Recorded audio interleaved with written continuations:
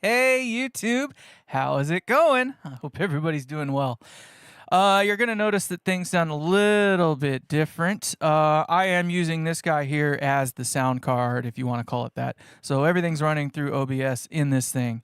Give me a shout out if you can actually hear anything. I'm hoping this is all working like it is supposed to.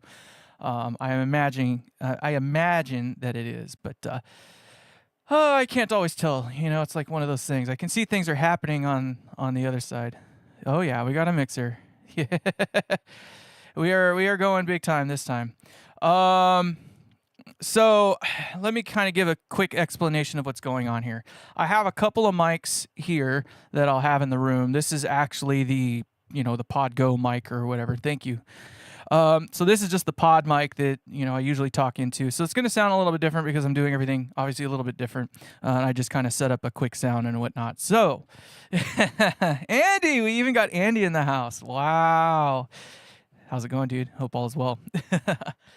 I was kind of thinking this one might be a popular one. That's why I kind of named it the way I did. But so yeah, we got this going on here, and then I'll kind of give you another little view of what else is going on. So just be mindful, you're going to see my region. So more or less what's going to happen here is you kind of get to be in my world a little bit.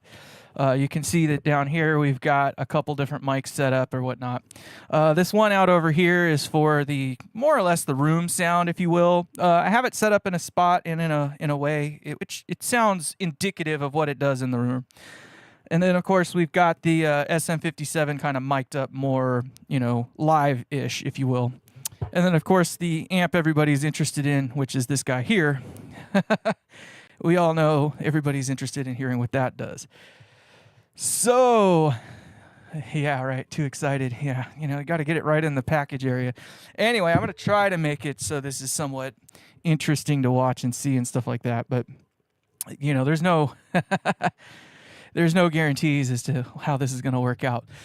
You guys definitely feel free to chit-chat away and stuff like that. We're just going to kind of get the ball rolling on a few things here. And then give me a moment while I do that and talk amongst yourselves.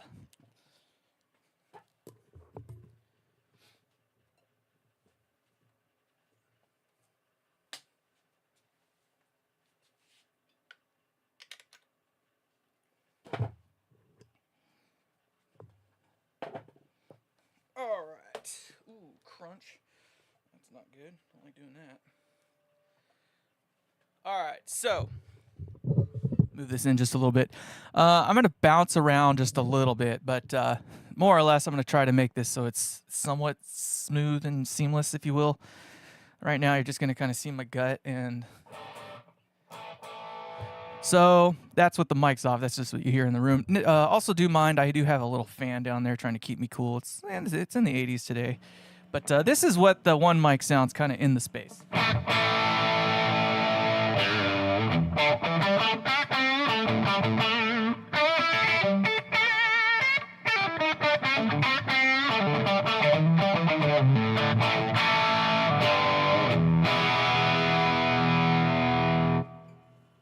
So, yeah, you probably never thought you'd hear a 5E3 sound like that. This thing is a more lead-friendly kind of 5E3. So let me explain a little bit about what's going on here. Let me mute that real quick. So, back there you can see my pedal board.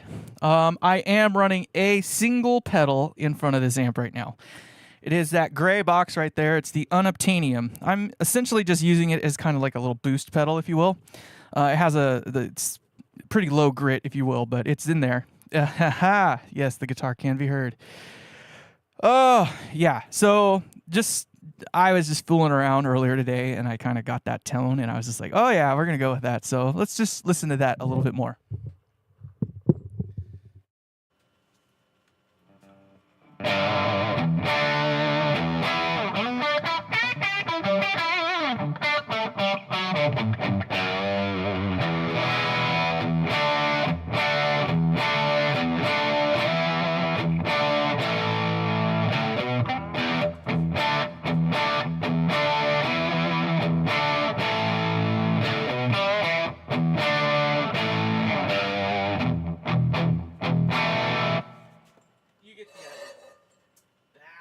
I gotta learn to do two things at once.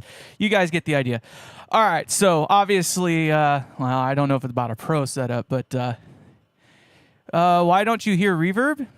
No, you should hear a little bit of reverb, or do. I was gonna say, yeah. So I do have some reverb going on here. I'll show you a little bit more about the recording setup in and of itself. So let's just talk a little bit more about what's going on here. All right.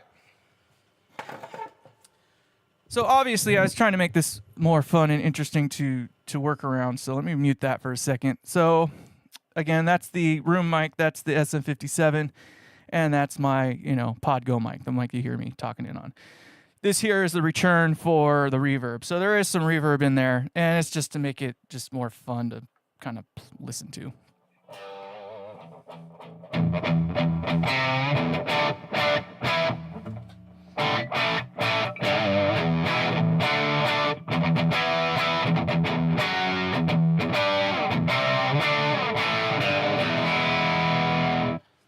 That's more or less what it sounds like in the room.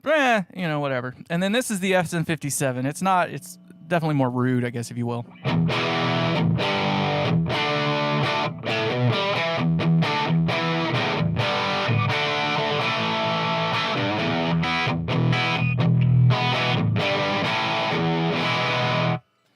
The A-Tech channel, yes, this is that channel. So yeah, that's more or less what we got going on there. So every now and then I'll turn off the reverb and turn it on and all that jazz. So, oh man, you like the 57 better, huh? I figured some people would like that one more. It's definitely more direct and rude. So.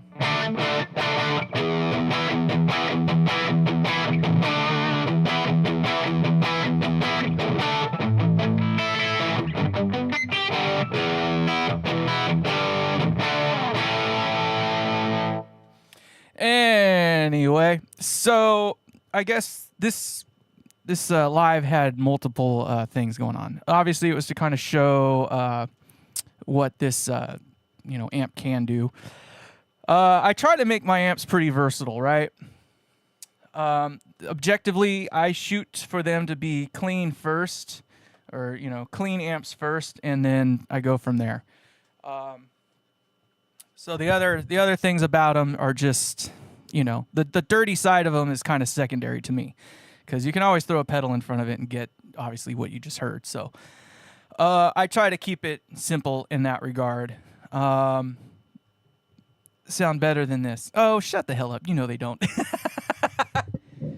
Never. And keep in mind, I set this up in like no time either. So.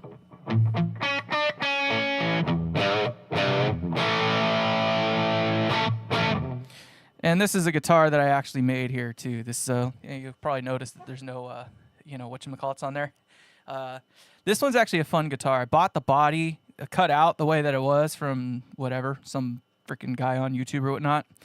And then I had to do all the painting and finishing. When I got it, it was about this color here. So, I don't know. I wanted it to look like it was on fire. I think I did a pretty good job. The focus is with you. I try to be. It's always with me, damn it.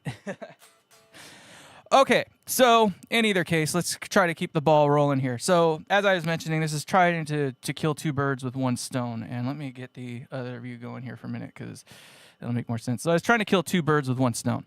I know that Team YDNA was, he's going on about his recordings lately, and he's like, you got to get an 1173 or whatever the heck it is.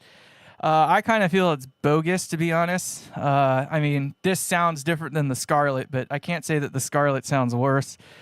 All that fun stuff. So it is what it is. But this thing is a $2,000 or $3,000. I think it's like $3,000 or something like that for this mixer right here. And it's got all the preamps for up to, well, this one's only got 16 in it, but I have the DL32 rack thing, so I can run up to 32 channels. But in either case, that's irrelevant. What I'm getting at is, would a $3,000 preamp blow the snot out of this? And I think you'd be surprised. The answer is really not a resounding yes. Oh, come on. You guys can play along. Just be nice. This is my channel, damn it. You be nice.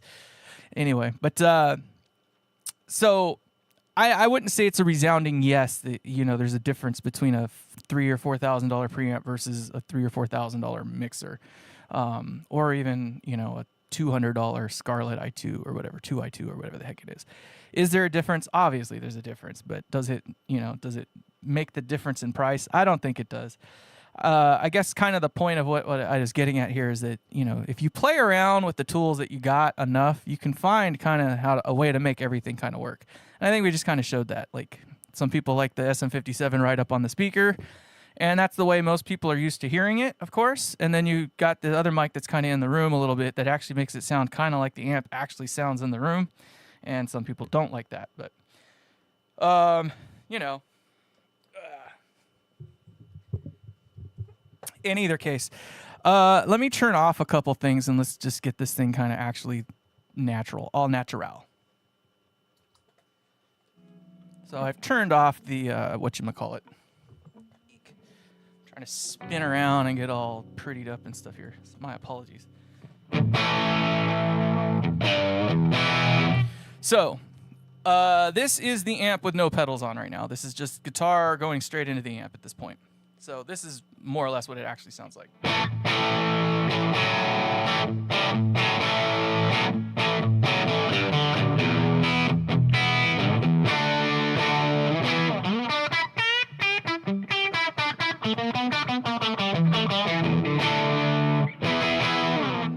So I prefer natural sounding rather than through the mixers. Yeah, right? I mean, I try not to muck things up with the mixers too much. I really don't have any EQ going on. So just to give you an idea of what's going on here too, so I'm not really playing any tricks. You can kind of see up in here, let's make sure I'm on the right channel. This is the channel here for the channel that you're actually hearing. And you can see I just have a low cut going on. That's all I got going on right now.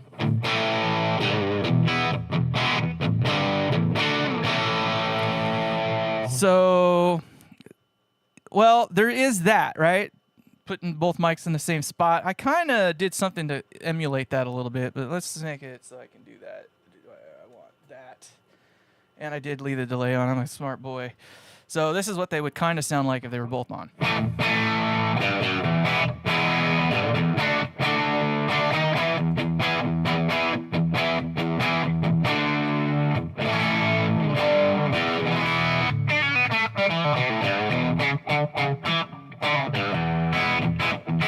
A little nervous. I'm actually not playing really well.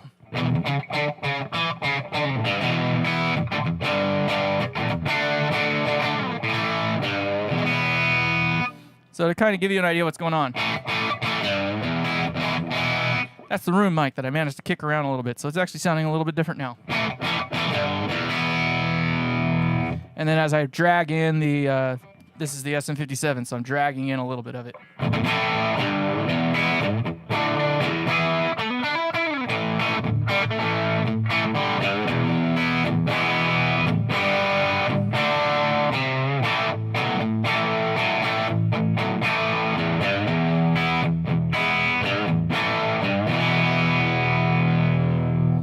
So pretty raunchy little amp, huh? I mean, that's just it itself. I got a little single coil action going on here. And yeah, this thing is pretty raunchy in and of itself. And then, yeah, the both mics. So what I did was I actually time aligned them a little bit, and I'll show you a quick little trick to do that. So if you're too lazy to just put the mics both in the same place, there is a way that you can actually time align those things. It is a little edgy, yes. And that's because the SM57 is literally right up on the cone, so it makes it sound edgier that way. So you're probably not going to be able to see it very well, but I'll kind of show you what's going on here. So that's the EQ for that one. That's the EQ for that one. You can see it's just a slightly different roll-off point for the low cut. But if you go here, if you look in this spot on that channel, right there, it's yellow. And if I go to this one, it's not yellow right there. That is the delay. So I have delay on every single input channel, and it's good to within a few milliseconds or something like that. So I did. Oh, Ghost Boner. Sorry. You weren't here earlier. I did have a overdrive in front of it. Hold on. I will play to that because I like the sound of it, to be honest.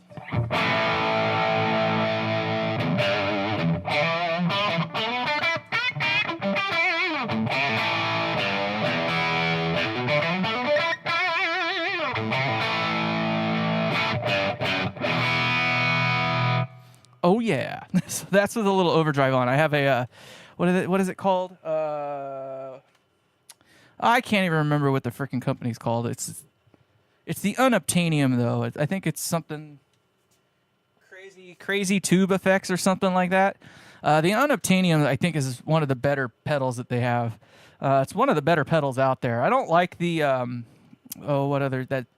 the ODS channel. I don't really care for it, but the Steel String Singer channel, I really do like that up. So anyway, that's the juice. Yeah, it just takes that little bit of that little punch, and that's what's getting it there. So anyway, I'll turn that back off. So getting back to where I was with the delay thing.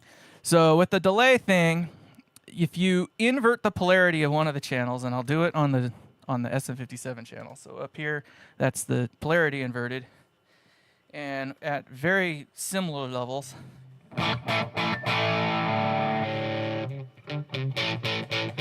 Here, oh, thank you, my guy. I appreciate that. So hear how it got all nasally and kind of just hollow sounding? So that is the anti-phase aspect of things going on here. And what I'll do for that channel is I'll turn off the delay.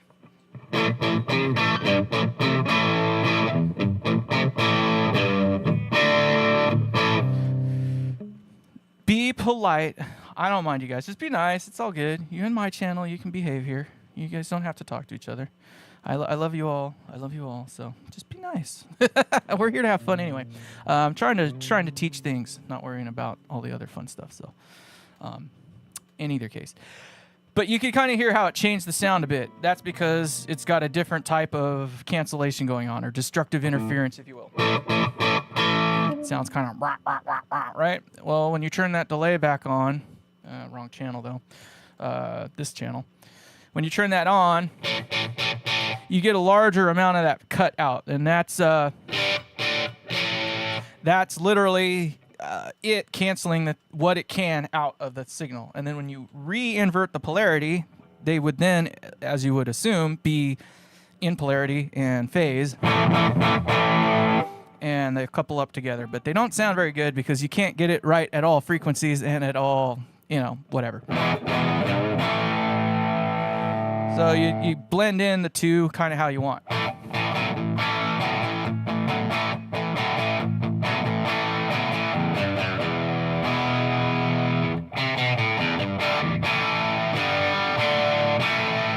And it probably doesn't help that I leave this mic on while I'm playing too, because this does actually pick up a little bit and has its own kind of effect on the sound. So I'll mute the talkback mic for a second here.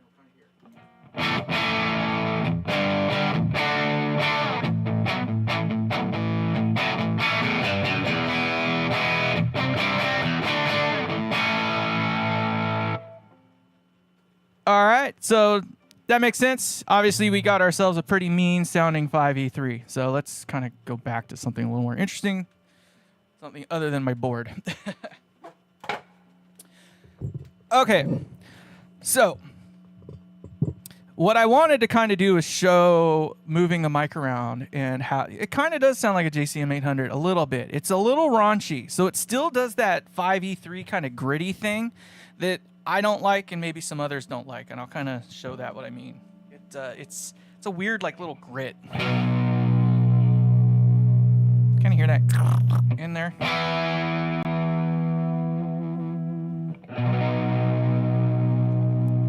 I don't like that. It kind of sounds.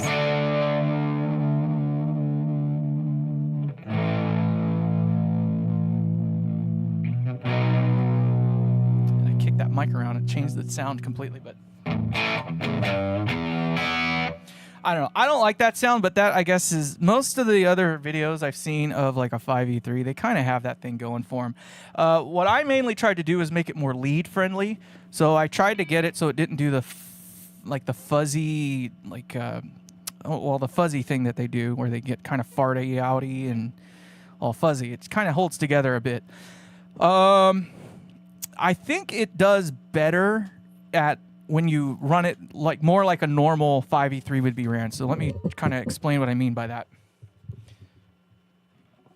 So obviously you've got the master volume on there and you've got the gain volume. With the master volume all the way up, it acts more like a 5E3 would. And as you get to that level of distortion, it doesn't do as much of that grittiness. It's a little smoother and more rounded out. But at that level, I mean, I don't want to be near this thing. This thing is actually closer to 15 watts. It's not like a 12-watt version of these things. This thing's actually really close to the 15 to 16 watts. And it spanks on you pretty good. So, I don't know. I try not to... As you probably all know, I'm not about the wattage. This thing gets plenty loud. And it's not even gained all the way up. I think I'm about, 3 o'clock? Yeah, right about 3 o'clock. Let's gain it all the way up. And it doesn't take much more, but yeah. It would be helpful if I didn't have my monitor cable.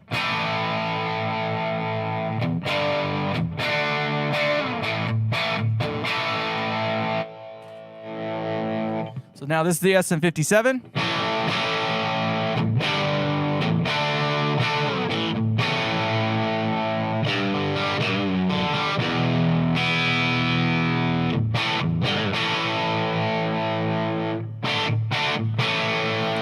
You saw the igniter. Yeah, I've got it. It's a cool little amp for a 15 watt or whatever the heck it is. I like this little Valve Junior here. So this Valve Junior is very, very similar to my my other 5 watt that I made. I did this one first, kind of as like a test bed, and then I built my little 5 watt, the fundraiser amp, the way that I actually wanted to build it with the transformers and all that I wanted, and it totally came out different. And it's obvious. I think mine sounds better, but this one does its own little thing. But all right, so one of the things I wanted to expose was how moving the mic around can really change the game a bit. So one of the big things about being a live engineer is that you don't have a whole hell of a lot of time to get a sound. So you got to stick the mic in front of it and do something with it. So let's hear what it sounds like, just as bad as we can possibly make it. So with this here, it's like literally, you can just see it's like right on the cone or right on the edge of the cone, if I can get out of the freaking way. So to me, that's like a good starting point. I got it about an inch off the grill or so, thereabouts, so.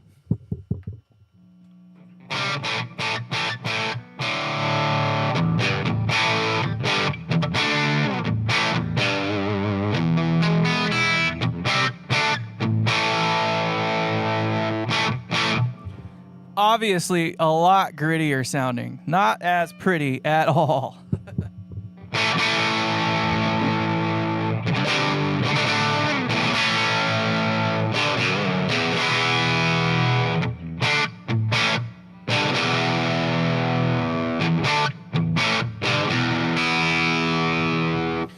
So there's that. Now, obviously, you just got to move the mic around, right? So what I'm going to do is just roll it across the face a little bit, and we'll just kind of listen to it as we go along.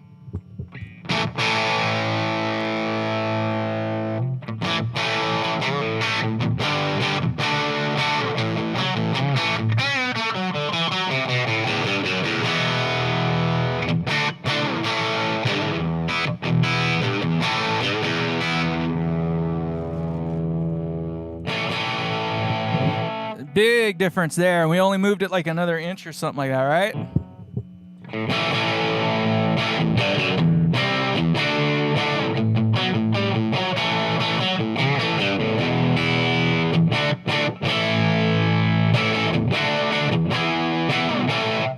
Actually kind of like that. It's not too bad right there. A little fuzzy, a little woolly, I guess, but there's actually a way to clean that up a little bit. So proximity effect is a big deal with these yeah. I can play a little bit. I'm not horrible, but I'm definitely not the greatest player on the planet. So that's right up on the grill. Proximity effect is a thing with this style of mic. It's pretty much any kind of cardioid or what would you call it? Shaped, polar pattern microphone. It's just inherent to the name of the game. So some of them are worse than others. Some of them are better than others. The SM57 is pretty, I don't know, it's readable. Like you can kind of get an idea on it. So I'm going to move it back off the speaker a little bit, and you'll hear it just kind of thins it out a little bit. So right there is about 3 inches off the grill.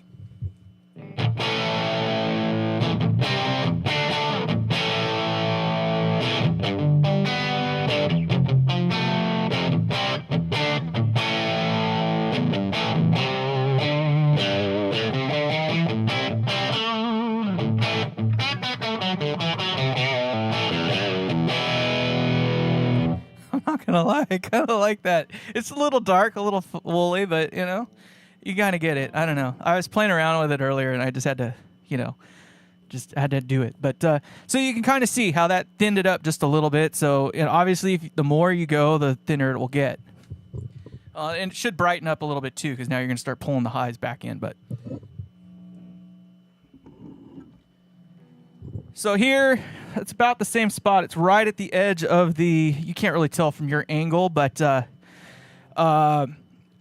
so from here, it's literally right at the edge of the speaker, and about 5 to 6 inches off the cone.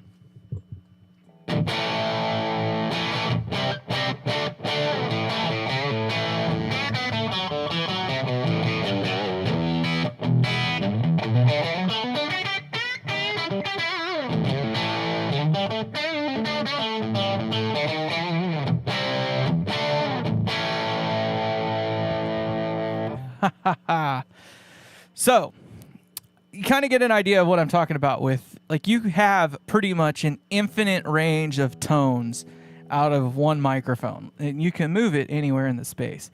Another thing I wanted to bring to light was where or which microphone. So 2x12s are cool because they sound a little bit ballsier than a single 12, but which cone or speaker that you mic up is also going to be kind of a huge deal. The reason I kind of move the mic inwards is that you get more interaction between the two speakers, and you can kind of just see them in there, right? They're both there. If I go the other direction outside of the cabinet, it just starts getting thinner and weirder. I don't really care for it that much, but how can you monitor with headphones? So that's the trick, right? I have to have the monitors pretty loud so I can hear that over the speakers itself.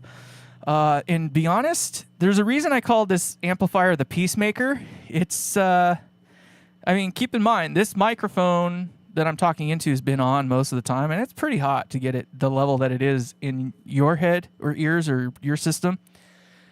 So this thing is not that loud. It's basically bedroom level.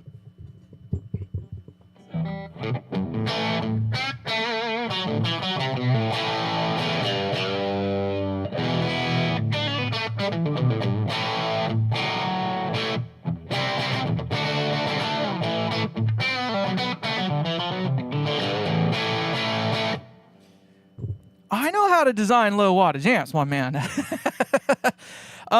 It still does the 5E3 thing. I mean, there's no doubt about that. It still kind of does the 5E3 thing. So let me turn that down a little bit.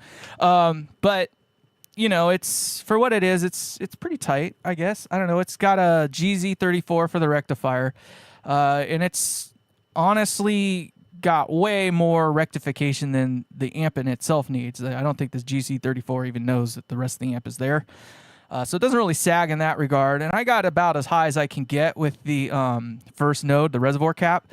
So I'm running about a 47 there, and then I have a 30 UF on the screen.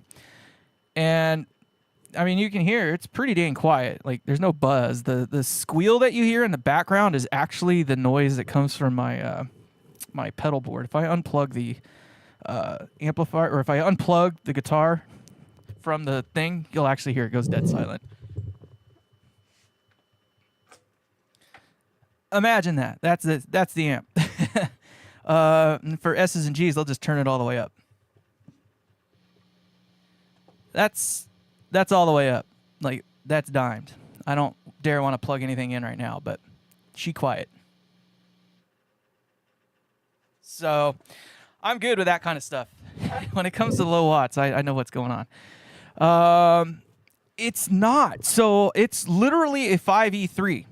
The only thing that I did that was different was I used a parallel triode. So instead of having like a dual input 5E3 that goes into the phase inverter like it normally does, well, the Cathodyne phase inverter has two gain stages, if you will. You got the phase inverter itself, and then you got the triode before it. Technically, the triode before the Cathodyne is a gain stage. That's where a lot of the distortion comes from, or where some of the grit comes from. But the Cathodyne phase inverter in this amp is modified to get rid of some of that nasty distortion that most 5E3s are known for. It's basically you just use a high value grid stopper. Rob Robinette talks about it. There's several other people that talk about it. It's one of the most famous Cathodyne phase inverter mods there are. It works a treat. Outside of that, I just tame things down a little bit. So the first gain stage on this thing is just a parallel triode, as I was talking about. So it thickens things up a little bit. It's a little bit, just trying to get in the shot there, a little bit fatter, just a little bit fatter. And on top of being a little bit fatter, it just has more harmonic kind of content because you got more highs, more lows, a little bit of this, a little bit of that, yada, yada, yada. Cypress. Yeah, right? It's flamed maple. I wish I knew exactly what, but yeah, I put, it's 3 tones in there. So I put like a really deep brown, like black on first, and then sanded it back till you get all the, the dark stuff. And then I went with a red color to kind of make it, get that reddish hue in there. And then I went with like the yellow. It's, the same kind of yellow they use for the sunburst and stuff like that. And then I, sanded that back and then tried to fade it in and get this like on fire kind of look. And then I went with the finish that was purposely going to wear out faster. So you'll notice that the front's kind of matte. I didn't really like the sheen of it, but on the back, it's kind of actually shiny. So I'll show you that real quick. I don't know. You can kind of get what I'm getting at. It's that, whatever that gun finish is, the true oil gun finish. It's just true oil finish. But I matted up the front because I didn't like the sheen of it the other way on the front. It just made it, I don't know, it was a little weird.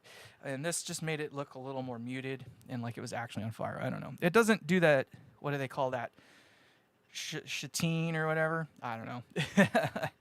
I try to do crazy stuff with the cabinetry, man. Let me tell you, this cabinet came out freaking amazeballs. And one of my better jobs. And so now you can hear that ring. That's coming from the pedal power supply. I got to work that out. I haven't spent my money there yet.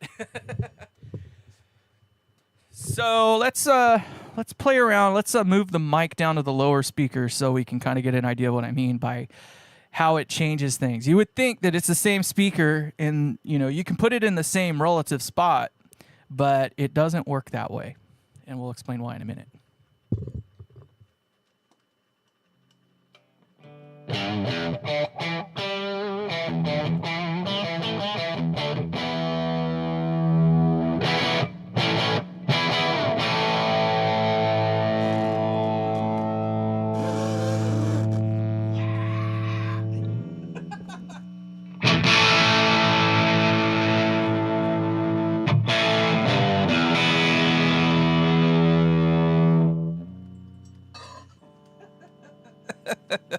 Sorry, I couldn't help myself. I moved the thing without loosening up the thing. It's like, okay, so you heard that. Like right away, it sounded completely different. And one of the things you'll probably notice is that the bass kind of came up a little bit. It's a little ballsier sounding. So hold on a second. Let's expose that a little bit more.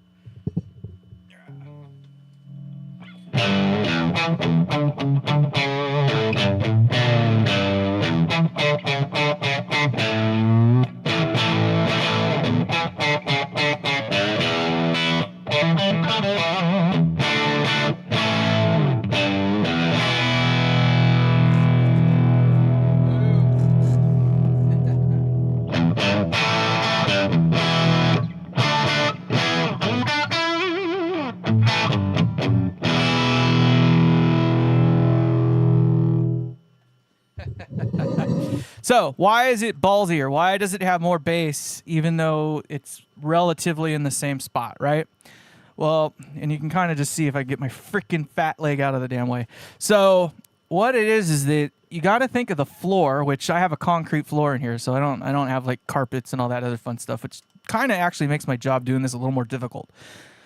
But with that, it means that you got floor bounce, which is to say that there's coupling to the floor from the speaker, and it actually emphasizes those lower mids and those lower notes, right? You got to kind of think like frequency-wise, it's right about 250 hertz, is where the like monitors, floor monitors, and speakers will couple. So anything below about 250 hertz or so starts to bounce up off the floor and add into the microphone, if you will. Obviously, it's going to be frequency dependent, so it doesn't do it at just one frequency. And you can actually see it in some instances. We might be able to see it on this other mic, the one that's out further. Let's see if we can find that and see what I'm talking about.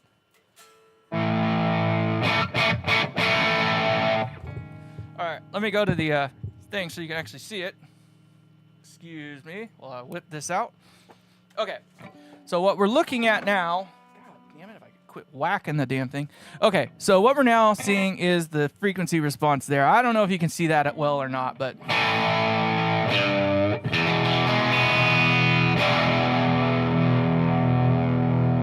maybe what you can notice and maybe what you can't is that there's like spikes. They look like fingers coming up, right? So what those fingers coming up, it's probably hard to imagine that the speaker itself is actually putting that out, but it's partly the speaker and it's partly the floor bounce. There's actually cancellations, there's intermodulation and other destructive interference going on. So that can actually emphasize some frequencies and stuff as well. So honest to God, if you have it's got to be a shaggy carpet, by the way, too.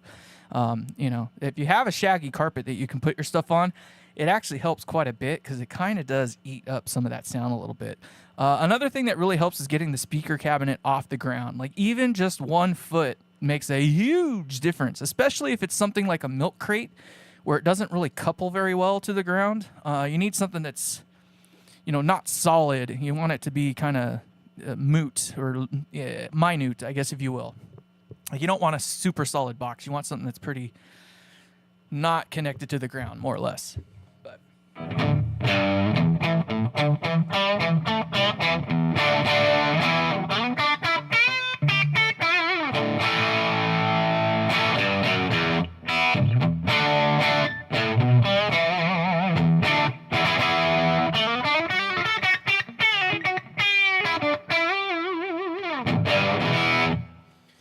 man, I love this amp. Dude, whoever wins this freaking thing, you're freaking getting a killer freaking amp. That is the natural sound of the amp, by the way. That is not with any of the pedals on, just FYI. This thing sounds killer. And it wasn't even designed to really work that way. So let's go the other direction with it. Ooh, steak and canning. All right. I saw you doing some fish stuff earlier. Oh, thank you, Randy. I appreciate that. So let's go the other direction. Let's clean this thing up and get a clean sound out of it.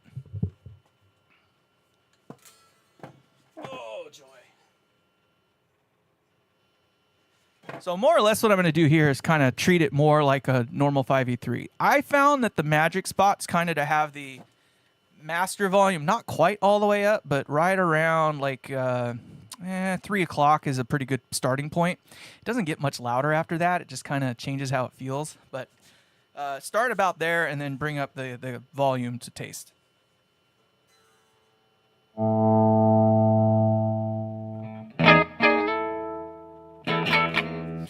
Gets pretty loud pretty quick. It does a little bit better than a normal 5E3 would for cleans, I should say.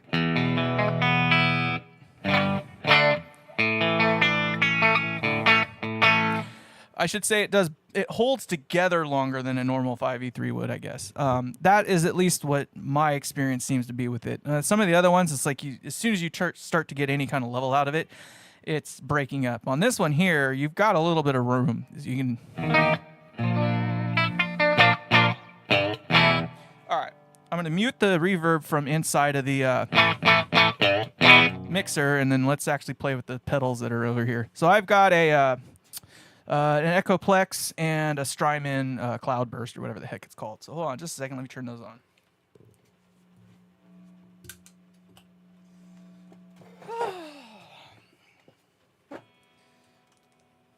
And I'm going to try to stay out of the way here. But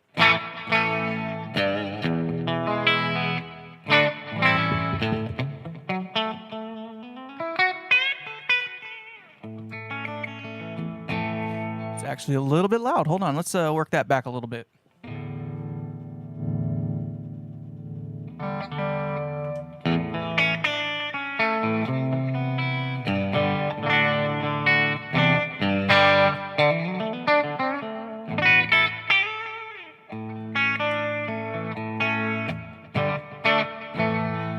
All right, so that is the room mic, the condenser that's kind of out a little ways, and then obviously the effects are coming from the effects loop board or whatever you want to call it.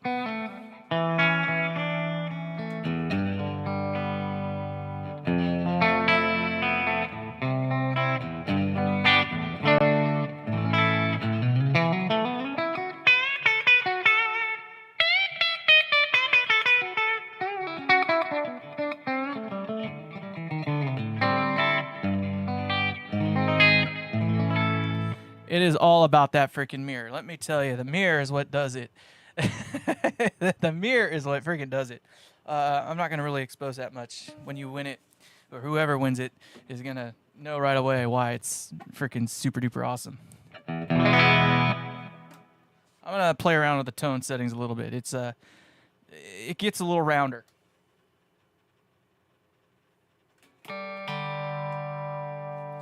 I should say glassier.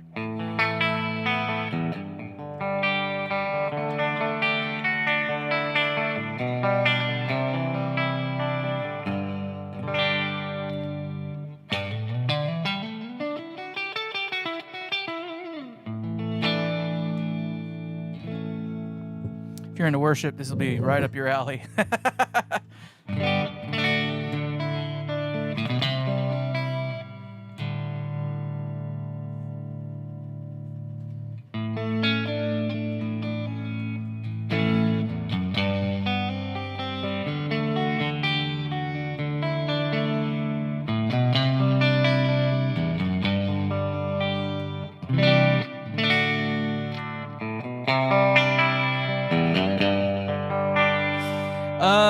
Randy is here somewhere.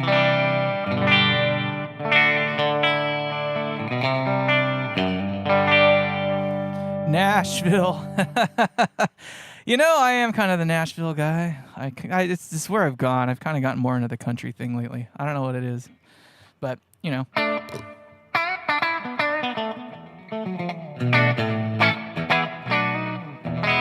All right, so let's get back to the SM57. That seems to be where it's at.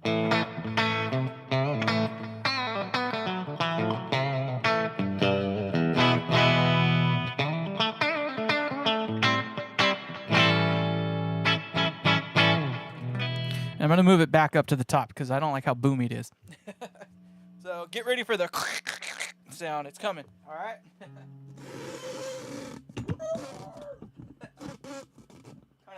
Kind of sounds like a dinosaur almost. Anyway.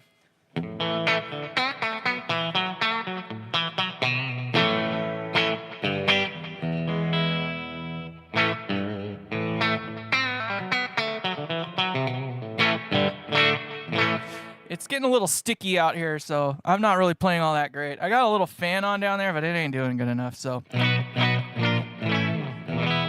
Anyway, I'm not that impressive, so.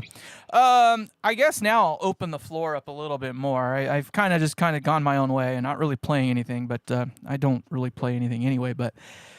Questions. Spanky, yes, it does that thing. I got my Dr. Pepper. I have the Maker's Mark ready to go as well, just in case we go on for a while. I'm kind of shocked. We've got about 45 minutes now, so we're doing pretty good. There's actually a good number of people in here, too. 15 of you? Damn. All right. I'm glad you guys are here. I know you guys want to hear the amp, so I'm trying to expose like all the ranges of the thing. We heard it earlier as itself, natural breakup, yada, yada, yada. Now we got it in clean mode where you can use the pedals, etc., etc. And, of course, we can put on the dirt pedals.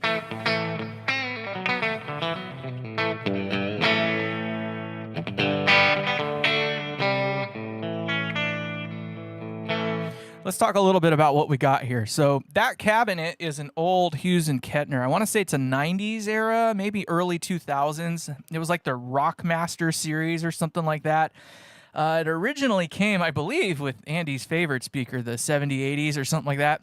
I can't recall. I didn't really like the way it sounded. It's a ported cabinet, so it does kind of have, I don't know, it has kind of like this woof to it. It's got some girth to it, I guess, if you will. But that also makes it kind of picky with what speakers goes in it. And the ones that were in there I didn't like. So I replaced them with 5 or 6 different types of speakers over the years because none of them seem to suit it all that well. This is at bedroom volume right here.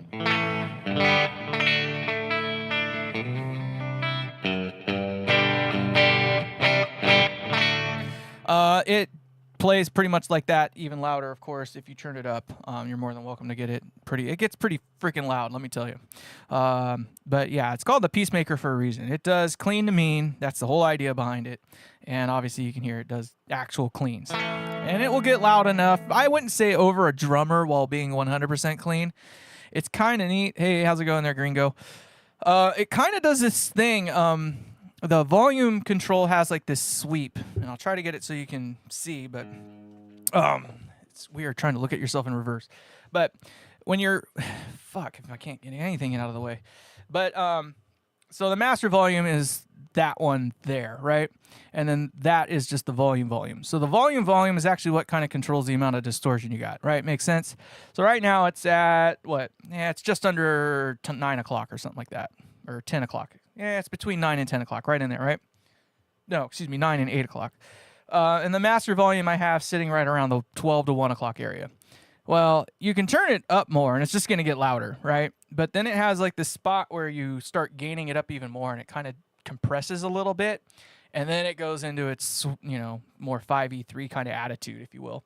It's fun in that regard. And obviously the high cut is a late stage tone control, so it doesn't really affect the low cut. I find the low cut works really good, just kind of right up the middle. It's not really where I intended for it to go, but that's just kind of where it works.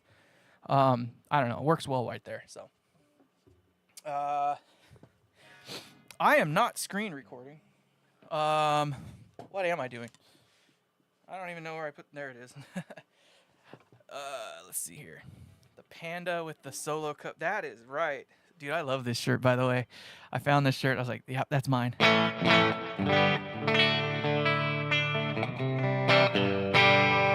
All right, so let's see what it does with other pedals. So this is the Unobtainium. This is the one I was talking about before, where this was with the other drive channel.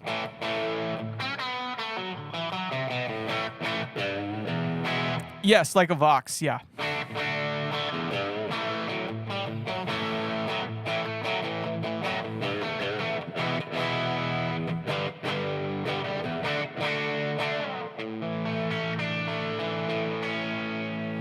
So you can kind of see it added a little bit of grit to the top of it, but it really just kind of gave it more of that snarl.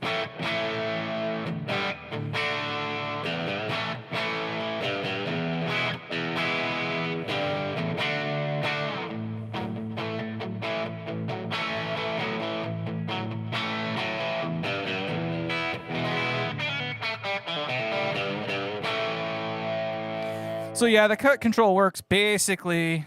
You probably did. I'm sure you saw my face at least a couple times. I'm getting ready to slip up entirely at some point, but not today. But so make it so you can actually see it. Obviously, if you're really trying to get the in-between kind of sounds, I would say that the sweet spot on this is kind of like volume right around 10, 11 o'clock-ish. Master volume to taste.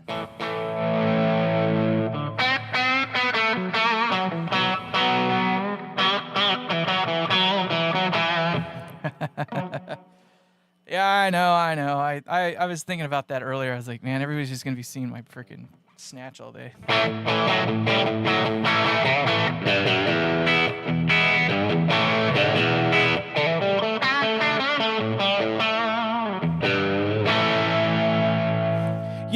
So the original one, the one that's like the white basic Unobtainium, is not that bad. I want to say it's right around the $200 mark.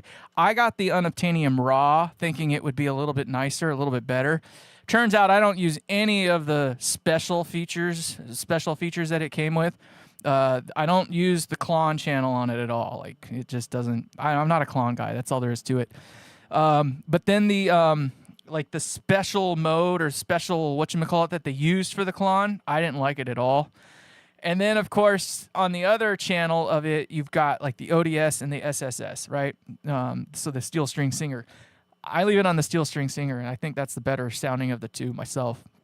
So I spent like $260 on this thing, and I don't use any of the special, the special features that it's supposed to have.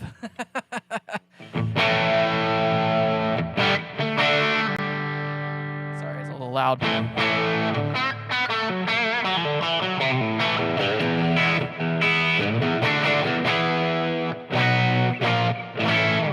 AC, thank you, man. I appreciate that. Yeah, no, it's I think it's a great sounding amp. It does all the things I want it to do. I'm super duper jello of whoever's gonna win this thing because I don't even have one. This is serial number 001.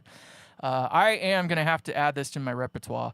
I will be making another one for myself. So it's got that 5E3 thing kind of going for it, but it's definitely its own little thing. I'm gonna change out the drive pedal for something else. So now what we're hearing is the Dude. I like the Dude. It's a pretty raunchy pedal. And let's make it a little bit brighter. So this does have a cap that goes over the volume control. So when you go lower on the volume, it will get brighter. So it's meant to kind of help it when you're...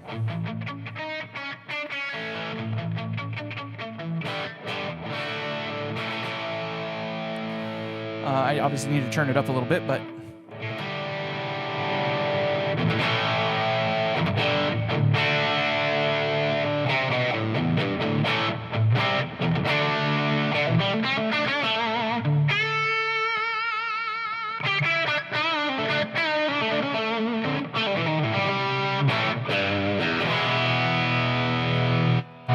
And then this is the room mic, if you will.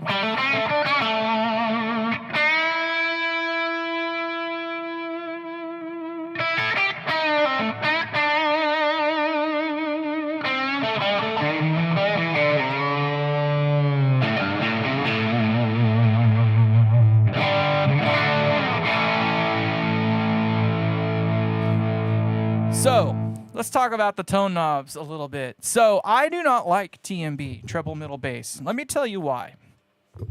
They do impart a sound. So, when I was first building these amps and stuff like that, I was playing around with the treble. Thank you, my man. I appreciate that. I try to be tasty if I can. I'm not that guy that plays a bunch of songs, so I just fiddle faddle. But yeah, when I first started designing the amps or whatnot, I had the TMB, the treble middle bass control, standard stuff, right? But as I was doing more on the tone calculator or the calculators that they have for them, it's like you had to have this special setting to make it so it was kind of neutral or out of the way. Otherwise, they always kind of imparted their own little thing to it. And one of their own little things that they did was it had always like a little somewhat of a mid scoop in it, which I never really cared for. I always thought it was a little too mid cut. I like kind of the mid forward sound myself. So I was like, nah, whatever. So the other part of the problem with it was they're interactive. Most all of them are interactive to some degree. So you change one knob and it changes what the other does a little bit. And to me, that was kind of like, that's boring. There's got to be better ways. Well, there is a better way, but it's just, a lot more difficult to employ. So I just like, no, I don't want to employ that. So let's just cut the tone control all the way out and forget about it. And that's when it was like the aha moment. It was like the whole world like kind of opened up, and I was just like, oh, that's how an amp is supposed to sound. But invariably, you're kind of stuck with what you got. So, people, if they have a fat sounding pickup, obviously need to thin it out a little bit and vice versa. So I try to make it so that way when it's, he didn't leave it? What? Oh, I wish. I wish. I actually know a background or a backup singer, not backup singer, background vocalist, that for him. Her name is, well, I'm not even going to say it. I'll just say it's Lois. But in either case, she is the background singer for Joe Walsh. So I do know somebody that could get me there, but I'm not trying to push my way anywhere. So we'll let it come naturally. When they want me, they'll come. But so I liked it without the tone controls, but obviously you need to have some sort of tone control. So that's where I came up with my little bass cut or low cut kind of circuit. It's not a unique or a novel circuit. It's just, something I saw that someone else was doing, and I kind of redid it a little bit my own little way. So it's not really a lossy control. It's just a, how do you explain it? Hold on, let's try to expose it a little bit. Yikes. That needs to come off. Just gonna turn that off. And I wanna put that back there. There. Oh boy. We're losing people. I know, I'm boring, so.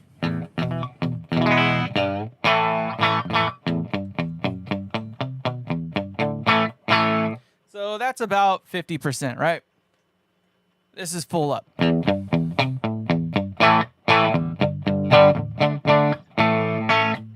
I've kicked that mic around like a half a dozen times, so it sounds completely different now. And it's awfully loud, too.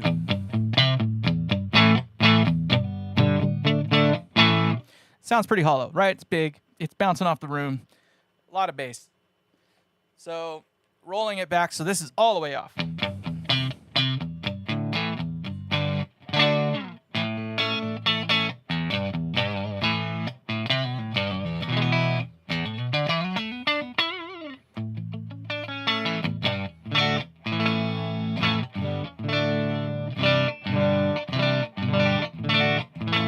So you kind of hear it thinned it out, but it didn't really get rid of the body. Like, I don't like low cuts that get rid of all the body. And that was the other thing I kind of found about like the normal TMB channels, is that they would neuter the freaking guitar sound like completely, and it just made it sound like not fun to play.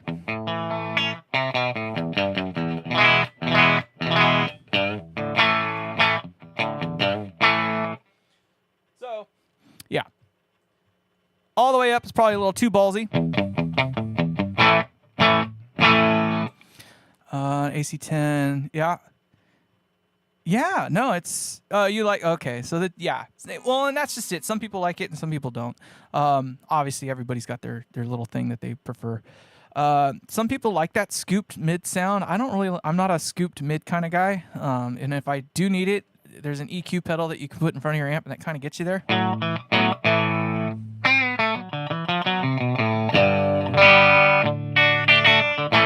Oh, why, thank you. I saw that. They recently talked about that, the whole hype thing. So that's kind of cool. That might explain why I've gotten a little more views than I've normally gotten. So I appreciate that. Thank you. I've recently realized that there's other buttons inside of YouTube that you have to hit in order to get things to happen. Monetization is one of them. I didn't know. I thought it was automatic. So I always thought it was weird that I was never getting paid for anything. And then I went in there and looked around. I was like, oh, you got to click on buttons to do that. And I've made about $1 a day. So this is the board reverb now.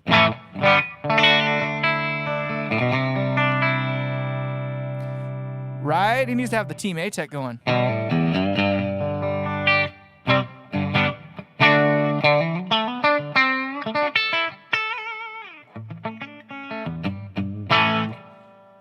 So yeah, that's the bass all the way up. It's a little too ballsy that way. I don't like it that way. I usually run it. I try to get it so it's about right at somewhere between 3 and noon. I try to get it in that range. So I don't know. It seems to work pretty well right up at noon here. Not intentionally. It just seems to be where it works. There's Team A-Tech. Hold on. Let's see if we can do something about this. You got the right colors on now. Let's see here. Yeah, there, cool. And click. There you go. Ta-da!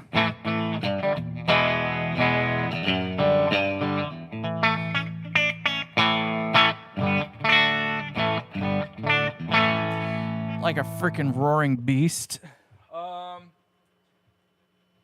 I don't dare. It freaking hurts. I don't like being in the room with these amps like cranked.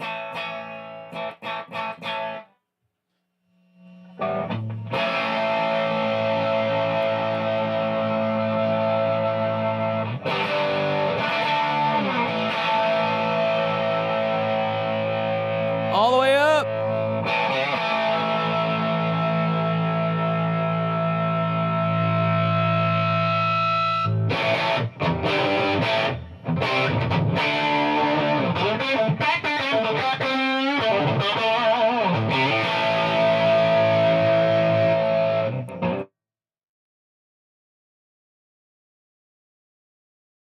Now the neighbors probably hate me. That was all the way up. I don't even know what it sounded like. I didn't have it in the ears probably enough to really make it. I don't know what it sounds like. Probably sounded like ass, but that was literally dimed all the way up. Much better.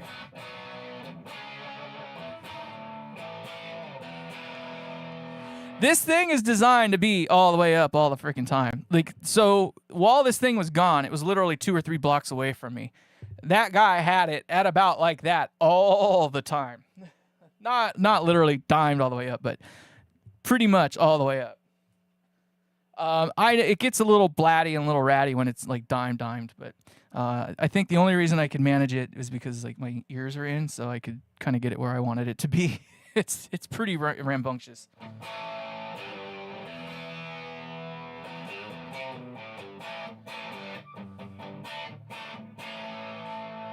So, yeah, anyway. I don't know.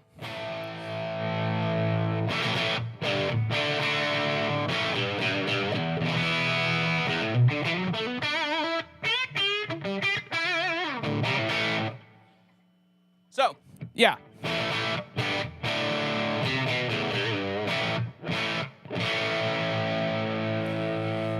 And yeah, I try to make everything usable too. So again, another reason I don't really like the TMB is, I guess I didn't really finish on that thought that much, is that they do suck a lot of gain out of the circuit. So you almost always need to have a makeup gain stage for after the fact, which, you know, whatever. It's not the end of the world, but the biasing went perfect. So based on all my guesstimations, it was going to require a 200 ohm. So I bought a really, really cheap 200 ohm resistor and I stuffed it in there, and it was like spot on, right at 95%, which is right where I like it. So then I ordered the actual expensive, 200 ohm, like ohmite, like the real deal. And, yeah. So that was, I did my math right. That's all I can say. It's kind of like cheating though, because I'd already had the amp before. So a little bit of history on this thing. Hold on, let's make it so you can actually see it, right? So, fuck, everything's like in the freaking way. So that guy right there, that is the Atlas. You guys have not heard that one yet. It's, dare I say, it's ready. It's just not ready yet. Right? I'm not ready to show it off yet. I'm still tweaking it just a little bit. But that guy there at one point was essentially this, or what this is now. So that one has a JTM 45 output transformer in it. This one has a JTM 45 output transformer in it. The only thing that's different is this one has a 372 power transformer, and then this one has, one appropriate for it. I think it's a 270 HX or something like that, or FX or something. I can't remember exactly, but it's a 270, whereas that one's a 372. So with at the point when I had that one set up like this, it had 6L6s, I believe, in the output section, or 5881s, one of those two. I can't remember exactly, but I was trying to make the cathodiene phase inverter work with the whole, large bottle output section. So I finally got fed up with things. I was like, okay, I've already got the, the 5E3 kind of phase inverter going in it. Let's just dumb it down, get rid of all the other shit that I had in front of it, and see kind of where this thing's like really breaking down at for me, like why it wasn't working for me. And then it just, when I put the parallel triode directly in front of the, the basic 5E3 thing, that was when it was just like, oh yeah, it was like totally perfect. And I was just like, oh, this is so glorious. I loved the cleans. It was all about those cleans. So that's where I kind of stuck it. And I took some notes, so I already kind of had a pretty good idea. Now, one of the biggest differences is that amp there is fixed bias. So, no. Is that one fixed bias? I can't remember. No, it's not. This one's no longer fixed bias. I went away from that. It originally started off as fixed bias. I ended up going to cathode bias. It's now a cathode bias KT66. I want to say that thing's plopping out right around 30, 35 watts, right in there, somewhere in that range. But in either case, initially it was fixed bias. I put it into cathode biased, and that's how I knew kind of where I needed to go with this one pretty much right off the bat. I had done another build that was kind of similar and yada, yada, yada.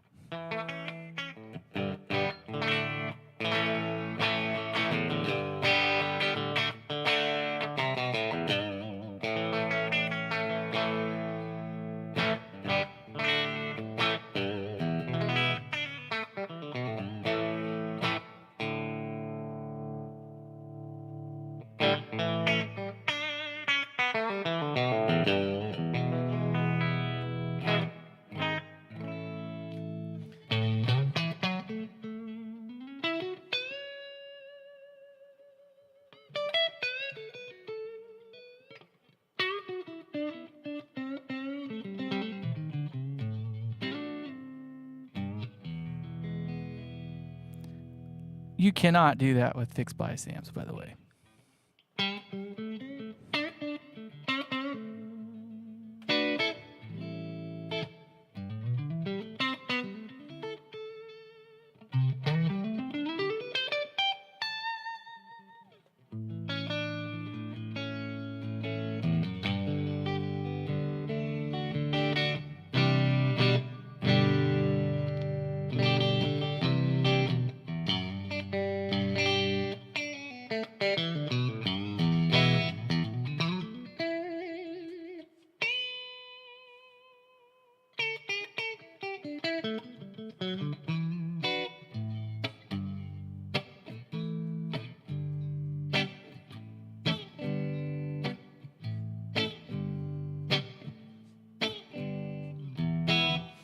Oh, I like cathode bias, honest to God.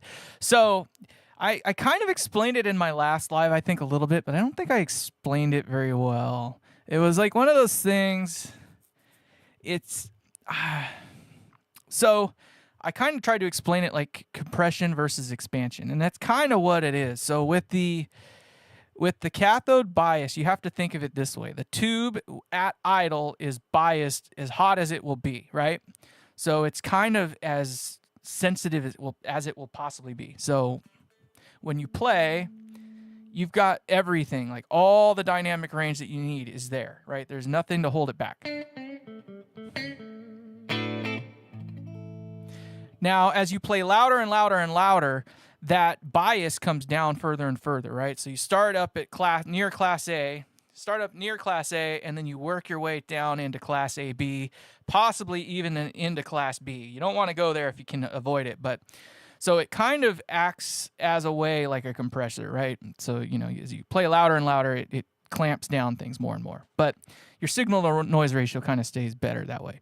Whereas with fixed bias, you start here, and then the bias goes up as you play louder and louder, which is to say that at the volume that most people are playing, at these lower levels,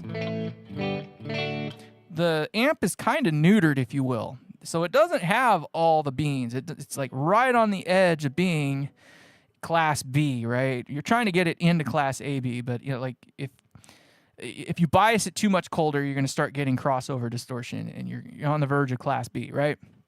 And you can actually hear that crossover distortion. So that's why they try to get it up generally to 60 to 70%, right in there. That's why they came up with that rule. The problem with it is that as I crank that thing up, let's say this were fixed bias, if I dime it all the way up, chances are pretty good that the voltage will sag a little bit, and as the voltage sags, that means that the bias voltage is going to go up, not more negative. It's going to go less negative, which means it's going to bias the tubes hotter. And as the tubes bias hotter and hotter and hotter, that means the louder and louder you play, the more closely it gets to Class A, right? It starts working more like a cathode bias amp would work. But you don't have that kind of control over it, which means you can actually get into a point where you're over dissipating the output section, and the tubes start to burn up and everything starts to go into thermal meltdown. It can. I'm not saying that it does or will. It's the thing. The nice thing about cathode bias is it's kind of self-limiting. At full volume, it tamps itself down, the bias cools off, and it will try to go away from blowing itself up, actually. Kind of goes away from running into thermal meltdown. whereas fixed bias kind of runs towards thermal meltdown. That's all. And yeah, I mean, that's the thing. So this thing here has a pretty stout supply for this amp. I mean, it's not overdone, but it's stouter than a normal 5E3 for sure. So.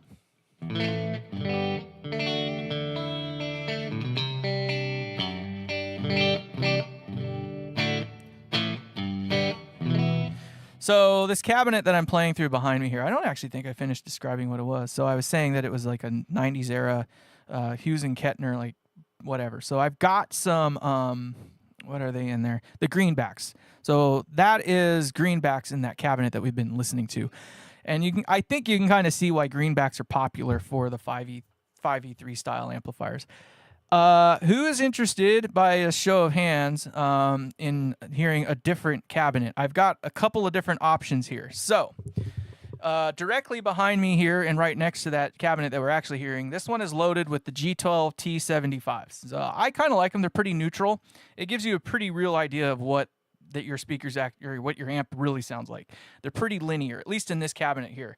But it's a 4x12, and I don't really care for 4x12s as much as I thought I did. They impart a sound. There's a lot of interaction going on. Here you can see, obviously, that we've got some Seymour Duncans. I really like these. These are loaded with the Creamback 65s. So they're the heavy ceramic, whatever, the 65s. And then over there, that one's loaded with it's a 2x12. It's a real show now.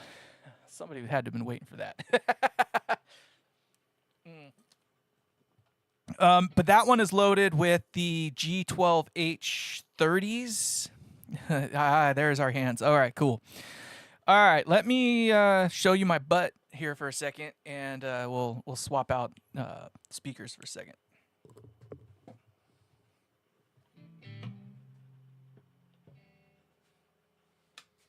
I'm gonna do it from this.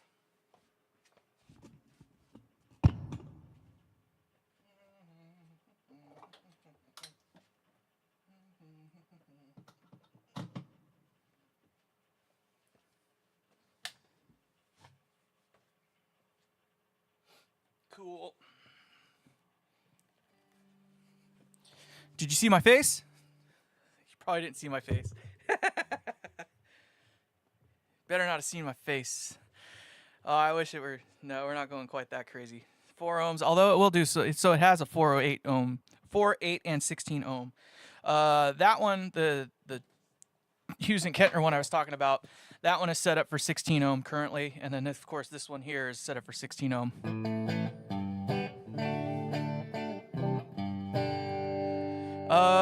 The anniversaries. Sorry, yes, the anniversaries.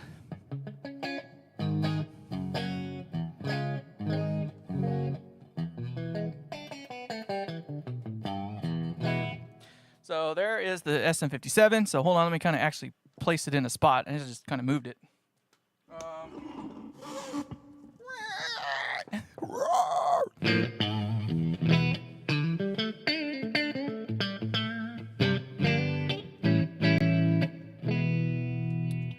Not too bad.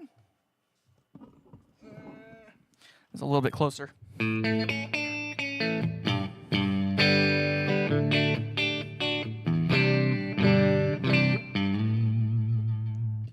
Turn down some of that reverb. So the reverb that you're hearing is coming from the mixer, by the way.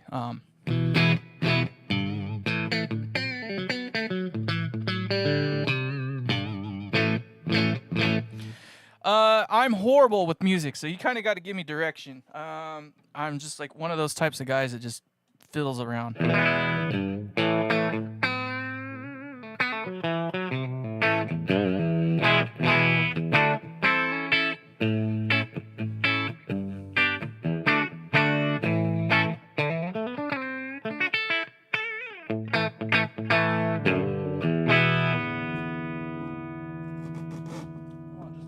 Snap out of it.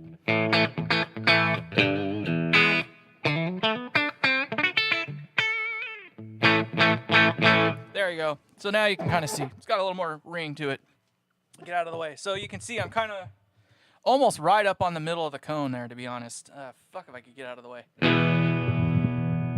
So it works pretty well.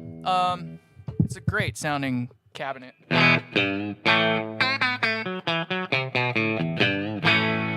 And a great sounding amp, of course, too. It doesn't hurt anything. So, Rocky Mountain Way. Oh, gosh. Oh, fudge. I got to remember that one now.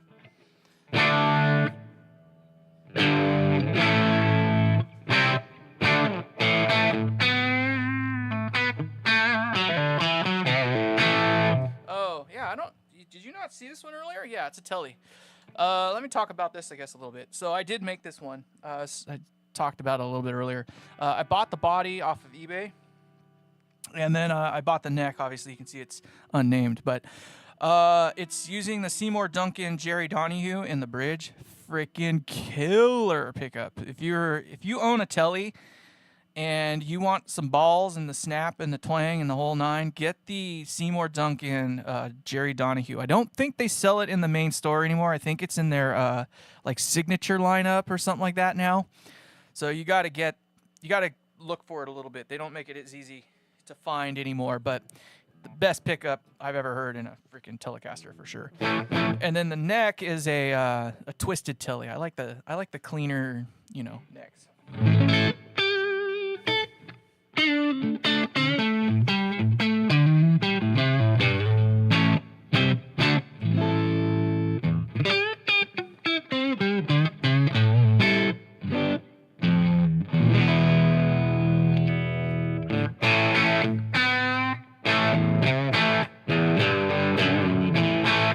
Yeah, the H30s do get a little pokey. I like the sound of them overall. It's easy to get that natural like ring distortion, like the infinite sustain thing. They're really good for that because of that poke that is in there. But I don't know.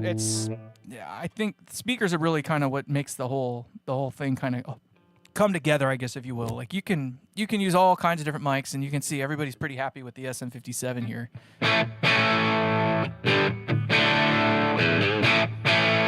So this is the G12 T75s. Everybody hates these things. I don't understand what the hate's about. Like, I think they just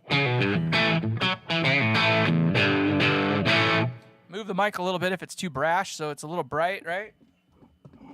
So let's just get it a little bit off axis. You move it an inch, and in this case, it didn't change all that much, but let's keep moving it.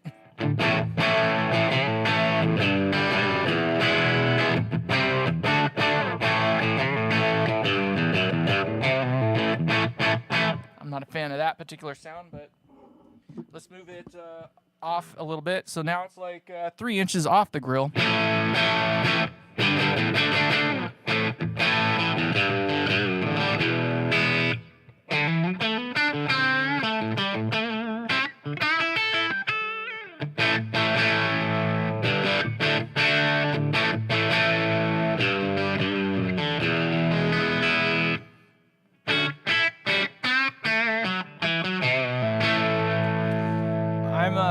Trying to develop ideas for songs to play. I don't know Rocky Mountain Way. I know everybody's going on about Joe Walsh.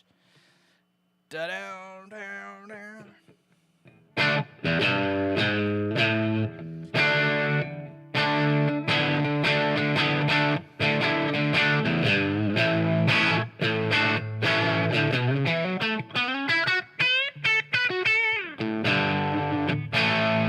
I don't know. You can kind of hear some of that grittiness. So I'm not at a high level of gain right now. I've got it up about 1 o'clock, thereabouts. And you can get some more balls out of it, or you can roll back some of the highs to clean up some of that grit. But it does the 5E3 thing still, kind of. Ah, there we go.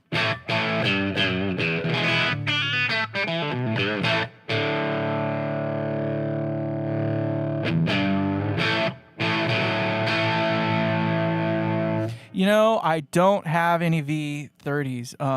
It's like years and years ago, I think I had one and I hated it. I was just like, ugh. I didn't get it. And I want to get one now, but I don't know.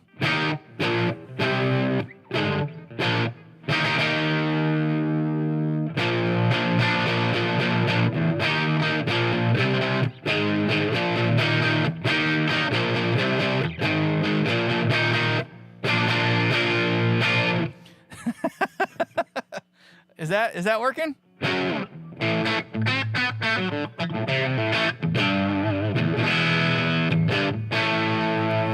So let's get that other mic moved a little bit and play around with that a little bit too. The one I've been kicking freaking 100 damn times.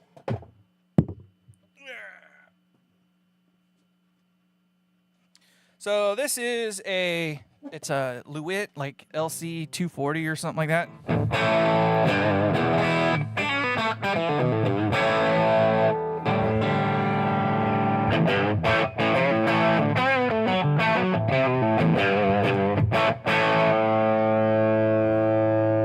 Just kind of moving it around blind, I don't really know.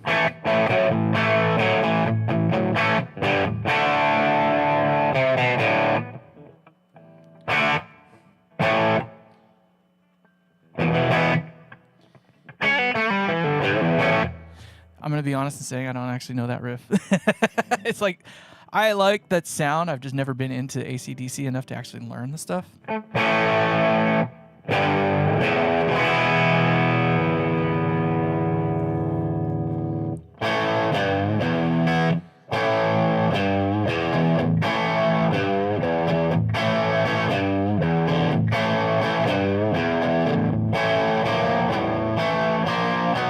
don't know, something like that.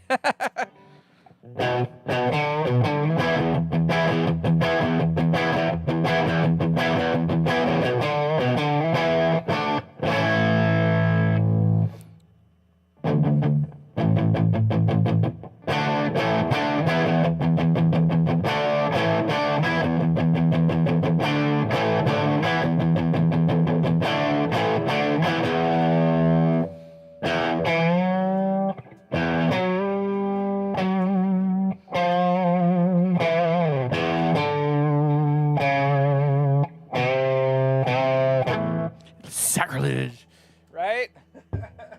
You're gonna do it right, huh?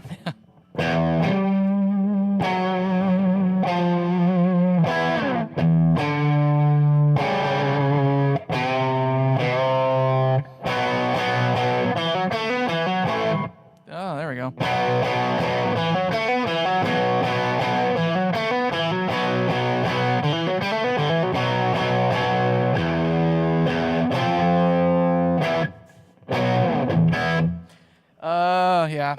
Yeah, no, we don't do the face thing. I don't really play that much music from people. I can play along with stuff. I just don't really, like, I don't know. I've never really done cover bands. I did one cover band. It was a 90s thing, and we just did a lot of, like, 90s, like Alice in Chains and stuff like that, but we were an all acoustic, like, cover band, so.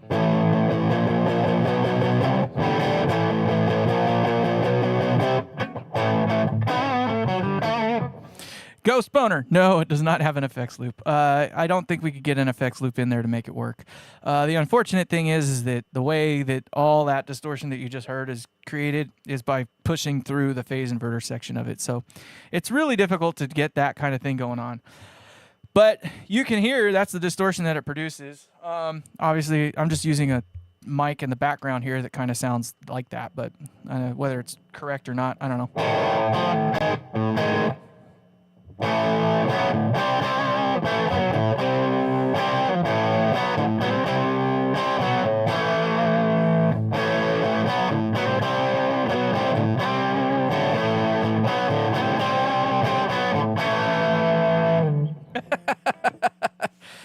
I don't know, like, so sometimes I hear cat scratch fever.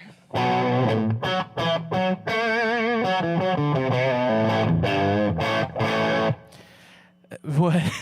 Super glue and Perspex don't mix. Yeah, right? I can imagine there's a few things that don't mix. So here's something I found out. Don't ask me how I know, but if you're going to use that blue, like the blue Loctite, right? Thread locker, do not let it get on your Tolex, by the way. It will screw some shit up.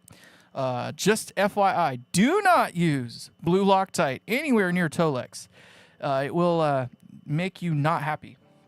I almost found out the hard way for this build, so you're better than I wish. I'm okay. I'm not a horrible guitarist. I don't really know songs. I don't play songs. I just fuck around, right? So I don't know. I can play, but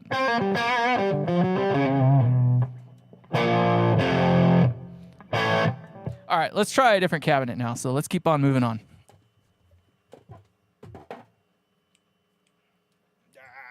Get over here. Son of a gun.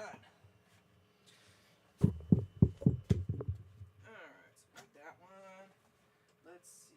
We want this one.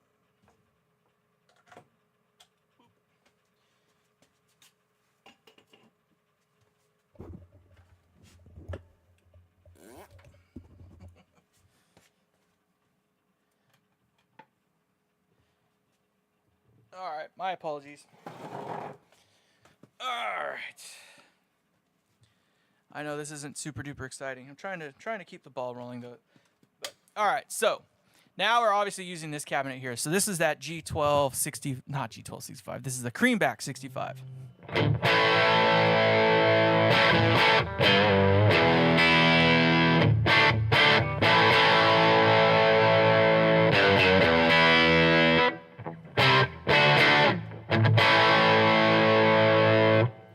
I really kind of like the Creambacks.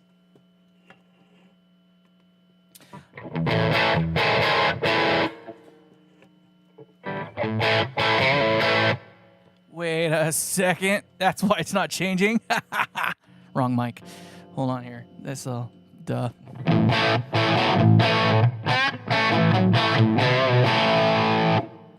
Ooh, that reminds me of something. Hold on here.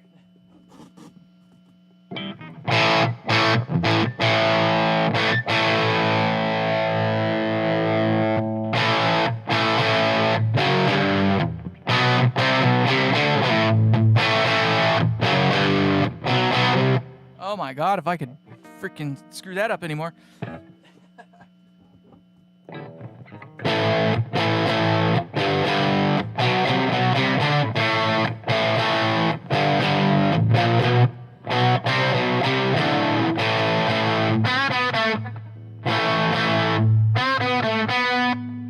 Wow. Yes, that's the 57 with the Creamback.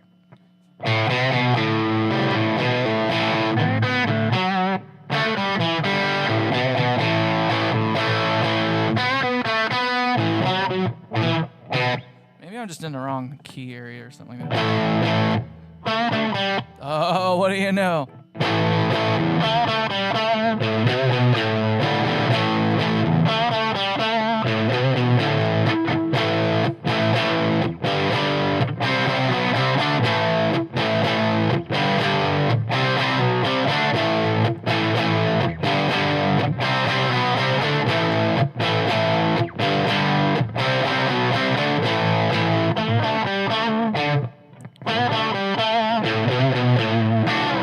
Anyway, I like Black Sabbath. Can you tell? I just wish I didn't murder it like that. So yeah, that's a pretty fat freaking speaker. Let's get it a little bit brighter. Ew, that's pretty range. Loud too.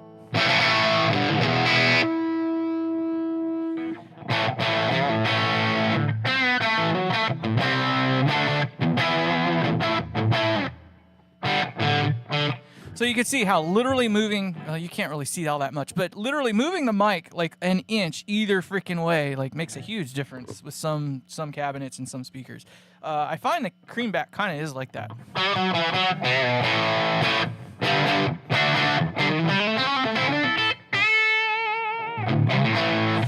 It's ceramic in the Creambacks.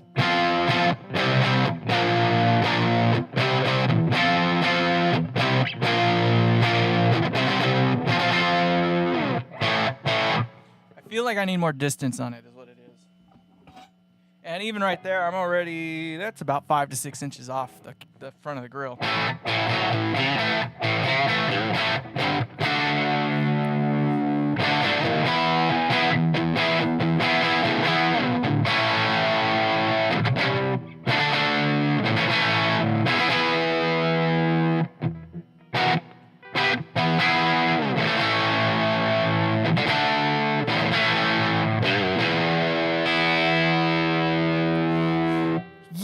Yes, I do have the gold back. Right now it's in a different cabinet, and I don't really have a way, I should have a way, but I don't have a way to get it from this into that because it's in a combo amp at the moment, and I don't have a long enough like cable to, and I was checking my adapters that I have. My adapters don't work with these kind of, like plugs like that. Like mine are meant for stereo.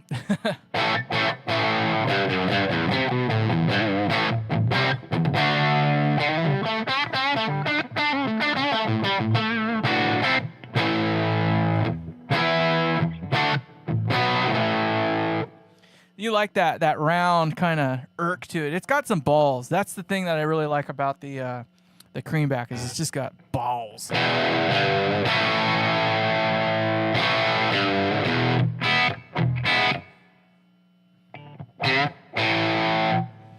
I don't know the song. I was trying to think of like.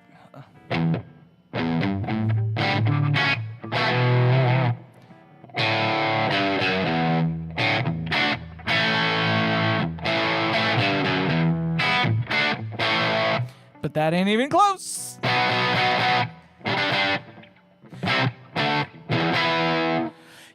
So I do not own any 10-inch speakers, and I think they're honestly the way to go. And I almost bought a 10-inch cabinet the other day. There is one in stock that's a Dr. Z in stock at the Guitar Center near where I live. And the only thing that I didn't like about it is that it was the Ramrod 10, which is like it's almost ridiculously sensitive. I think it's 100 dB, 10-inch speaker, and it's kind of like the Creamback in essence. It's got just that rudeness to it, which I was like, I already got this, so I don't really need another something like it. I wanted more like a Celestion Gold or something like that.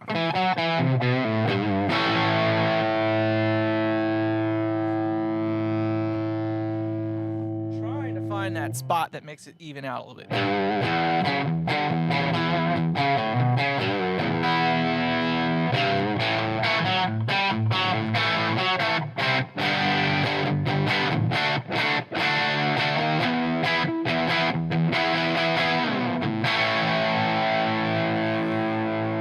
Custom cabinet. Ooh, yeah. I think, yeah, I'll bet it sounds killer. I know it sounds killer. Let's try making that other microphone work. Let's go up. It's probably a little mean to that mic, but.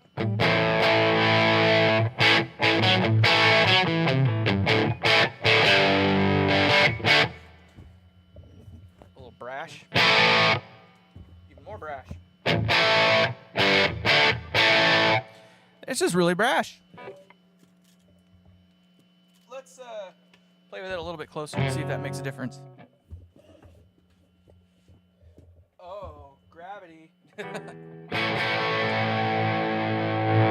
you go.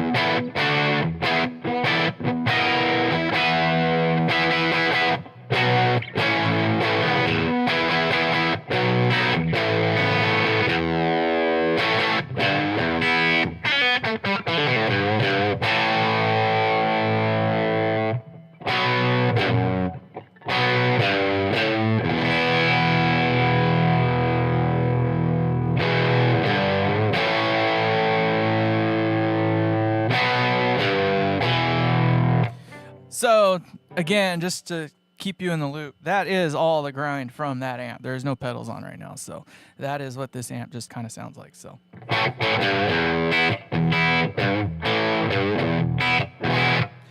And it's not even dimed all the way up.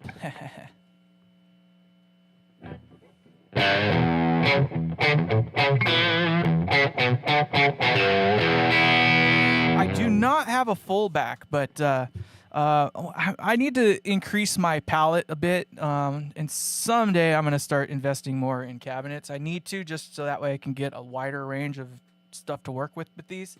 I got a pretty good spread, but it's definitely not enough to test everything out to see how this thing's really going to do with any given type of speaker. But and then this is with the unobtainium on.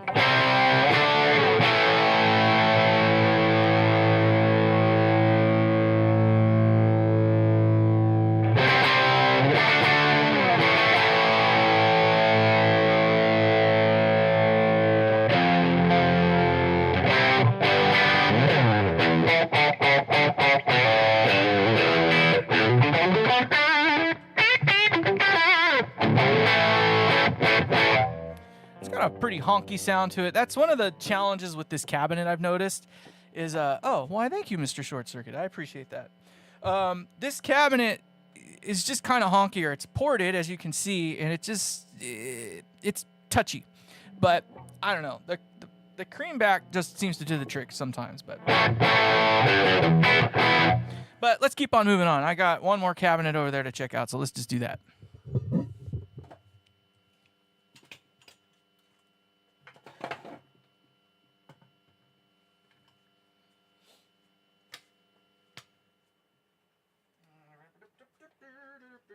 Which cable are you? I'm pretty sure it's this one. Oh, that was evil.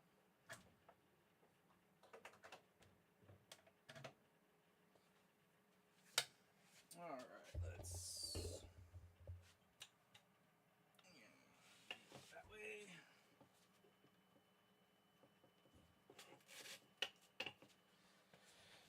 Okay. Alright, it is getting hot and it's getting sweaty up in here. You know, I might know a Aerosmith one. See, it's got the rip on this cabinet here. I love that rip.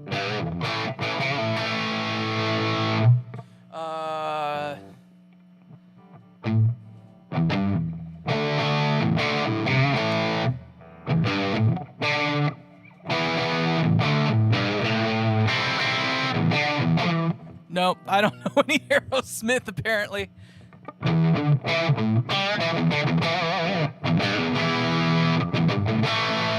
So that's what the it's like literally right almost on the center of the cone. So it's just a killer.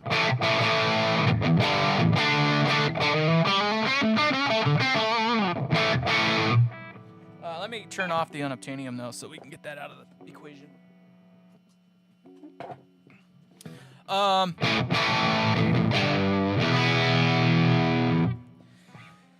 It's, oh gosh, why? I see, this is why I don't play that much, as you can see.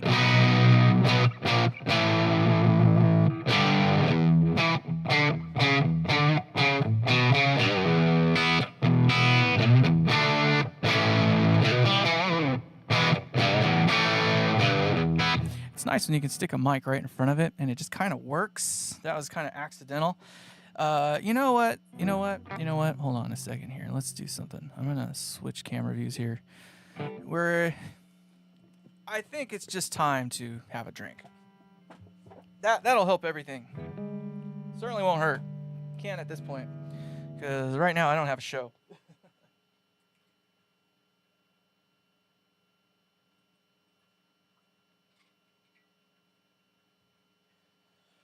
Oh boy, if you have a drink, cheers.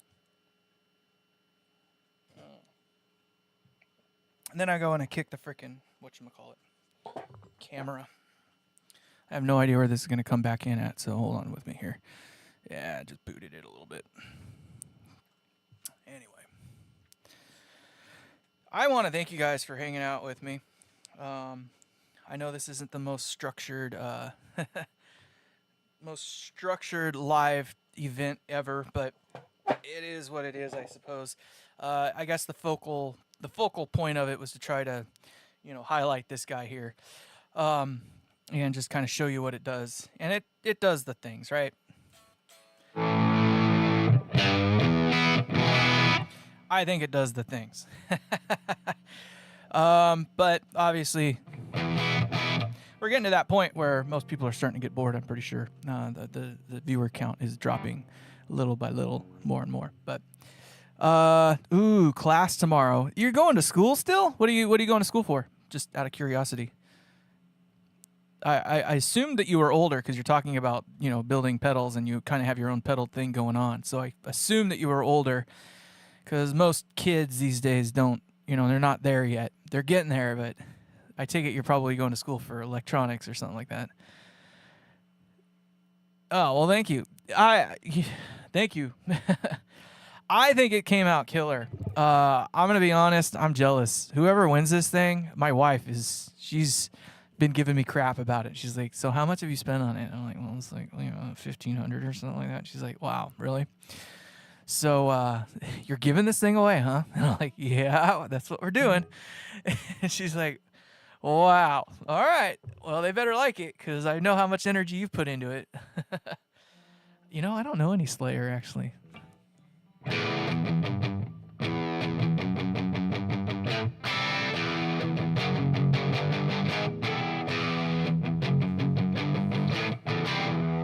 I don't even know Alice in Chains apparently all that much.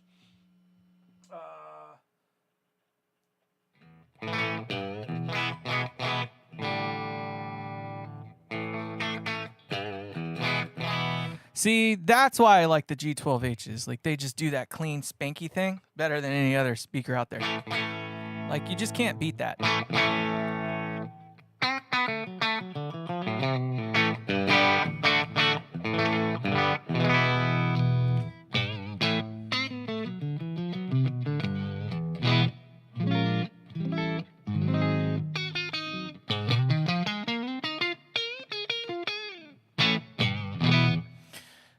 30. Okay. Yeah, no, I figured you were older. So, physical therapy. Oh, there you go.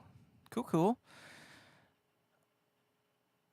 Okay, side hustle. Yeah, everybody's got to have that. So I was talking with this younger girl today. I was getting a haircut earlier, and she was kind of going on about how do you explain it? We got on the topic of like income and stuff like that, and because she was asking about this YouTube channel and stuff like that, she was asking how it's going. I was like, oh, I made my first $1 the other day, thanks to Short Circuit, by the way. And she was like, oh, that's cool, no. And I was like, that is honestly the secret to like getting ahead in life in general, is to have it is a show now. The secret is to have more than one stream of income. It's not about getting a raise. It's not about having this like killer job. Like the difference between $20 an hour and $30 an hour, it seems like a lot, but it's not. You know what I mean? It's having a side gig. And then I was telling her like the other trick is to have things that afford your vices, right? So it's like you don't go to work to get the raise, because that $5,000 raise that you get once a year is only worth, $200 a month. You go to that side job on the weekend that still pays you $200 every week, so you can make, $800 more a month. And she's like, oh, I kind of get it. And I was like, so more or less what you do is you replace, something by doing a job to pay for this other thing you need. And so we got on that subject. She's like, well, I'm doing pretty good for my income, for my career type, but it's just never enough. And I was like, it's never going to be enough. Like, number one rule of economics, you spend what you make. So just keep making more. Have 5 different types of jobs. It's all about multiple streams of income. Let me tell you, that is the magic trick. I know we're kind of getting off subject, but what do I do? So I have my day job, right? So that's my predominant form of income, I guess, if you will.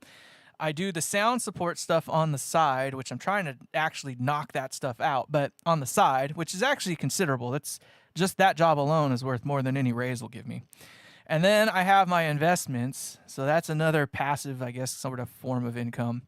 Servicing amps, anything like that. So I have that, and I've been working on the whole YouTube thing, like hoping that would go somewhere. I didn't realize like I need to actually just read the manual, I guess, RTFM. So my new goal right now is to make like $300 a month on YouTube. I don't know how well or attainable that is at the moment, especially as I'm watching my number of concurrent viewers drop, but it is what it is. Like the immediate, like the near future goal is to try to get $300 a month out of this channel. There's a multitude of different ways I think I can pull that off. One is just produce better content, which this, isn't the best content in the world right now, but so that's number one, is to produce better content. Number two is to see if I could work on the membership side of things. I do have a membership program. I don't know. I don't know if anybody's interested in that, but whatever. The idea behind that was to do more targeted stuff. So like, Riley, if you had something more in particular that you were interested in, you and I could talk more independently. But you're probably a bad example, Riley, because you do a lot of your own stuff, and a lot of you probably do your own stuff. So again, probably it's a more targeted thing. So it's just a way for me to focus more on the content that you're interested in. So that was one idea. Don't know where that's going to go, and then just producing more shorts. I need to get busy, like just producing more, and I'm horrible with that, which is part of the reason why I wanted to get out of doing the live sound stuff that I was, kind of porked in on. Yeah, right. I don't know if memberships are it or not. I don't think so, but it might be something, where at least if there's somebody that is interested in doing that for the $5 or $6 a month or whatever the heck it is, I can at least do something more targeted to them or for you, that type of thing. That's the hope idea, or idea behind it. Stop hand talking. That's what I do. So, and then the other thing is to start selling these things. So this one is a giveaway. I don't know that I'm going to be doing a giveaway anytime soon, just because the vast number of hours in it. Like, this is not obviously a money-making venture for me. So it's just not. So I guess I'll probably do more of the raffle thing perhaps in the future, just as a way to kind of make it more attainable. I mean, realistically speaking, this thing would cost way too much to even think about putting a price tag on it. It's ridiculous. Over 200 hours. Like, I can't, even if I paid myself $100 an hour or $2 an hour, it'd still be too much. So I don't know. I'm trying not to get into that world. But I am getting to the point where I am almost ready to start marketing these things. You can see I got this other one there that's almost, yes, I made this amp entirely. If you watch the whole series, you'll see it done, literally coming from a raw chunk of aluminum, a chassis, into what you see right here. This guy right here is kind of the same. I just haven't built the cabinet for it yet. So this is just a cradle that I built to kind of carry it around the shop without worrying about getting it too damaged. Still gets dusty and dirty and whatnot, but the next project that I'm going to do is building the cabinet for that. I might do some more focused content on that, at least in terms of things that I missed on doing this amp here. Like, I didn't show doing the corners, and I didn't show doing the Tolex all that much, and it's just because it's really, really tedious. It's really kind of hard to portray it to you in a way that makes sense. Thank you, sir. So I need to try to do more focused content on that kind of stuff, but there are a couple amps in my repertoire that I have not shown you how I built them. I dare say that they're more, what's the word for it? Proprietary, I guess is the term. This one here, I started designing almost 2 years ago now. It's an idea that I had as I was kind of building it. It went through several different iterations, but then it came to a point where I was like, you know what? This just isn't what I want. It's not doing what I want. I really like this channel and I really like that channel. What if I just combine them together? Because I don't like channel switchers. So I was like, okay, let's make a parallel channel amp. So it's always in parallel. So if you can imagine, it's got one input right there, but it's got two separate volumes and it's got two separate channels, but they're always on. They're isolated from each other, so they don't affect each other. No treble middle bass. So it's got my classic, clean channel, if you will, which is my parallel triode with a low cut control. That's that thing. That's my kind of input channel, if you will. And that goes directly into the phase inverter, which then drives a pair of KT66s, et cetera, cathode biased. And then the other channel on it is a transformer isolated EF86 channel. So the transformer isolation is just to make it so that the two channels do not crosstalk or interact with each other. All right.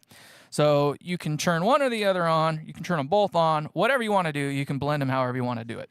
It's just not channel switching. So you can't just turn one on and off or et cetera, whatever. No effects loop because the EF86 channel also goes straight into the phase inverter. And you're probably asking yourself, Luke, how are you managing the phase if both channels, which are both single triodes, essentially, one's a pentode, but it's still the same phase. How are you sending them into a phase inverter without phase problems? Well, that's also the secondary purpose for the isolation transformer on the EF86 channel. I can then, therefore, invert the polarity of that channel and combine them into the phase inverter, and they are then in phase. So what it has is a low cut and then a volume for the clean, my parallel triode channel. Then it has another volume, or actually I should say it's a low cut and then an edge control. So it's got a low control and a high cut control, if you will, for the EF86 channel. Now, what I'm still trying to work out on this one that I haven't quite polished off yet is the EF86 channel. The 12AX7, my parallel triode channel, that's settled. That's a circuit that I've always been happy with. Done. The EF86 channel on this, it does what an EF86 does. It's got gobs more snot and shit and git than any 12AX7 ever has. But it's still, for me, it's still kind of getting that bass or that core like sound kind of dialed in. When I initially had it, it was a little too bright, did too much of that chimey thing. And now it's not doing enough of it, and I kind of want to I want to hit it in the middle, and I just haven't spent the time to do that yet. I've been focusing on this guy here instead of on that one there. As you can see, I already did the face plates, et cetera, et cetera. This thing is ready to put in a cabinet like this. It's just not ready, circuit-wise, I got just like one or two more tweaks to do to it. Output-wise, for the output section, it went through several different variations over the course of time. It initially started off, I was trying to make 6L6s work. I wasn't having any fun with them. I was trying to get too far out of the box for them, and the things that I were doing were safe and sane for a 6L6. It just wasn't, the 6L6 just didn't look like it, right? It didn't want to do that. So then I went to 5881s, and I was like, that's not doing what I wanted to do either. And then I was like, okay, what about EL34s? I tried that, and I was like, that's still, same, not doing what I needed to do. And then I was like, you know what? This is bull. At one point, I did have 6V6s in it, but then that kind of defeated the entire purpose of the amp. Like, I've got this ginormous choke in there. I've got this ginormous power transformer in there, like way more. It's good enough for a 100-watt amp in there. And I was like, no, that's not what I want. We're going to go large bottle. And then I was just like, okay, KT66s. And as soon as I biased up the KT66s, it was just like, blam, that amp came to life. It has that bloom, that chew. It has all that thing that you want from that style of amp. But it was just, I need to tune the EF86 channel for its low gain side of things. Like right now, it's just a little too much. It's too dark at the low gain settings. So I just need to give it some more of that chime back is all. 100 volt on the plate of the EF86. So I'm running about 300 volts on my B+. I think I've got 90 volts on my screen and 100 and, oh gosh, I can't even remember. It's a little over 100 and something on the plate, like on the actual plate. I can't remember exactly what it is, but maybe 150, 160 or something like that. But there's some tuning to do left still. I am using a 220K plate resistor, and I'm using a 2 meg dropper for the screen on it. The 2 meg dropper is key, I think, for these things. 220, I think, is pushing it. I think you're asking a bit much out of EF86 at that point. This one has a 220, but I kind of wanted it because it would be nice to have just a little more shit and get out of this thing.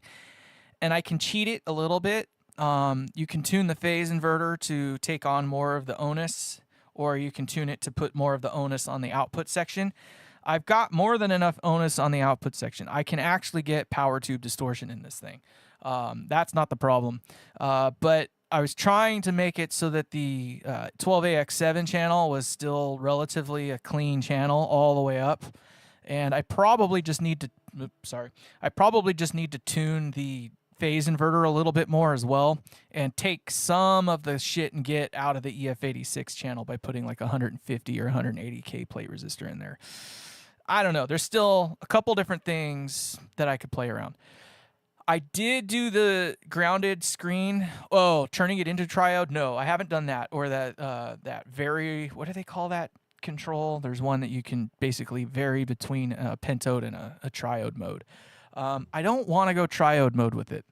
I don't. So here's the interesting fact about an EF86 too that most people don't know. An EF86 is supposed to have the screen cap, the cap that decouples the screen to ground. It is supposed to go directly to the cathode of that tube, not to ground. Most everybody wires it straight to ground. Now, let me tell you why they do that though. There is a difference in the way it sounds. I think it sounds better when it goes to ground. The squish mod, yeah. I think that's what it's called. I wasn't a fan of that. I didn't want to have too many gimmicks on the thing. It's like one of those. Oh, I love how the camera like automatically switches the lighting. Gotta love it. Anyway, I didn't want to get too crazy with stuff. Like too many options is just too much. Like Joe Bonamassa says, if the amp has any more than 4 knobs on it, he doesn't know what to do with it. And it's kind of true. Like this one already has enough knobs on it that it's kind of like you can start to get lost. Like if you're not paying attention, you can turn the wrong knob. You know what I mean? So it's like you got the input, you got low cut, volume, then you got low cut, edge, and then volume, and then you've got master volume and then a high cut. It's a global high cut, and it's just like a Vox high cut circuit is. All right? And I've lost everybody now. It's just the 4 of you. This is perfect though. I don't mind. I got the people that really want to know this crap here. So yeah, there's all kinds of different ways you can do it.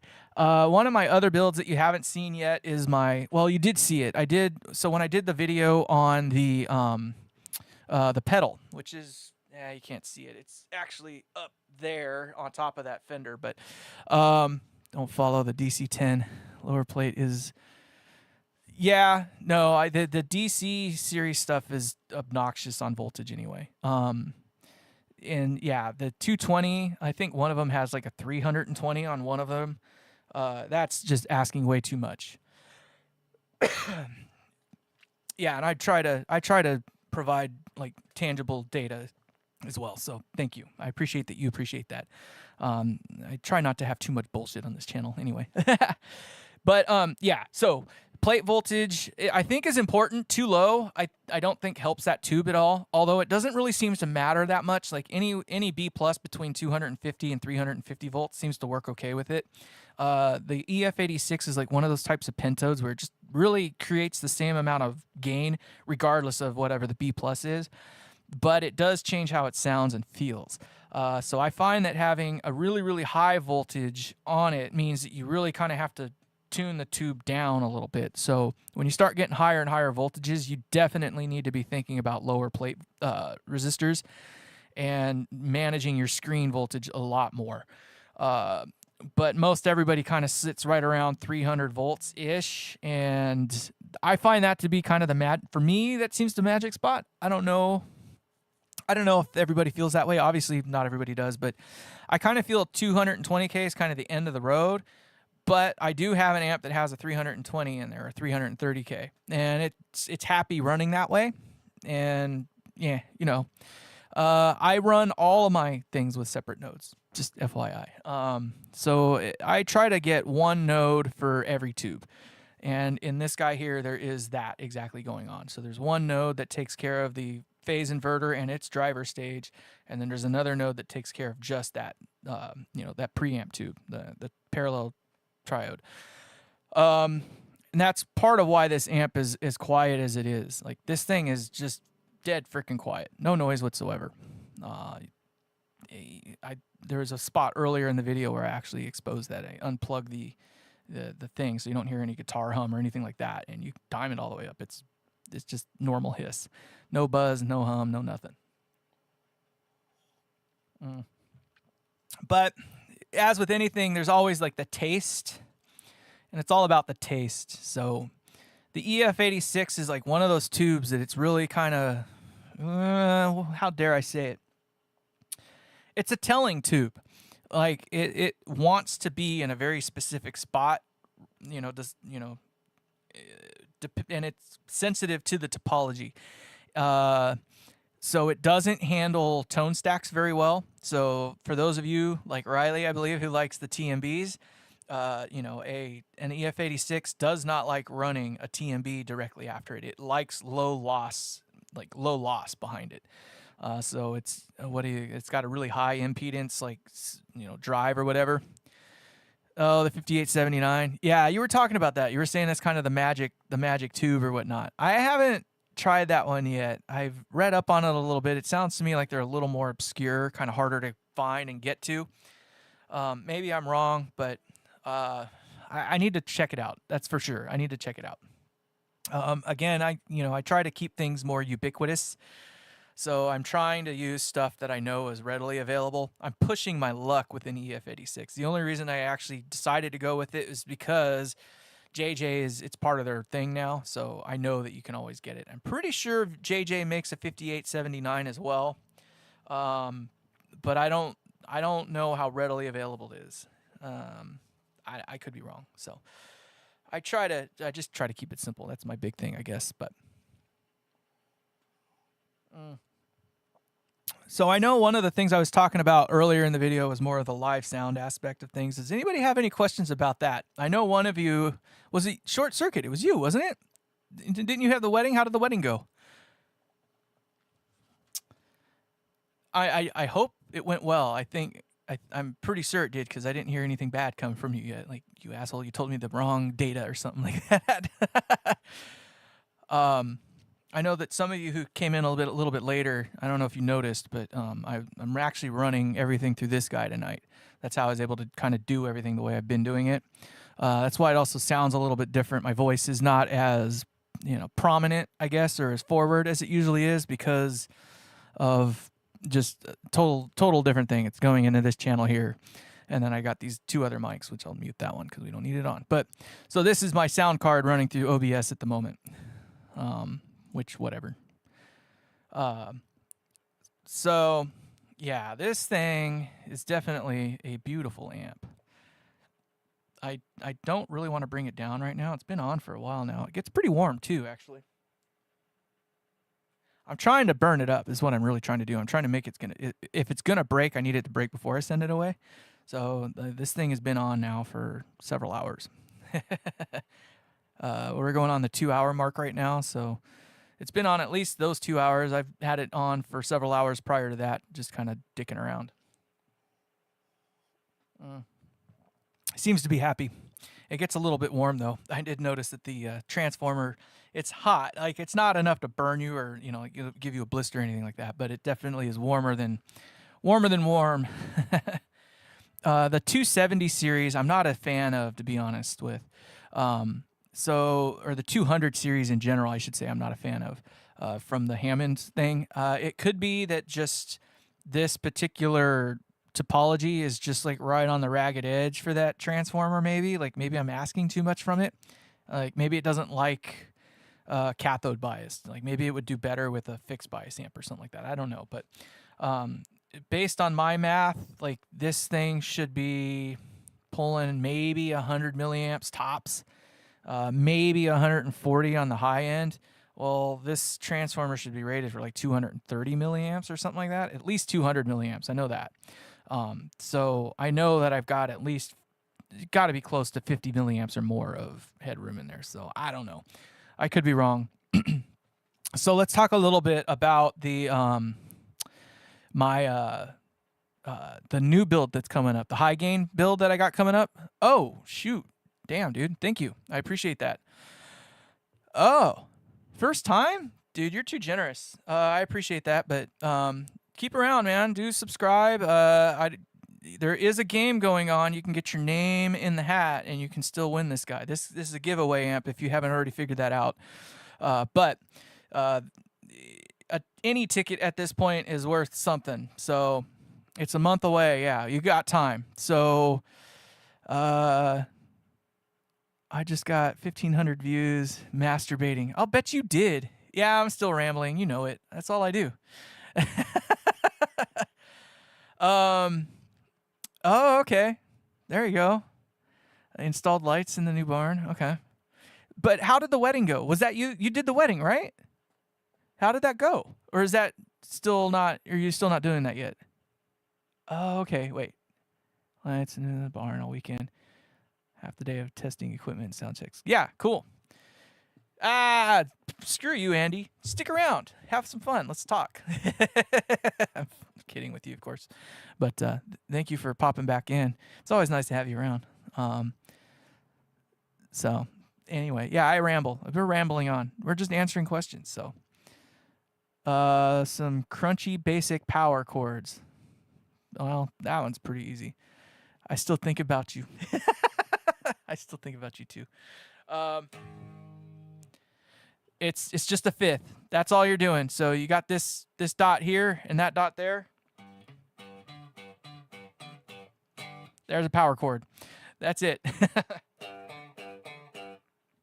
And then it just there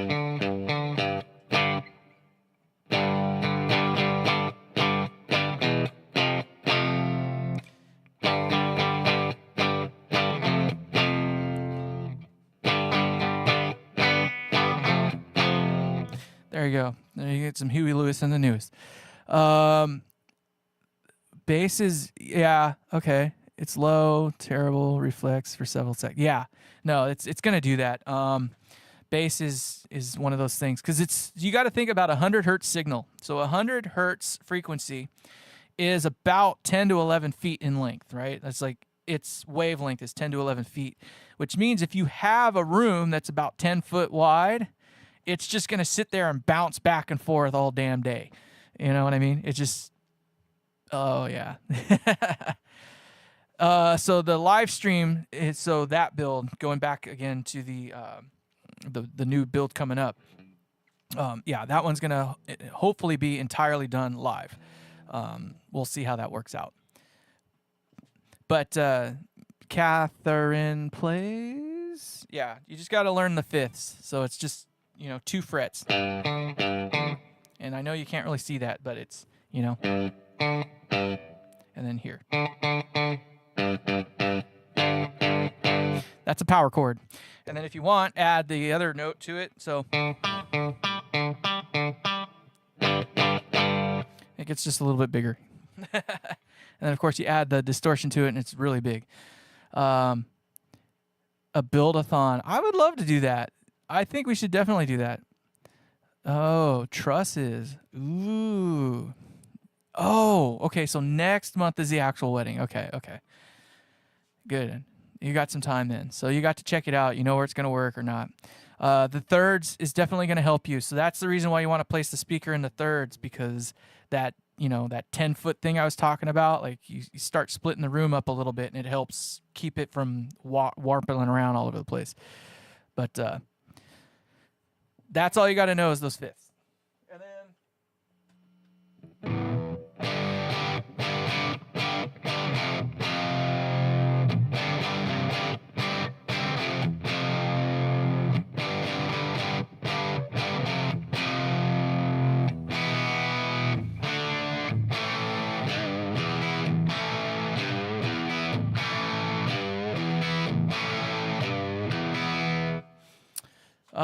co-waving irons about 1 month to build their amp. I want to try to do, I need to get faster. So like the amp itself is super duper quick. Like I can get this done in no time. Like if I have all the parts, if left to my own devices, 8 hours a day and yada, yada, yada, whatnot, like I should be able to get that done in like 3 to 4 days, like built, ready to play. Now, here's the thing that's going to be a little bit different about this new project, and that's kind of where I was getting about. So there's a difference on how you can stiffen up your power supply, right? One way is to use a transformer, a power transformer that's like way over spec, or you can use really, really, really stiff filtering. Now, here's the difference. The really, really stiff filtering is going to get rid of more hum, right? That's the filtering is what gets rid of the hum and the buzz.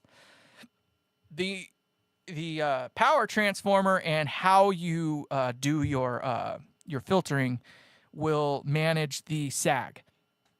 So if you want a really, really, really, really stout power supply, you have to start with a really, really, really stout power supply, or basically power transformer, right? So this new build that I got coming up, you think that it's lower voltage than it probably should be, because I'm using a 300-0300, which means rectified, I should end up right around 420 to 430 volts, right in that range, right? The thing is, generally you use a properly spec'd power transformer and it sags it down. So right around 385. So one of my amps, I use a 372J, which is the same transformer that's in that guy right there. But it's fixed bias.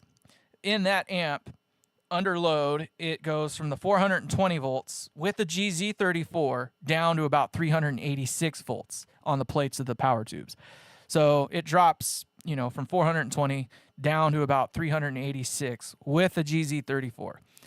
Now with the 1N4007s, or solid state rectification, whatever you want to use, or UF5408s or whatever you want to use, it doesn't matter. But if you go with solid state rectification, it should increase by about 10 to 15 volts thereabouts. So I think if I went with a switch in this one to go with solid state rectification, or you use a solid state rectifier like adapter, you could get this thing up to from 385 at 386 down to closer to like 395, 400. Okay, so the amp that I'm gonna build with the KT88s, I'm going with the KT88s, and I know Andy's like cursing at me right now about it, but whatever. I am using a transformer that's rated probably for 3x what I need it to do, right? So I'm not going with like a 300 milliamp, transformer in an amp that's only pulling like 150 milliamps of actual power or current draw, right? So that would sag it down a little bit. No, I'm using an amp that's only going to be drawing about 150 milliamps with a power transformer that's rated for about 530 milliamps of current. So that power transformer that I'm using is not even going to know the amp's there.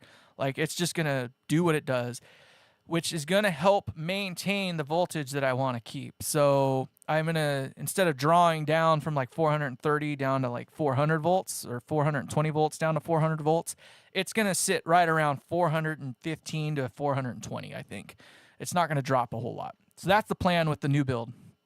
So the power transformer is just going to be super, super stiff. It's not even going to know the amp's on. And then 100 silly. No, that's like literally if you're banging like full beans out of them. So mine, I'm only shooting for about 50 watts. So I'm pulling about, I'm right around the 2/3 mark of what they're going to be rated for. 25 watts a piece easily out of a tube that's rated for 43. So, I think a KT88's rated for like 42 watts, 43 watts or something like that. So I'm right in that 2/3 mark, which is where I kind of like to live, is like right at the 2/3 area on voltage versus all that stuff. So I should, I should have about 170 milliamps total, like between both of them and the preamp. Maybe 150. It's not going to be that much. I think that my math puts me in right around 65 to 70 milliamps per tube or something like that, if I'm not mistaken, something like that. And then of course the preamp's going to have quite a bit of 12AX7s in it. So I'm planning on having one, if not two, cathode followers, over 120 milliamps. Well, it'll So, but total draw, I'm talking like preamp and everything. So maybe 150 milliamps total. But even if it's 170 milliamps total draw on the whole of the amp, I'll have a transformer that's rated for 535 milliamps. So like that power transformer is not even going to know it's there. Rockstar. Okay, yeah, you're a rock star, dude. No joke about that.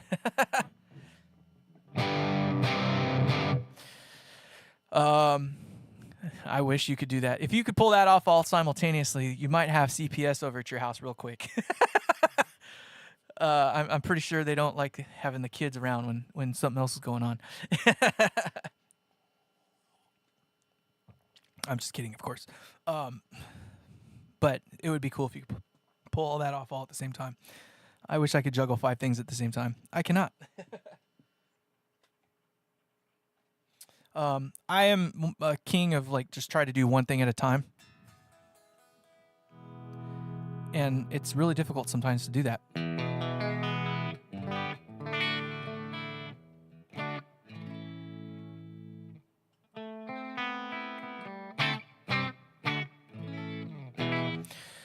I love this amp, by the way. I'm so jealous of whoever's going to win this thing. But it kind of sounds like we've beaten this horse pretty dead. We're over the two hour mark. I've gotten all the people here that I wanted to get here.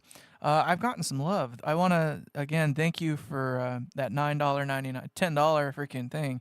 It says your name is F, but I know that that's not your name. So let me go to your channel here. You can't see me. It's Faraday 1821. Okay. Well, thank you. Oh, you got 1 subscriber? You need to have another subscriber. Click. There we go. Produce content, dude. You can do this. And thank you for coming by. I appreciate that for sure. It's freaking awesome. So thank you. And is there any when's the drawing then? Oh, okay. Well, let's talk about that a little bit. So I wanted to do this video first. The other unfortunate thing is that the recording that we did with this, the guy that did the work on it kind of wants to change it up a little bit. He wants it to be better. So he wants it to be perfection. So he was just kind of messing around when he created the recordings that he did. So he wants to refine them a little bit more. That's cool. But I don't know if we're going to be able to use this amp to do it, but we'll see. So that's one thing I want to try to wait and push out a little bit. Number 2, I need to get some swag. I wanted to give away a t-shirt or have some t-shirts available for like runners up and stuff like that. So I need to get t-shirts made and ordered and made or whatever you want to call it. That usually takes about 2 weeks to get full turnaround. So I need to actually complete that task first of all. If my ears are on, my brain is off. Ha! I'm the same way, it seems. I literally like one thing at a time. Like I just don't. If I can manage 5 or 6 things at the same time, if I have to, but it's best if I don't. It's just best if I don't. But so there's that. The other thing I wanted to do was just make sure that this thing wasn't going to blow up. So I need to figure out how I'm going to ship it too. So I gotta get some boxes and come up with a way to like package it correctly. And I anticipate that's going to take a few days. I need to finish up the way that we're going to do the drawing. So I have the blower. I have that. I have the tickets. I need to go through and start, putting everybody's name on a ticket. So that's something else I need to figure out. And then, there's just a couple little loose ends that I want to tie together before, I don't know if I'm going to do hats, but definitely a t-shirt, maybe a hat, but definitely t-shirts. I wanted to do at least t-shirts and stickers or something like that.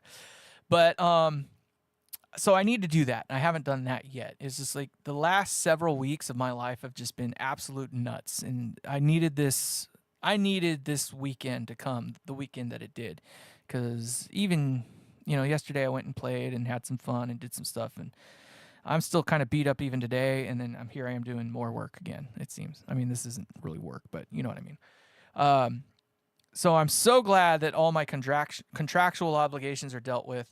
I'm super glad that like all the other crap like that is dealt with. So I finally have time now to just like focus on this kind of crap here, right? Not this kind of crap. You know what I mean? And one of those things that I need to do is the t-shirts, like I was talking about.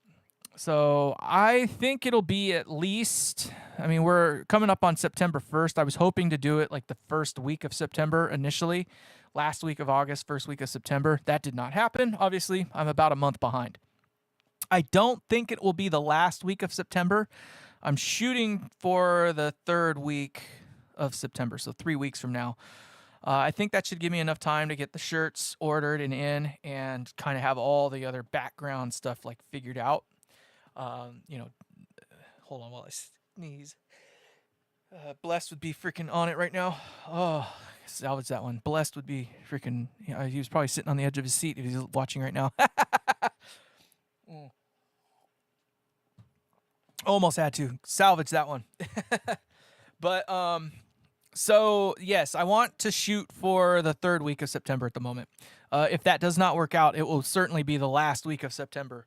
I'm shooting to do it before October for sure. I'm not looking to get into October for this. So if it doesn't happen within the next 2 weeks, it's gonna happen in the third week. So do be prepared. The last game is almost over. I'm not going to hold it out another 2 or 3 weeks. I'll probably hold it out at least 1 to 2 weeks, maybe. But I'll be very clear about when it's going to end. Now, the only reason I have to end it is because I have to count the points and make sure that everything is all added up proper. Team YDNA / Team ATEX / John. Like he gave me some guff the other day. It was funny. I know he's messing with me, but he sent me an email and he's like, "You're cheating, Luke. You're doing this game where everybody has to guess a number between 1 and 10, and you can change whatever number you want it to be based on who you want to win. So you're cheating." I'm like, I can't make anybody happy, right? Obviously, that's not true. I already know what the answer is. I have already decided on what the answer is. Here's a hint. Nobody has gotten it yet that I know of. I haven't looked in the last day, but for the answers that I have seen so far, yeah, now it's a shoe, right? At least you're still here. I'm glad you're still here. Thank you. So nobody has answered it correctly yet. And I will say that at some point in the video, I actually do give you the answer. So if you were actually paying attention, the answer is in there. I give it away to you. I am not that kind of an asshole, but I am that kind of an asshole, if you will. Like I say, I've said it before. I'm type A, passive aggressive. I will call you a dirty name behind your back in front of you. So in this, I'm not that brutal, but now it's a show, right? Yes, it's always a show. I did burp earlier, by the way. But so what was the question? Riley, you know what the question was. So if you're talking about what was the question or what was the game, then you're going to have to go back and watch. But I don't think there was actually a question. But so just do be mindful. The answer was given away. You have to want to hear it. That's, I guess, what it is. You always have to listen. So I'm going to be very honest. I'm going to be brutally honest right now. So I'm sure you guys probably know, some of you at least anyway, like a lot of time is spent doing these videos. Like not many of my videos are less than a half an hour. Most are right around half an hour to an hour, if not more, right? He's on everybody's team. He's batting for all sides. But that's a lot of time, right? And what you don't know is that I spend probably 2 or 3x the amount of time like preparing for it, like trying to make sure that the content's going to flow. These lives are a little bit less so, like they're more seat of my pants. So that's why it's not as, content friendly. But objectively, when I do like the thing on Transformers, or I do the things on this or XYZ, whatever it is, I literally try to sit there and figure it all out ahead of time. So a 30-minute thing takes me a couple hours to kind of put everything together and make it ready. Well, I'm, looking at all the analytics and stuff like that, and most people are only watching about 5 to 7 minutes of any given show. And it was just like, damn, you're like not even getting through the introduction at that rate. And even if you're fast forwarding through things, like you're still missing some of the kibbles and bits, because most of the kibbles and bits come at the end when everything kind of culminates, right? I realize I chit chat and bullshit way too much, but for the most part, like there's always something to it, right? If you can get past my BSing and all that jazz, then you get to the meat and potatoes of it. That's what the fast forward button's for. And I'm sitting there going, okay, even if I fast forward through my own video, like I can't get to all the bullet points that I'm trying to put in there in that 5-minute time. So that means I'm just not that interesting and nobody gives a crap and they're just walking away. Like, you know, I went from 5 viewers down to 3 in the last like 5 minutes. So that kind of thing. There's only 3 of you in here right now, as far as I know. You get what I mean, though. So objectively, it was to try to get people to watch more time. That was the whole purpose behind this build, was to force people to watch more of the video. It has worked. My average watch time went from about 6 some odd minutes up to about 14 minutes. I don't know. Maybe. So if you watch the rules, right?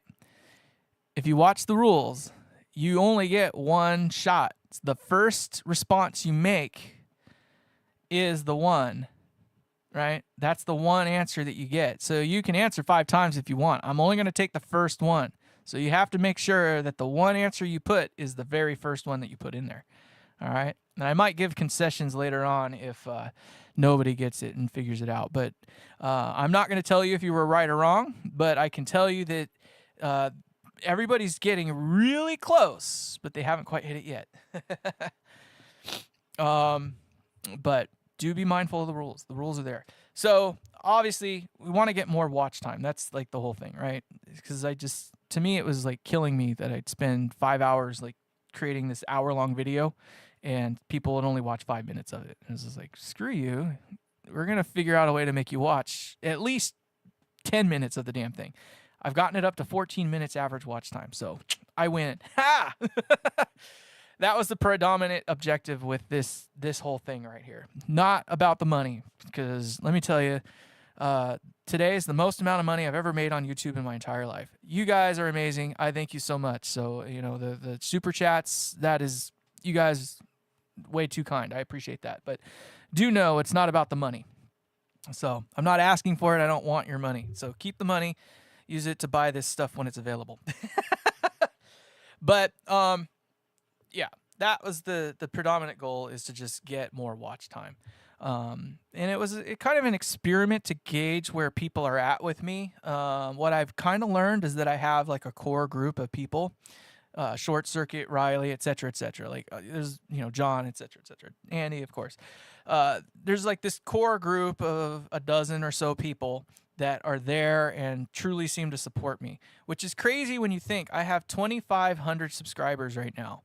I think we're coming up on 2,510 or something like that. So I never thought in a million years I was going to get that many subscribers. When I first started doing this, it was more like a way for me to like work on like how to teach it and kind of just like, you know, document it, if you will, for me, for future Luke. Like it's future Luke's way of being like, okay, this is how I do this. This is how you work this out. So I can go back and kind of refine it. And it was just like that way of documenting it. The other half of it was making it so I could do lewd and crude stuff online and get away with it. I'm kidding. That's not what it was about, but that's what it turned into. So that was what it started off as. And then it progressed into this thing where I started getting subscribers. I was like, people actually want to watch this crap? That's crazy. All right, cool. So we'll improve the content quality a little bit. So now I'm getting it so I'm down to like 1080 for just about any given thing. So that was another huge thing, was to increase the quality of these videos, which thanks to my friend Brian for providing me with that ability. I got a new camera. It's not the greatest camera, but it works. This camera here is like a Logitech Brio. It works. That's all I can say, is that it works. You know what I mean? But it's because of the computer that my friend had built that he intended for something else. I still need to pay him for this one or give it back to him. One of those two. I need to figure that out. But and he's giving me a little bit of pressure on it. I need to do that. But I haven't decided on whether or not I want to pull that trigger or go to a laptop based like system. This one's like one of those little mini PCs, but it's like one of those super mini PCs. Yeah, maybe I'll show a picture of it someday. But this thing's a beast. Like it spanks on just about most home computers these days. Like it's a gaming level computer that's a mini PC.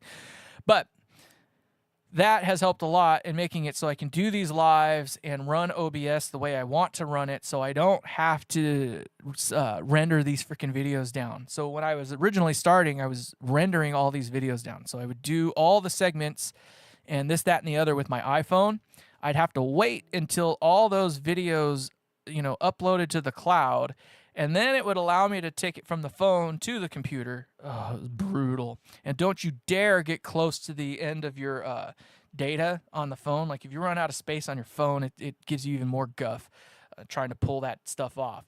But I'd have to do that, and then I'd have to mix it all in. I use DaVinci, and I use DaVinci because it was free. It's the stuff like Blackmagic Audio or Design or whatever it is. It's a video company. Killer company, by the way. Blackmagic does some cool stuff. But yeah, it was just like go, go, go. And, so I'd have to mix it. So if I had 1 hour worth of content, I would have to edit all that. It would take 2 hours just to edit it, and then it would take another 2 hours just to, render it all down. Yeah, Clay de Jong, like I kind of stopped doing the Why You Love It so much because I realized I was like stepping kind of all over his series that he's already got. Like I realized he had a couple like that. I didn't realize how many of those he had, and I did like 2 or 3 of the Why You Love It so much things. And I was like, oh, he's kind of already done a video on this. He's already kind of done a video on that. And I was like, no, I'm not going to be that guy and just like basically run down that avenue. So I'm going to try to find another way to do it more, maybe like a modification series, like Why You Love It so much and here's how to make it better kind of thing. I just haven't spent my time's been dealing this kind of crap, not looking at other circuitry, trying to go, okay, well, if you do this, you can do that, you can do all that crap, right? Clay is a cool cat. I've talked on his channel before. Yeah. So, no, he's got a few things recently, actually. He just did one. He made like a low watt, like JCM 800 that he recently redid. He's been doing a lot of stuff on like making microphones lately. I keep an eye on him. He's been doing this for a long time now, at least 10 years. He's got the subscriber count to account for it too. The only thing I could say about his work, and it's not about him, he's a cool cat, killer player, etc., etc. I kind of feel like he's that guy that just like, puts it together, the ooga booga, like I was talking about with like Morgan and stuff like that. I wish he would do cleaner work, but I don't think that's his intention anyway. I think his intention is more like, hey, this is how you do it, because he gives you all the technical reasons as to why, and then he puts it together, he shows you, and then it works, right? And then he tells you what problems he had, how he solved them, et cetera, et cetera. So I love that aspect of it. I just wish he was a little bit cleaner. Like if you watch this one at all, like that's how all my builds go. Like they start off as an idea on paper. I do the whole thing like we've shown on all, like at least 3 or 4 different of my builds where it comes from concept to completion. Well,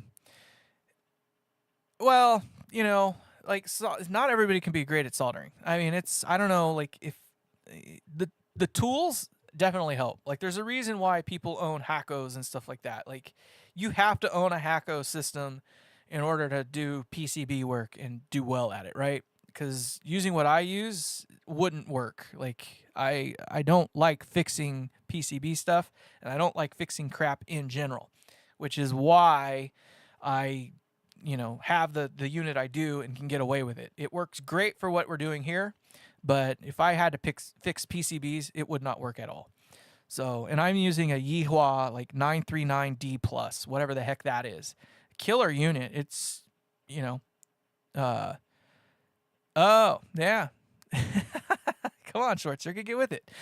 But, so you just gotta, it's all about the tools that you have. And with him, like, I think it's just he uses what he has available, and good for him because he's able to find a way to make really cool amps at a budget-friendly price. And I think that's also part of what he's trying to show you is like, hey, if you've got this, and you've got that, and you got this, like you can do that, right? Um, very natural, yeah, yeah.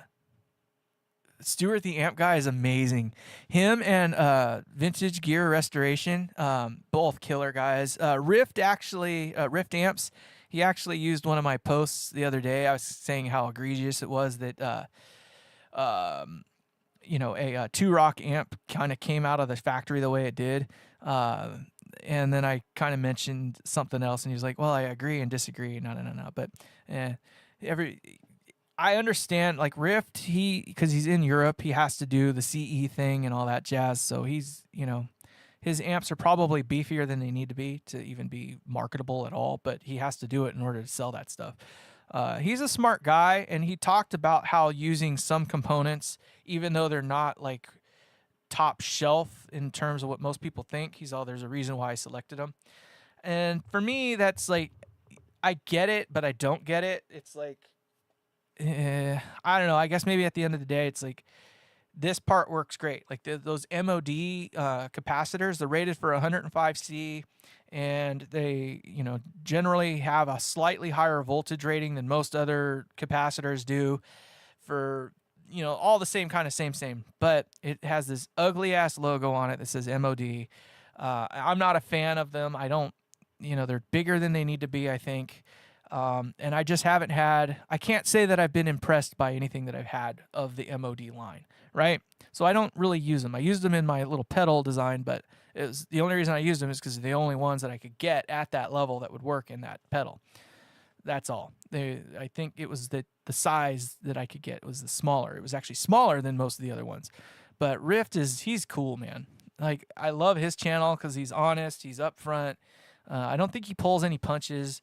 Like, I could see that he was wanting to argue with me, but at the same time, he's like, I get where I'm coming. He gets where I was coming from, and I don't think he felt like there was a need to go beyond that. And I don't want to say that I'm arguing with him. I just think, like, for me, it's always like, what is the best that you can possibly get? And, when you're using IC, like, that's a slippery slope. Some of those IC capacitors, man, there's multiple tiers, if you will. And there's multiple tiers for everything, but you really have to know which one you're looking for. And it's the same with Nichicon. Nichicon has different tiers of capacitors. And it's not that they're all the best of the best, but when you start getting into something from Nichicon and it says 105C rated, and you know that it's rated for 10,000 plus hours, like that's, and it's cheap. Like it's like $1. I have a bunch myself that I could use in these amps, but it's hard to sell these things with those types of products in them because everybody is looking for the F&Ts.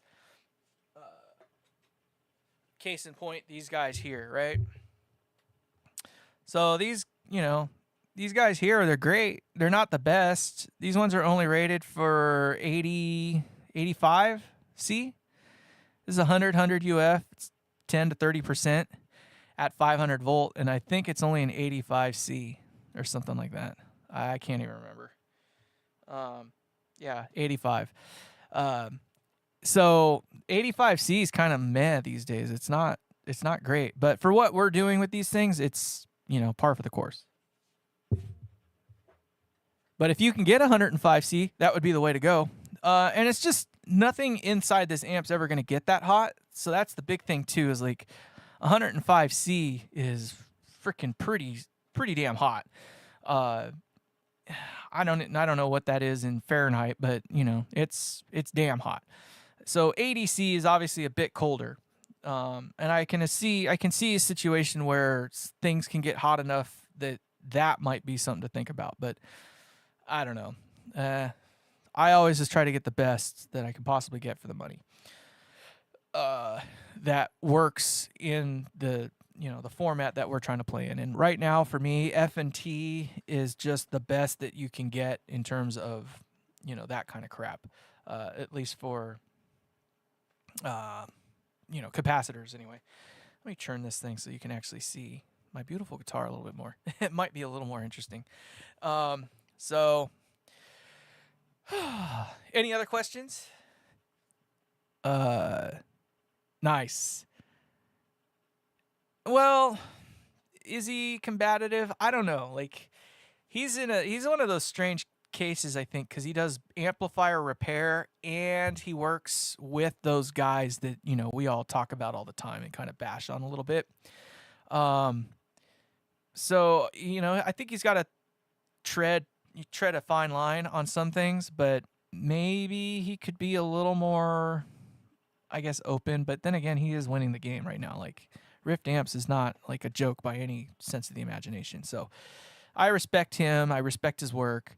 I kind of wish he would be a little more open on some things, but I kind of get where he's coming from. But I can see him being in a situation where he's got to mind his P's and Q's a little bit in order to make sure that he can stay where he's at. I kind of feel like there's a lot of people in that market, like especially the gear review market. Like it's interesting to see, like, what is that, Eddie Syke or Eddie Chic, whatever, the German dude that always wears the wacky clothing. Him and Colin from what's the I can't remember the name of it now, but it's kind of like the Know Your Gear thing. Like Science of Loud, that channel, right? Those guys all kind of do their little things, and they talk about doing better, and they kind of talk about their biosphere as a whole. But when you kind of pinpoint like one of those things that they can do better to be better for their biosphere, they get like offended. Like they don't want to be associated with that 1%ers club. They don't think they're the ones that are the problem. They don't think that they're the ones that can solve the problem, even though they're the ones that like highlight the fact that there's a problem. And then they tell everyone else how to fix that problem. I don't know if it's that they don't like think that they can or won't, but oh, okay, yeah. Brad, the Australian one, or Brad the guitologist? Oh, it was Brad the guitarist. Yeah, Brad Brad. I love him just because he speaks his mind. So I have a lot of like similar opinions like that, but I try to always kind of hold back a little bit on saying anything that's negative, because I know that there's always three sides to every story. There's his, hers, and the other, right? And I know that my opinion isn't the opinion; it's just an opinion. And like an asshole, everybody's got one. So I try to be fair in that regard. But I also know that I'm not necessarily like pointing the finger at any like one person. So it's like when I say something, it's like I try to make it so it's like an edge case. And I can almost tell where somebody feels that they land by that. Somebody had brought up one point that, oh God, I can't even remember. It's Kyle Bull might have actually referenced me in one of his videos when I started talking about the whole guitar gear review market taking a plunge. And I keep hearing about it. It keeps popping up. I brought it up like 6, 7, 8 months ago now or something like that. And here we are only just a few weeks ago, and they're still talking about how the market's taking a plunge. Now they're starting to blame the whole tariff thing and all that jazz. And it's just like, no, it's horse shit. Like, you guys are just bombarding us with bullcrap. Like, we're tired of having version 5 of this pedal that they've made 100, every company out there's made this pedal already, or a version of it. And now this company has a V3 of the same damn thing that they're releasing now, and they're bitching and moaning about tariffs, this, that, and the other, but yet they keep coming out with all these brand new freaking pedals. And I hate to, I'm just going to pick on Earthquaker Devices a little bit, just because it's kind of like the weirdest. Like I don't understand it.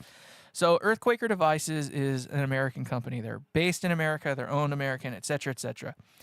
But they're talking about all these tariffs and how it's killing their market. Yeah, Kyle Bull. And I don't have anything against Kyle Bull. I just thought it was kind of, I don't know. His video didn't make a whole lot of sense to me. Like, they're all part of the problem. They're literally just blowing us up with a bunch of bull crap that we don't need to see.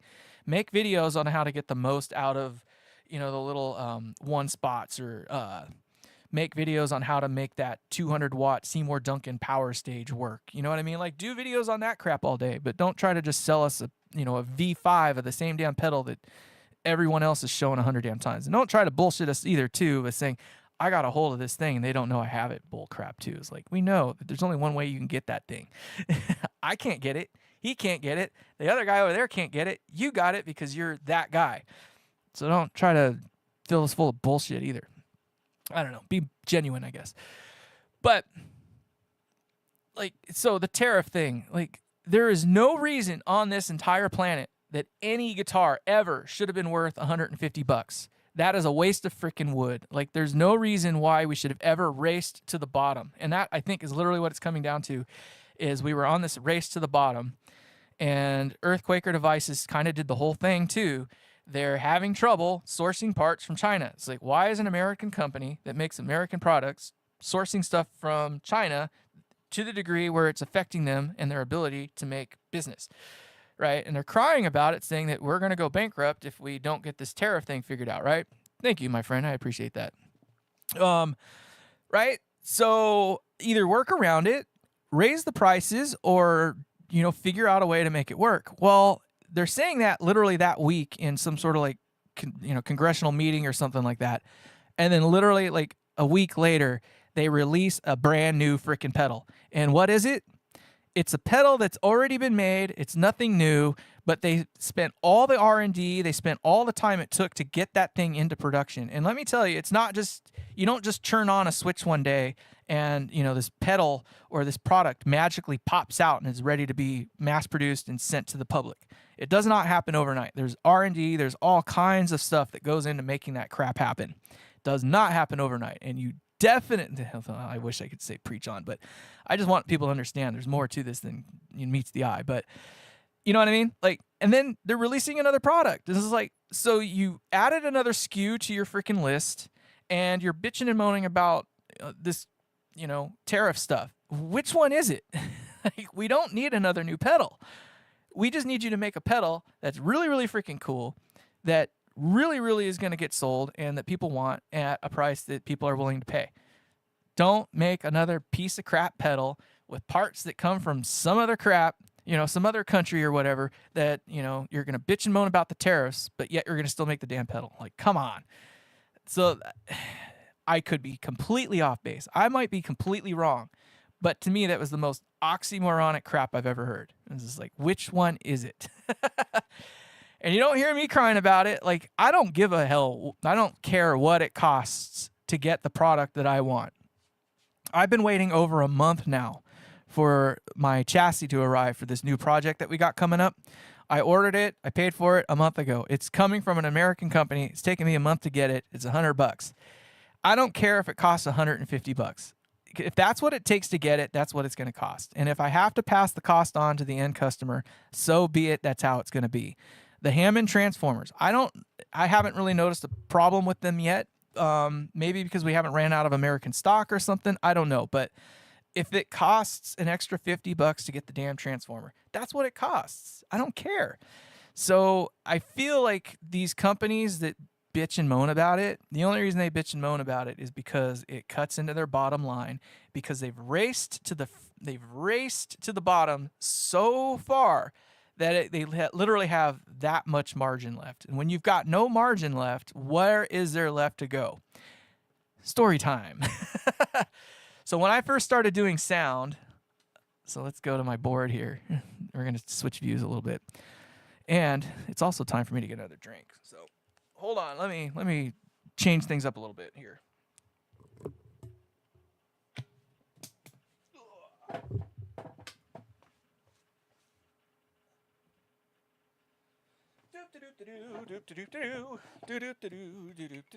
You almost saw my face, but you're not gonna. Ooh, that was a full pull. Full pull. All right, hold on here. All right. So, story time. When I first started doing sound, I did not have the luxury of this kind of level of equipment. I had a 16-channel Behringer that I got as a Christmas gift from my parents. I was a young kid. I think I was only like 21 maybe at the time, so I was just getting started in that whole thing. My music kind of career, I was starting to taper down from it, but I was getting to a point where I needed more equipment. So our band needed sound equipment. So I ordered speakers, I got a microphone, I got my parents got me the mixer, etc., right?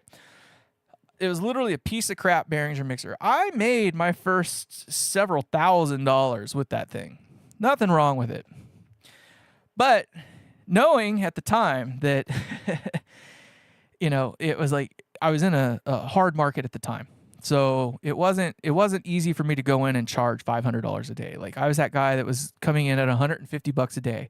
I was bringing 2 speakers, 2 monitors, and the mixer and the microphones, right? Throwaway society. Yeah, and that's literally what it is these days. It's just consume, and it's bull crap. I don't like that kind of crap. So there's no reason for things to be as cheap as they are. And I realized that at the time because like $150 when I was bringing all the equipment that I was like stretching, like making actually any kind of money, right? Yeah, right. Literally bouncing those tracks. I did that kind of crap too. So like I remember the first time I got asked to do this particular gig, and the guy was like, I need somebody today. I need whatever you can bring, I need it. What is it going to cost? And I was just like, this is what it should cost to get all that. And I spat out the number. It was $800. And he said yes. And I was like, well, I had him over a barrel, but that was the only reason I got away with it, right? It was because I had the guy over the barrel. I was the last guy that could possibly provide what he needed today. Well, when I told my friend that I was working with at the time, like, dude, I got a gig and it's $800, let's go. And he just about shat his pants. He's like, how the hell did you manage that? And I was like, I don't know, but we got it, let's go. We pulled the gig off, and it was for a band called AM Radio. I don't know if you've ever heard of them or not, but they are actually a thing, or at least they were at the time. Now, this is like 20 some odd years ago. I don't know where they're at now, but I think they were out of the San Francisco area. But it was for a wedding, and they didn't think about the sound needs when they hired the band to come in, and mine quit working. I was bummed. My little Tascam 410 or whatever the heck it's called, the magnetic head took a dump, and I don't know, I don't feel like fixing it. But so yeah, that was what opened me up, is like, okay, well, I can charge this amount, I just need to do it. And then I remember like a few weeks later, I had this other band hit me up, and they're like, yeah, we want 4 monitors, we want all the mics, we want the main PA, and we want you, and it's going to take all day, and we only got $150. I was like, dude, you're out of your freaking mind. I can do it for $300 though. And they about shit a brick. They're like, dude, we're only getting paid $150. I'm like, I don't care what you're getting paid. This is a service. This isn't like, I'm not like the 5th member of the band, actually. Like, what you get paid is irrelevant to me. Like, for $150, I can go do my day job and not bother with anything. So that was the hardest part for me, was like bouncing up the ladder and getting to a point where I could realistically charge $300 every time I went out, and nobody would ask me a question about it. It's like, it's Luke, he's got the stuff, he says $300, it's $300, right? And I went through that thing for a whole while, and then I jumped as like, okay, now I want $500 a day, right? And it took a long time to even get that to be a thing, and I had to finally tell us, like, look, I'll do all your gigs for $500 a gig. I'll provide all the sound. I'll provide all this. No, the whole 9. But you have to commit to me, all right? And I said, I'll do that for a year. I'll do all your stuff for a year, $500 a gig. Whatever you can sell me for, you sell me for on your end. You keep that money. I don't care. But this is how much you got to pay me now. And it worked. I got somebody to bite on that. And I was able to move up again another notch. And then after another couple of years, it finally got to a point where I was like, now $500 is stretching it. Like, I myself is worth $500 a day for my service, let alone all the equipment. So then the next logical step was like, okay, same deal, but now it's $750. And that was even a hard sell. And it was just like, God, starting at the bottom is a bitch. So the point to all that was that to get here, you can't be charging bottom dollar. And this is still bottom of the barrel. Like, this isn't the high-end Midas stuff. It's not an H3000. It's just a Midas M32. It's basically a Behringer with a Midas written on it. right? But like my monitor speakers, I love my band members. Let me tell you what, this is how much I love you. My front of house system isn't, it's not a slouch by any, means. Like I bought my own personal rig and it's the JBL SRX 800 series stuff. It's, it punches pretty good for its, factor where it's at. Not the best of the best, but I could have gone the cheap route for my monitoring rig, right? No, I love my band members and I love myself too, because I love not having to work any harder than I have to. I spent $2,000 per speaker. Well, damn near 2,000. It was like $1,700 a piece for my monitors for the band. So I bought all the RCF NX12 SMA series stuff. So those things at the time were selling for about $1,700 a piece. I bought 8 of those things. That's how much I love my bands, right? So I did not skint at all. There's at least 20 grand to 30 grand worth of, monitors sitting there, where I've only got like 10 grand worth of front of house PA speaker systems, right? So I've got a couple subs and stuff like that too. And then I go and I spend a lot of money on the microphones. Like I don't cheap out on stuff. Like I realize that the tools, it's all about the tools. And this is kind of going up into YDNA, Team YDNA or Team ATEC here. It's all about the tools, but the best tool you have is the one that you have right now. So there's this point of diminishing returns is what I call it. So it's like I can get a better speaker than the RCF 12 SMA or whatever, NX12 SMA. I can get a better speaker than that. That's a $1,700 speaker. But the next level up, the only way to get a better speaker than that is to double, almost quadruple the price. Now imagine having Martin or L Acoustics grade speakers just to beat what I currently have, right? And it's not that it's, not like a small step up, but that is the difference. Like this is as good as it gets at this price point. The only way to get better is to spend that much more money, like multitudes more money. And it's just weird. Like you find this diminishing point of returns. So that's what I was getting at in that post that I posted about you the other day, or towards you the other day. You can spend a lot of money getting that one thing, but that one thing isn't the whole thing, right? It's a thing. It's not the whole thing. And then, you got to buy that other thing to complement that. And then you got to buy that other thing to complement that. And then you realize when you get through all of those toys that you had to have, that there's like a bazillion other high-end toys that you got to have now. So you end up just going in this endless loop of gas or gear acquisition syndrome, right? So that's where I was more or less getting at. So find that point of diminishing returns and stick to it. Definitely go with the buy once, cry once mentality though. Like if your budget's $200, plan on spending $400. You know what I mean? That sort of thing. If your budget's $600, plan on spending $1,200.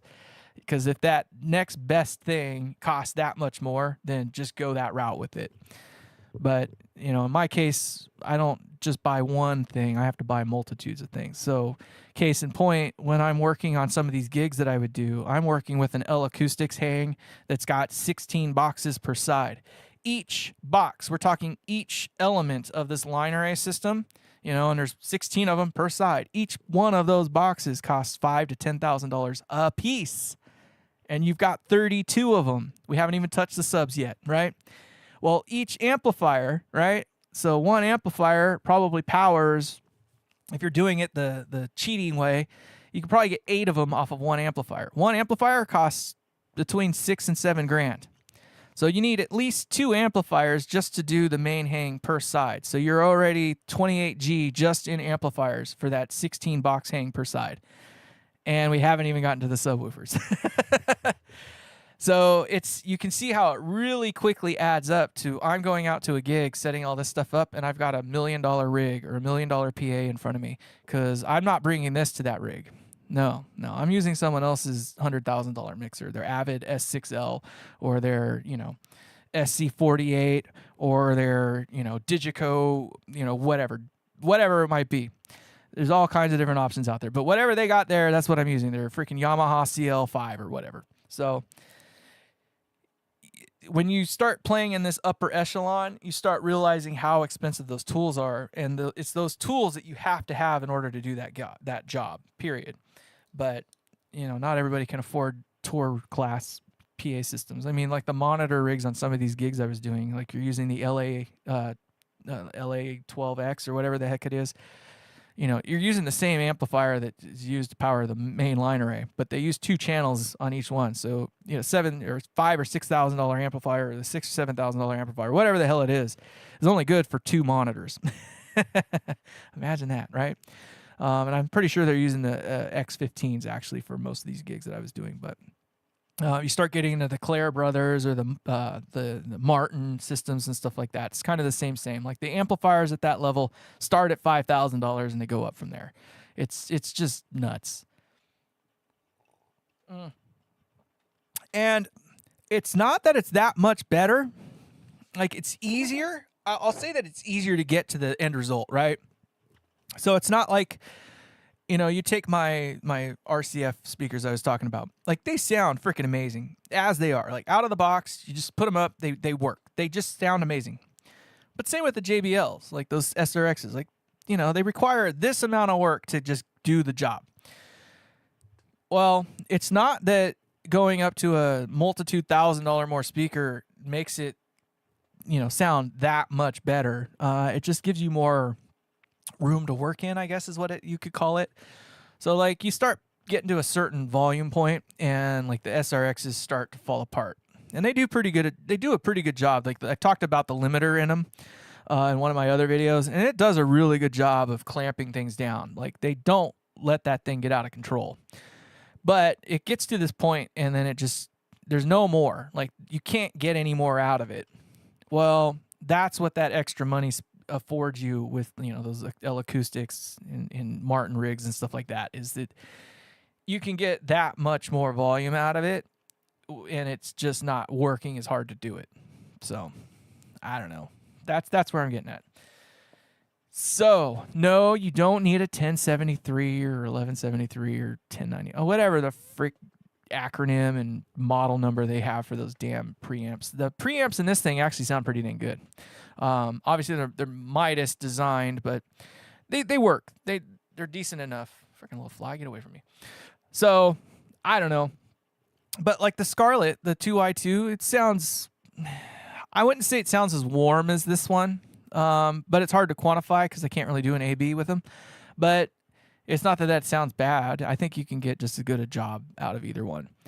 What I was trying to show earlier today with all the different microphones and speaker options is that there's literally an infinite option out there. Move the mic. Doesn't sound good there? Move the mic. Doesn't sound good there? Move the mic. I know what the 1176 is because I got one of those. Well, not an 1176. I have an Ego 76, which is the Wampler made 76 for guitar in pedal format. Killer pedal, by the way. 1073, no, you don't need one of those. The 1176 does the thing, but you can do it. Like I'm doing it right now. You just don't know that I'm doing it. So let's look at my compression channel. I don't know what you can see, but so here's the trick with compression.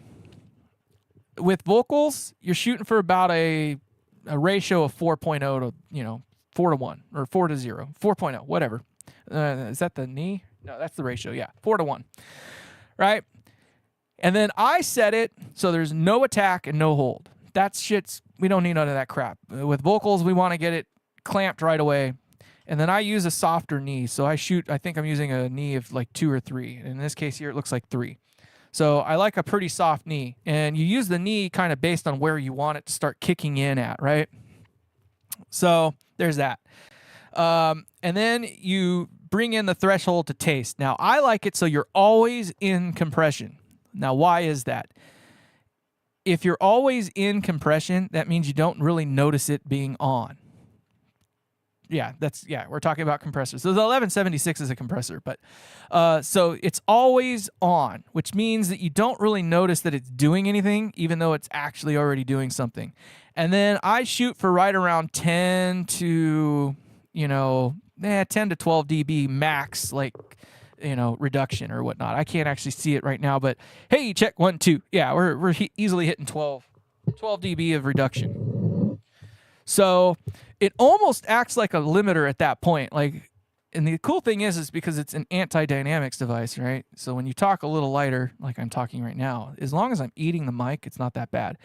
But if I get a little too excited, it punches down and it slams it and keeps it from peaking too much. And I'll show you what it sounds like when you really start crunching it up. So if I talk really softly, I'm in there, but I'm into deep compression right now. You can see it clamping down right there. Hey, check. But then it starts to get to a point where it's compressing more than you're actually putting in. So there's this magic point where you can almost make it act like a limiter. And it's just feeling it out and finding that point where when you're talking like you want it to talk, you're hitting your minimum, your minimum volume, and you can kind of see it there. I'm hitting this point, and that's the point that I want to hit. Or over here, I'm trying to shoot right for -18, right? But I want to be able to not go over that if I get too excited, right? So even if I'm talking nice and quiet, I'm within a few dB of it. But when I spank in on it, it holds tight. That's what you're trying to do. But you don't want to hear that it's doing that. And then an 1176 does that. They all do the same damn thing. Now, some compressors are better than others. The compressor in this is pretty dang good, but the digital compressors that you get in like all your plugins and stuff like that, they do just fine. They do just dandy. But this one here is particularly good in that regard. Like I can crush something, as you notice it. You can crush it pretty good, and sometimes they get really crunchy. Sometimes they also change like the tonality of the sound. This one stays out of the way. Like it's pretty neutral, and you don't really notice it that much. But you can actually use it to like volume level without actually having to use 10-to-1 like compression. On the bass channel, I'm evil. So if I have a bass rig, I will usually go straight up limiter mode with this guy here. So I'll set it for, a 0 knee. So I want it like a hard knee. I'll set it for, it's 10-to-1 or 100-to-1 or whatever its highest ratio is. I can't remember what it is on this board, but whatever it is, I go max up. And then I just bring the threshold down so that when he's just like touching the strings, it's going into compression. Like it's starting to do some form of limiting. And then I just go for wherever it sits in the mix. So like if I want to have his channel right here, I'll put him there because that's where he fits well in the mix. And then I'll run the compressor up or down until he sits where I need him to. And the attack is managed in that. So if I need to have some click or some attack on the front end, I'll use the hold function or the attack function to hold off a little bit on it to allow some of that initial snap to come through. So it's all about just using the tools that you got. The 1176 is cool, but you don't have to have one. Not the real one anyway. They're not cheap either. So I don't know. I don't know much about the 1073. For doing live sound and stuff like that, I can't even remember what it's called. I think it's like a 5047 or 5071. I don't know. There's some freaking bandwidth expander or something like that. It's basically an expander. You have to have it for doing talking head stuff. And I don't know what it does. I don't know how it does it, but it's like an expander with it's like a compounder almost. But it uses expansion and compression kind of in one. And really what it does is it takes whatever it is that's going into it, and it just it brings it to this point and it holds it there. It's like whatever it is, and then as soon as they go quiet, it just like shunts everything out. So it's like primary source, I think it's a 5047 or something like that. I could be wrong, but it's a Neve product. It's the only thing that does what it does that way. You have to use both, gate and compression to make it work. But expansion is really cool. It does a thing. Let's see if we can show that. Since we're doing live sound kind of crap, I can't really see everything all that well, but let's get into here. Let's turn on this, and then I'm going to stand up. So I'm going to stand up and talk. Never mind me, we'll kick things around a little bit. So right now it's set for gate. We want it to be not duck, expander. I think that's a ratio. I'm going to go expansion 2. Okay, so it says it's active, right? So you got a threshold, and what should happen is I don't have enough noise going on back here to, but you can see that is that's the gate kind of kicking in, right? And there's an attack and the hold. I usually get rid of the hold. So you're trying to make it so when you start to talk, you don't actually hear it like cutting and opening up, right? You don't want to hear it open and then close, because you can actually make it bounce. You've heard of the gate like bouncing, and it sounds like, and it's like a weird sound. When there's a lot of background noise, you can hear it a little bit more, because it'll be like, I can almost make it do it. But let's try expansion 3 and see what that does. Yeah, it's a different ratio. Okay, so this one's a little more aggressive. So if I talk really quiet, you can hear it coming in and out, right? Yeah, so that's too aggressive. We don't want that. So we'll try that. And then the attack, this is like the hold. So if I talk really quiet, you can hear it come in and out, right? So the attack is how long it takes for it to get in on it. And what's nice about this is if you're in a very reverberant space and you need to get somebody's vocals over the top without the room coming in, this is kind of how the other one works. So you need this thing to be open all the way when they talk. So I need to reduce it a little bit. So when I'm talking normally, it's open all the way. But as soon as I stop talking, it comes down, right? So that's how that works. So I'm cutting. Oh, and you can hear it there. It's bouncing. You kind of hear it like warbling. So that's it bouncing. But that's kind of, let's do the release. We'll do a slower release maybe. Maybe that'll help a little bit. That's faster. Sorry. We want slower, not shorter. Okay, so this makes it so it takes longer. So if I had a reverberant space behind me, you would just kind of hear it just fade away. And that's kind of where you're trying to blend all that in. Let's see if there's a second level. There's a frequency, there's a slope. Nope, nothing useful there for me. So that's what you're trying to do. I'm going to go up to 4. There we go. That's it. So now when I'm talking, right? So that's what that does, is it gets rid of the background noise and makes it in such a way that the room stops coming into the mix, right? It's just the primary vocal that you're hearing. But you need to have compression along with it. So while I'm expanding things, and expanding is bringing the bottom up, while compression is bringing the top down. So in this case here, what you would then do is, where's the gain? The range is cool too. So the range actually helps a bit. So the range is like a secondary gate, so it doesn't close out all the way. And you'll notice it's softer that way. It won't be as gated.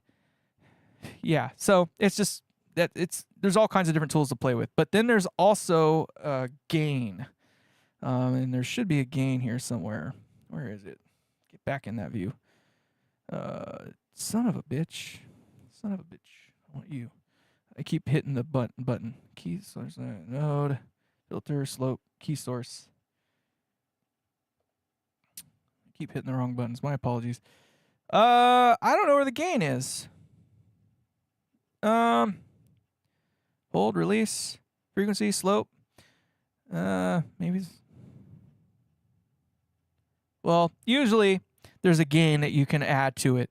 And what's nice about the gain, this one doesn't have it. Some of the other ones do, like the CL series, the Yamaha stuff has a gain.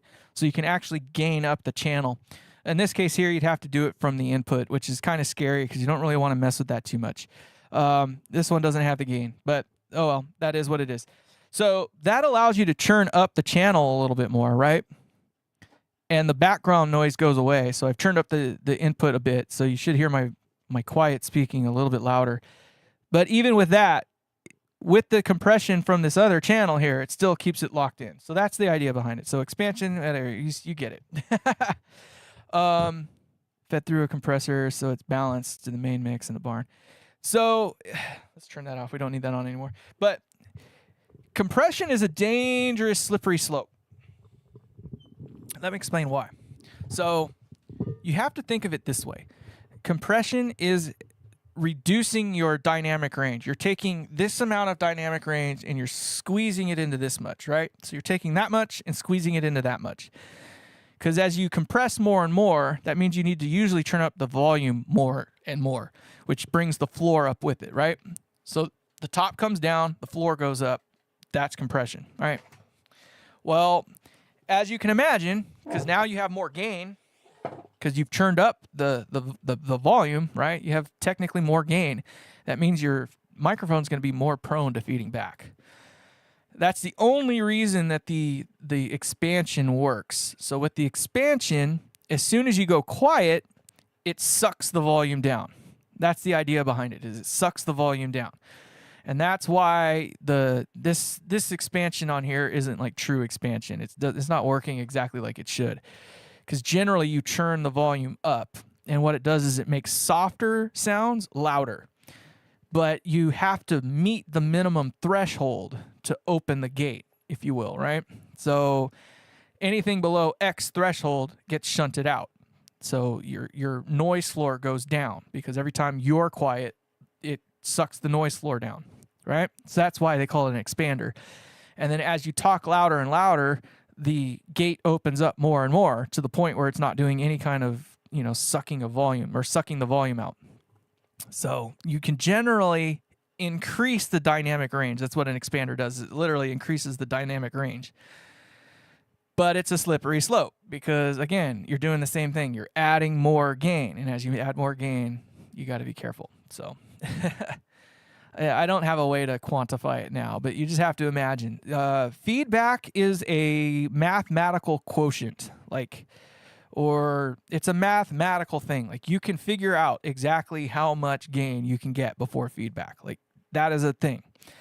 It's called, there's PAG and NAG. So there's potential acoustic gain, and it has a lot to do with the 10 log 2 squared, all that bull crap, yada, yada, yada. It's a mathematical function, right? You can figure it out.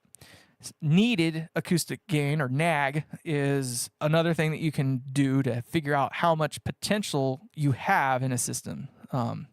NAG is needed acoustic gain. So you can use that to figure out what you need to hit. And then with the PAG, you can figure out if your system will hit it. And potential acoustic gain means gain before feedback, all right? And it has to do with the open loop gain. So if you can imagine, a microphone is on and up in a system. It can hear the speaker that's reproducing its sound. Well, at some point, it's going to meet a point of equilibrium where the sound that gets out of the speaker gets back into the mic loud enough for it to reproduce itself and oscillate. And it'll just go around and around in a circle until you get that whoop. And then, everybody looks at you funny. Well, that's why you do the math on the PAG, potential acoustic gain. Well, then you have to do the NAG thing. So the NAG is needed acoustic gain. So you can figure out if you beat the PAG. So that's the thing, is you have to be able to beat the PAG, which is to say that you have more gain available than you need before you get into feedback. So, but it's, how do you explain it in terms of, everybody seems to think that it has to do with where you twist the knob to. Some of it's like hysteresis. A little bit of it's like hysteresis, right? They call it pot hysteresis. So if you turn the pot up, and you often refer to people talking about head amp gain, and you can kind of see what my input gain is right there for this channel, right? So if we look, we can see we've got X amount of gain coming in. Hey, check 1, 2, right? If you run a really, really, really hot channel, all right, so you've got a lot of incoming gain, so you're cooking the head amps, as they call it. Well, when you cook the head amps, that means you need very, very little gain, and I'll show you what I mean by that. So let's go to here, this, and where is you? I can't see, there's too much reflection. Hell, I'll do it the old-fashioned way. There it is. Okay. So now I'm cooking the head amps. I'm going to turn out that too. So now the compressor's off. This is cooking the head amps here. But you can see here that I've got the gain like way, way down here, right? Well, a small change here is a big change. And if you look at the scale of the thing here, you'll see it goes 20 to 10 to 5 to 0. And then it goes to 5 to 10. Well, if you go down here, it's 30, and then it goes 40. And you can't see that far down, but basically the numbers get closer and closer together as you get further down. So there's a what do they call it? A resolution is basically what they call it. But so as you cook the head amps, that means you need less gain on your fader in order to get the same relative output. As you can see here, we're still basically getting the same relative output, right? I've even managed to clip the OBS side of things a bit. But that means a small change here, a small change is a big difference. And you can kind of hear, like I move it this little bit and you can hear it, right? But let's get it back to normal here. So now I'm going to talk like this here. Hey, check 1, 2, 3, 4. Hey, hey, hey, check 1, 2. I think it was right in there somewhere, right? And then we had that going. Now, if I do that same range of motion, so I was just in between the two, you can't even see it, but if I go, it's just a little bit less, right? So instead of 10 dB in shift down there, so you can't see it, of course, but instead of a 10 dB change for that little bit of motion, there's only a 5 dB change now, which basically means you got more resolution as you go higher up in here. That's the idea behind it. So it's the same for all the other sends. So if you get into the bus sends and stuff like that, you turn this knob a little bit when you're cooking the head amps, and that means that knob's one little churn is more than if you didn't cook the head amps, because the resolution, they digitize that. So it's the same. It's not a digital gain in that sense. They make this so it works just like a normal pot would. So, or a normal fader would. So the resolution tracks across the board. So you turn it up one notch and you're like, okay, that was 1 dB. You turn it up another notch and it's another dB. And then you turn it up that one other notch and all of a sudden you get into feedback. And you're like, what the heck? Right? I only turned it up one notch and it went straight to feedback, but then you turn it back to the other one, it's fine. But then you go the other direction and you get it up to there, and then you start bringing it up. You're going to get to the same relative volume. So you'll still get to the same relative volume and get feedback. But when you turn that knob one detent, if you will, that 1 dB isn't going to cause it to go into feedback or salient feedback like it did before. I actually have a video. I think I posted it. I might have it. I know I did a video on this a while back. I'll have to double check. Maybe I'll find it and repost it, but I basically quantified that. I had another analog mixer and it was like really easy to show. And I show that with the cooked head amps, you turn this knob just this little bit and it goes salient. Like it goes into screaming feedback like right freaking now. And then you run the head amps normal and it doesn't do that. But you have to run a higher level on the pot, obviously. Well, it's just because you have more resolution. So that small change that you make at the higher, the higher gain, fader settings means it's less of a change overall. So that's why you're able to get away with it. Anyway, all kinds of bull crap. Nobody's paying attention. I've lost everybody now. How to lose a whole crew in minutes. Let's talk about freaking gain and stuff like that.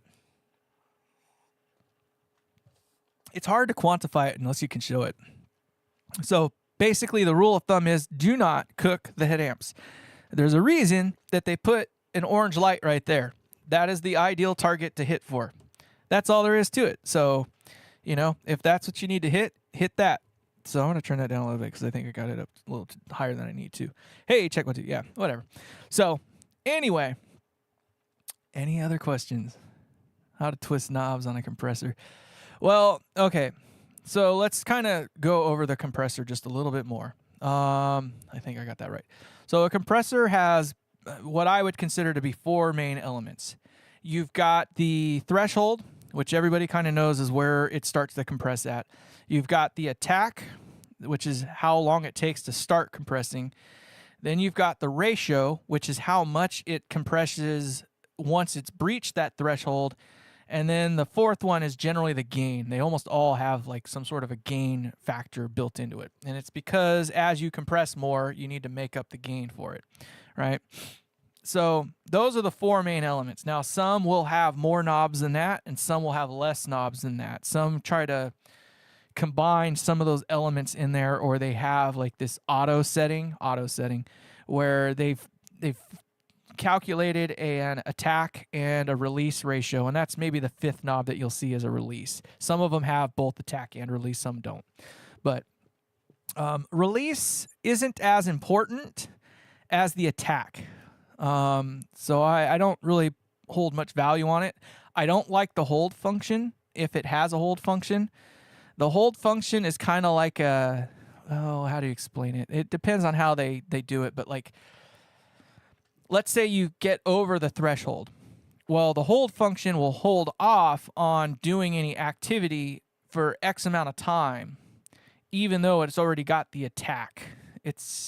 Or it might work the other way. I can't remember. I don't use it, so it's like one of those things. Every time I've used it, it's always done what I didn't want it to do. But it could be the other way around, where as soon as you start to get under the threshold, it waits a little bit longer before it starts doing this other activity. So it's literally what it says it is. It's a hold function. So it holds off on either doing an activity, or it holds off on not doing or undoing that activity until a certain point. It's not as common. They use it on these, but I don't care for it. So attack is huge. So the attack, you have to think of how long it is that it takes for it to actually start doing the job once it breaches the threshold. So if you got a threshold of minus 20 dB, that means that at minus 20 dB on your meter, so right in there somewhere, is when it'll start to compress. Well, if you use a longer attack, and it's usually somewhere between 10 to 30 milliseconds, and that's about all it takes, that's what's going to let the sibilance and the attack, like the snap, the finger pops. That's what lets that get through. And that's what allows the transients. And not transients. So it's great for things like kick and snare when you want the beater head of the kick. Audacity is a good place to learn it. The easiest way to learn it is to really just get Reaper and get like a snare or something and just play with the stock compressor settings that are in that app. Right? Like, or if you have this type of mixer, a Behringer X32, same. Like, it's same. Just play with it. But the attack is great because if you want to hear the batter head of the kick drum, you just set it for like 32 as kind of like a 32 milliseconds of attack time. And that's a good place to start. And it will hold off on producing attack it'll hold off on compressing until after that amount of time. Release only becomes important, I find, really when it comes to limiting or very, very large levels of compression. So if you're starting to compress over 12 dB, thereabouts, or you have a song that has a lot of activity in it, you have to be careful or mindful of packing down, is what they call it. Yeah, well, and Reaper's free as well, or more or less free. So Reaper's great, but Audacity's also good in that regard. But packing down is what they call it. So if you can imagine, like, well, if it keeps compounding on top of your compressor, it doesn't have time to release, and you're still above the threshold, it'll just sound like it gets quieter and quieter and quieter until it reaches that point of equilibrium. Well, that means that you need to shorten the release time, right? Well, if it's too short, it'll sound like it's pumping. So it'll sound like you'll hear it like suck the volume down, and then it'll like swell back up before the tail of the note actually goes away. And you'll hear it a lot when you're trying to limit stuff. So when you're limiting like an output or something like that, generally you go for a really long release time, like 600 milliseconds to 700 milliseconds or more. And it's because you want to get it to a point where you can tell that there's compression, but you don't want to hear it pumping, and you don't want to hear it swelling, right? So you got to play with that a little bit. For spoken word, it's not as important. It doesn't matter that much. I just set the release time for like 140 milliseconds or something like that. And I can't even remember what it's set for here. Let's see what the release is set for. The release is set for 151 milliseconds. A lot of these mixers and stuff like that, or other things, have like an auto setting for that kind of crap for attack and release, and they do pretty good, to be honest. But whatever is stock out of the box for most settings on these mixers are pretty much suited for vocals anyway, and it works pretty much the same for guitars and most things. 150 milliseconds is pretty good. But if you can hear the pumping or the swelling of that instrument coming up after the note has been played, so you can tell that it's been compressed, but you can hear the note swell up, that would be kind of the equivalent to sustain on your guitar pedal. So if you ever used your compressor for a guitar pedal, you'll notice that when you hit the note, you'll hear it kind of tamp down, so it'll like suck down, and then it'll slowly swell back up. that's the equivalent of setting a really sharp attack time, getting it to compress, and then using a really, really long release time to allow it to float back up, nice and slow. It works great for that kind of stuff, but actually in most mixing instances, it's not that great for that. We don't really use these things for creating sustain, so to speak. We use it to control dynamics. So in the live setting anyway, for me, it's all about controlling dynamics. I don't want the snare to have a dynamic range this large. I don't want to have the kick drum have a dynamic range that large. I don't want to have the vocals to have a dynamic range that's even larger still. And I don't want to have the guitars be locked into this dynamic ranges like this, right? So the guitars will always be all over the top of everything, right? Because their dynamic range is this big. So no matter where I put them, there's always going to be an instance where something else can get below it or above it, right? So they'll just always be sitting in there and to some degree on top of something.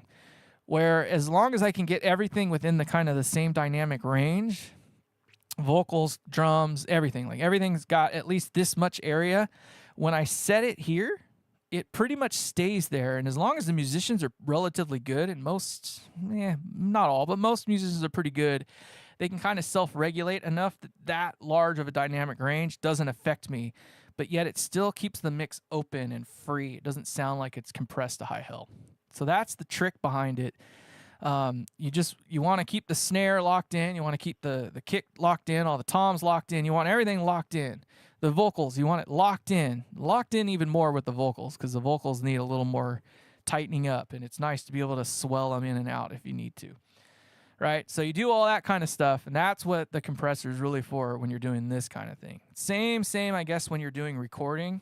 You're just looking to lock the dynamic range down. So don't use limiting for that. Use compressors for that. Limiting is done for the ass end. The only other place I find limiting to work really well on is for bass guitar. The reason for that is that it's because it's such a wide bandwidth instrument. So it's got a lot of lows and in some instances quite a bit of highs. Imagine a guitar with an extended octave below it kind of thing. It's a really large bandwidth to try to keep control on, and a normal compressor doesn't always catch it all. So then using like a multi-band or even a limiter really kind of helps a lot, because it just squashes it up so much that nothing gets above this point, and then you can just put it where you want it. And that's the challenge. Bass guitar, I mean, you just want it to lock in with something. So you're trying to get it to lock in with the kick drum anyway. So generally, you're trying to get the kick to be, probably this really, really small dynamic range if you can. In most cases. Not always, but it just depends. No, I am not free. What is it with September? There's something else I have. I think it's September the 12th I have something going on. I can't remember for sure, but somebody was hit me up for something on December 12th. I think it was like not an Earth Day. Maybe it was an Earth Day. I don't know. There was something. Somebody was hitting me up to do sound for it. But no, I'm unfortunately not available. You got it, man. You can do this show. No problem whatsoever. But thank you. I appreciate the offer. Everything, I've given you gold right here. I'm pretty sure you can find a place to rent one of these. Like, honest to God, you should probably just rent a PA from somebody nearby you. I'm sure there's something in Minnesota area. Like, I know Guitar Center rents that kind of stuff out now. And it's probably not as expensive as you think it is. Like, something like this probably rents for $75 a day. You get the X32. It's even cheaper probably. I think I rent this out for me, I rent this out for $150. And, it's just because I'm up the upper end. I don't do cheap anymore. My days of $500 gigs and $700 gigs are long gone. My going rate just for me to show up nowadays, just like literally just for me to show up, is like right around $650 to $750. Depends on what you got going on for me that day. If it's corporate, it's $750 or and up all day. The lower end stuff, like if I know it's not corporate, I'll go down as low as $550, but lately I've been sticking it right around the $650 mark. That's just literally for me to show up and run your gig. Forget about the equipment. The equipment, I'm not that expensive in comparison. Like, I'm relatively even keeled in that regard with that. So I want to say, if I had to clean out the garage, like everything I got, like you're probably looking at a maybe $5,000 bill, somewhere in that range. Just depends on what your needs are. Obviously, if you don't have a full-on band and you don't need all the mics, you don't need all the stage power, and you don't need like the whole kit and caboodle, you can pretty much get me right around the 2,000 mark. Just literally talking heads and all the speakers and stuff like that. But full band and all that stuff, yeah, you're probably talking right around the $4,000 mark, right in there. It's gotten to that point now. Like, my days of doing $150 to $300 gigs, I can't do them anymore. I'm too old. And I'm not like high on myself either. Like, there are guys out there still that will go out for $350 day rates. I think the $250 day rate is kind of dead now. It used to be kind of in the middle of my heyday. So we're talking like 10, 15 years ago. Like 250 was like a good starting rate. And if you were a step up, you would do 350. By the time I'd started getting out of the gigs, and not really bothering with that so much anymore, if I didn't make $700 in a day, it was surprising. Because usually you'd end up going over on the time, or you have travel worked into it, or something else, per diem, all that fun stuff. So, $700 in a day was nothing. I didn't always bring out my own equipment because I was usually running other people's gear. So that's why the day rates would go up.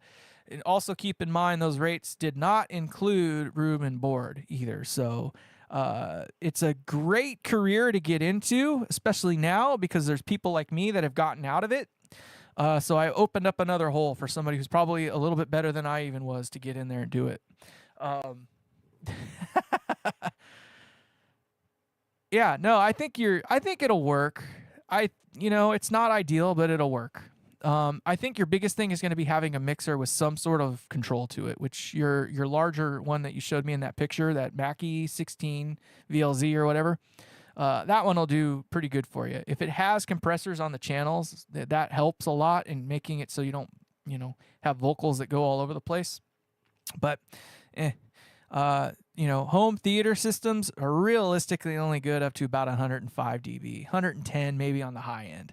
Like, that's pretty spanky for a home theater. Much beyond that is, that's asking a lot out of a home theater system.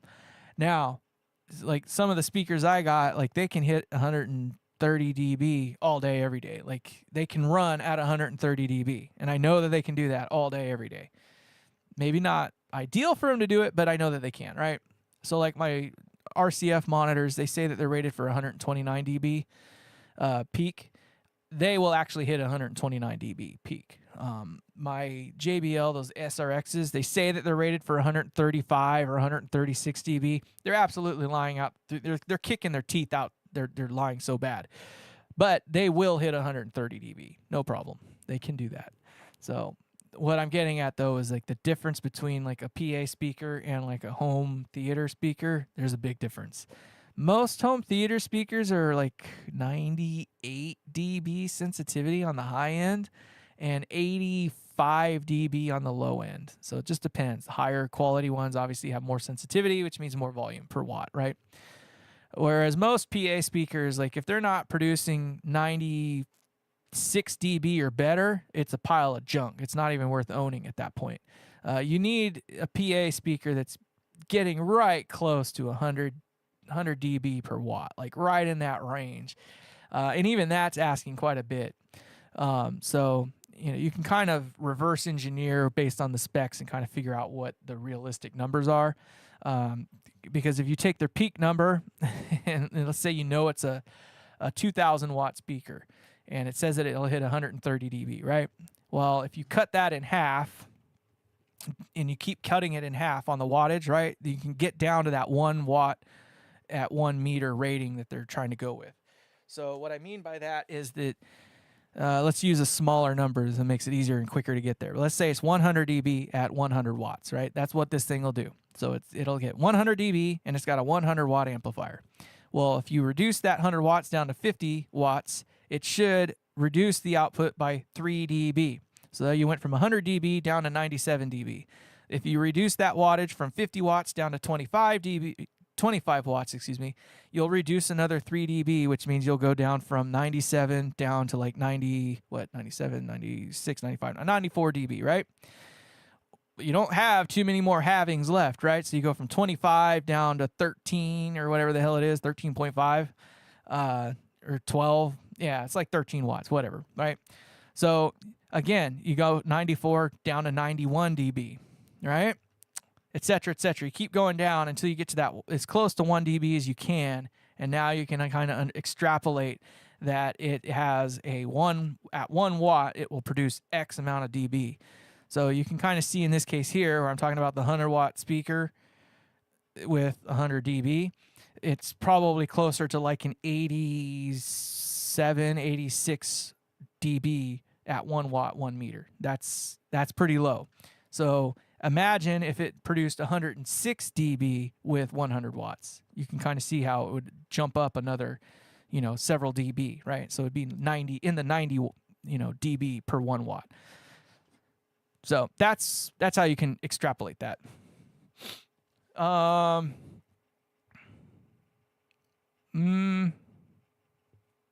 It might be. I don't know. A lot of these receivers don't go down to 2 ohms.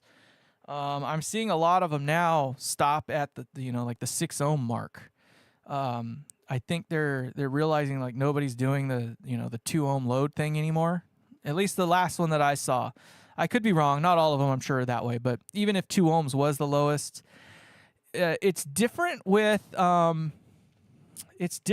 solid state amplifiers than it is with like tubes and stuff like that, right? So when it says it'll do 600 watts at 2 ohms, that means at 4 ohms it will do 300 watts, which means at 8 ohms it would do 150 watts, and at 16 ohms it would do 75 watts, right? That's how that works. It's half, that sort of thing. But it will produce the same volume level either way. Like, it's just how the wattage works into the load, right? That's all. So it's the same power, same output, just at this wattage or at this ohms, at this ohm load, it produces X amount of watts to do X job. That's all. But 600 watts is not a whole lot. So those RCFs that I got are 1400 watts. I think that's what they're rated for. I don't know if they run at 1400 watts. So like my SRXs are a little weird. It has an odd number. So there's like the RMS, there's the peak, and then there's the program like ratings that they usually give. Generally speaking, if you got a 2000 watt peak amp, that means realistically its RMS is going to be half of that. So generally speaking, so if it says it's 2000 watts peak, you know it'll do 1000 watts all day, right? Something like that. Anyway, that's a rough way to get there. Well, mine say that they are 2000 watts peak, but that they're 1500 watts RMS. So that means it'll run at 1500 watts all day, every day. But it has a peak output power of 2000 watts. But I know that the JBLs are running down to a 1 ohm load. That's how they're cheating things a little bit. It's getting scary the way that they're working things in the live sound world now. They're allowing things to run near the 1 ohm rating to get there.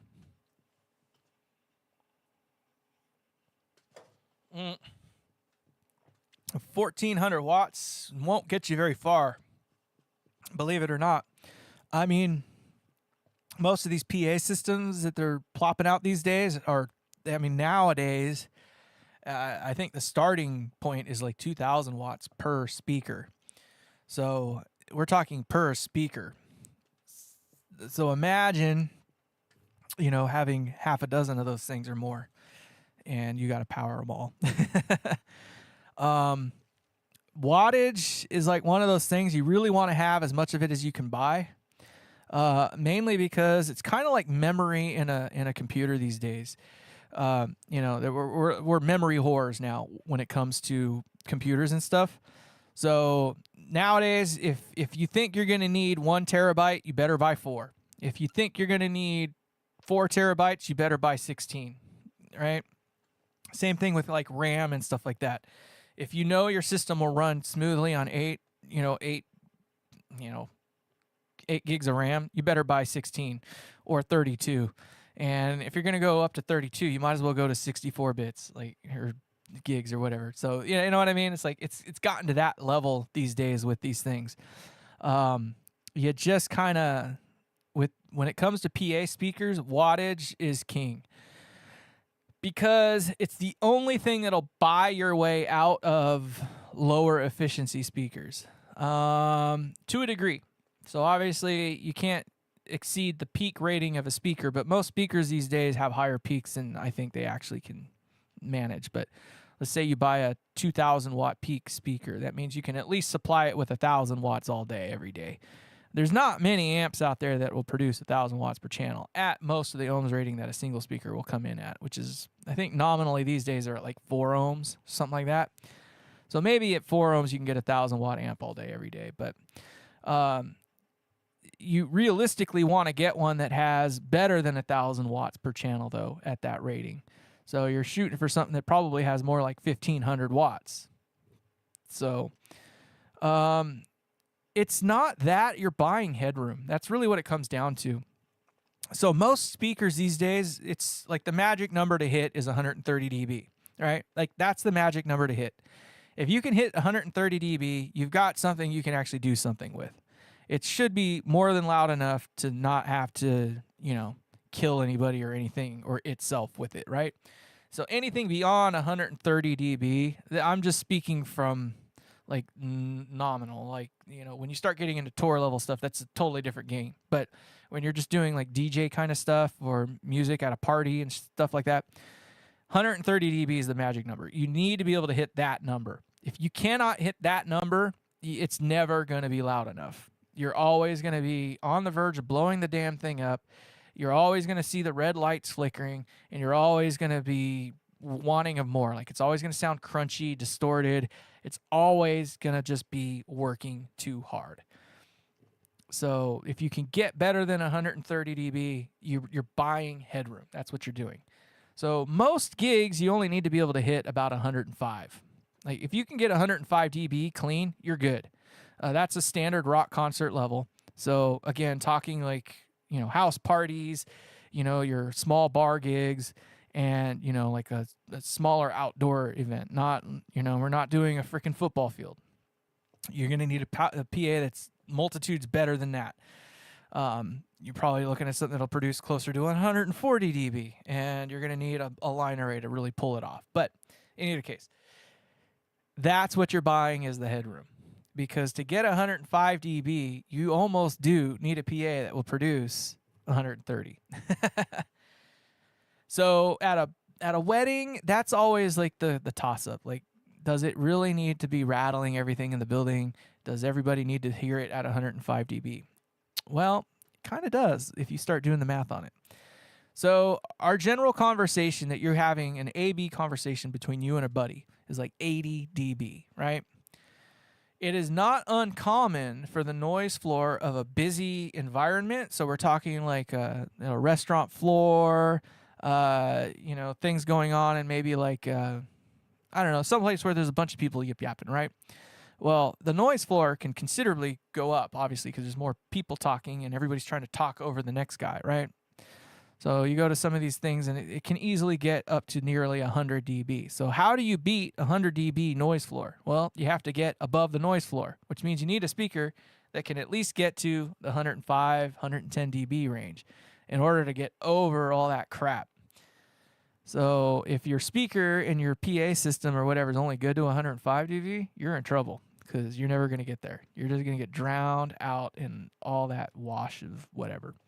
So there's a reason why the average concert volume level is like 105 dB. And that's because that's what it takes to get over just the people being in that space. Now, where you get into weird oddities with like enclosed spaces is that now sound doesn't escape, right? So if you started with 105 dB at the source, it's only going 15 feet that way and 15 feet that way, or maybe 50 feet the other way, right? Well, mathematically speaking, it will reduce by X amount, right? It's usually 6 dB per doubling of distance, right? But you can see how 50 feet is still pretty, it's quite a bit. But if you put a speaker in the 1/3 spot of that room, right? And let's say it's a 50-foot long room. So you're 1/3 of the way into it already. So you're, 20 feet in almost? 15 feet at least. Well, 15 feet in front of that, you're going to be X amount of wattage. Well, another 15 feet from there, which places you damn near at the back of the room by that point in time. You know what I mean? Like you've only lost like 6 dB because you lose 6 dB per doubling of distance. And that's the inverse square law working against you. But you're in an enclosed space. So that last little bit of length doesn't really count anymore because it's going to bounce off that reflective surface and back into the room. And you'll hear that as destructive interference. But it's destructive interference that makes it sound not as pretty, but the volume doesn't dissipate as much. And then you just start splattering everywhere. 1/3 by width, ideally. So if you've got you can see this line here, and we can imagine like this -10 line right here, right? So you got a room that's really long but kind of narrow. You're shooting for that, that 1/3 spot, like in, 1/3 in this way and 1/3 in this way. That's what you're shooting for. And that just gives you the best odds of not having too many problems. If you put everything in the middle, right? If you can imagine in the middle, everything is equidistant either side of the, well, I guess middle's like more like here, but you know what I mean, right? It's equidistant either way, which means everything's going to double up and, compress right in the middle. And you can see how that can start to cause some weird issues, because if that width happens to work out to the exact frequency of one of the things that you're reproducing, it's just going to sail. Like it's just going to sound like an organ going off every time that note is hit. And same kind of goes for the depth of space too. You don't want to be against the walls, because now you're coupling off the walls, which means anything, it's basically about 250 hertz below. So when you start putting things against the wall, it's 250 hertz and below. Oh, dude, you knock it off. You've already given me enough today. Thank you, though. I appreciate that, but stop.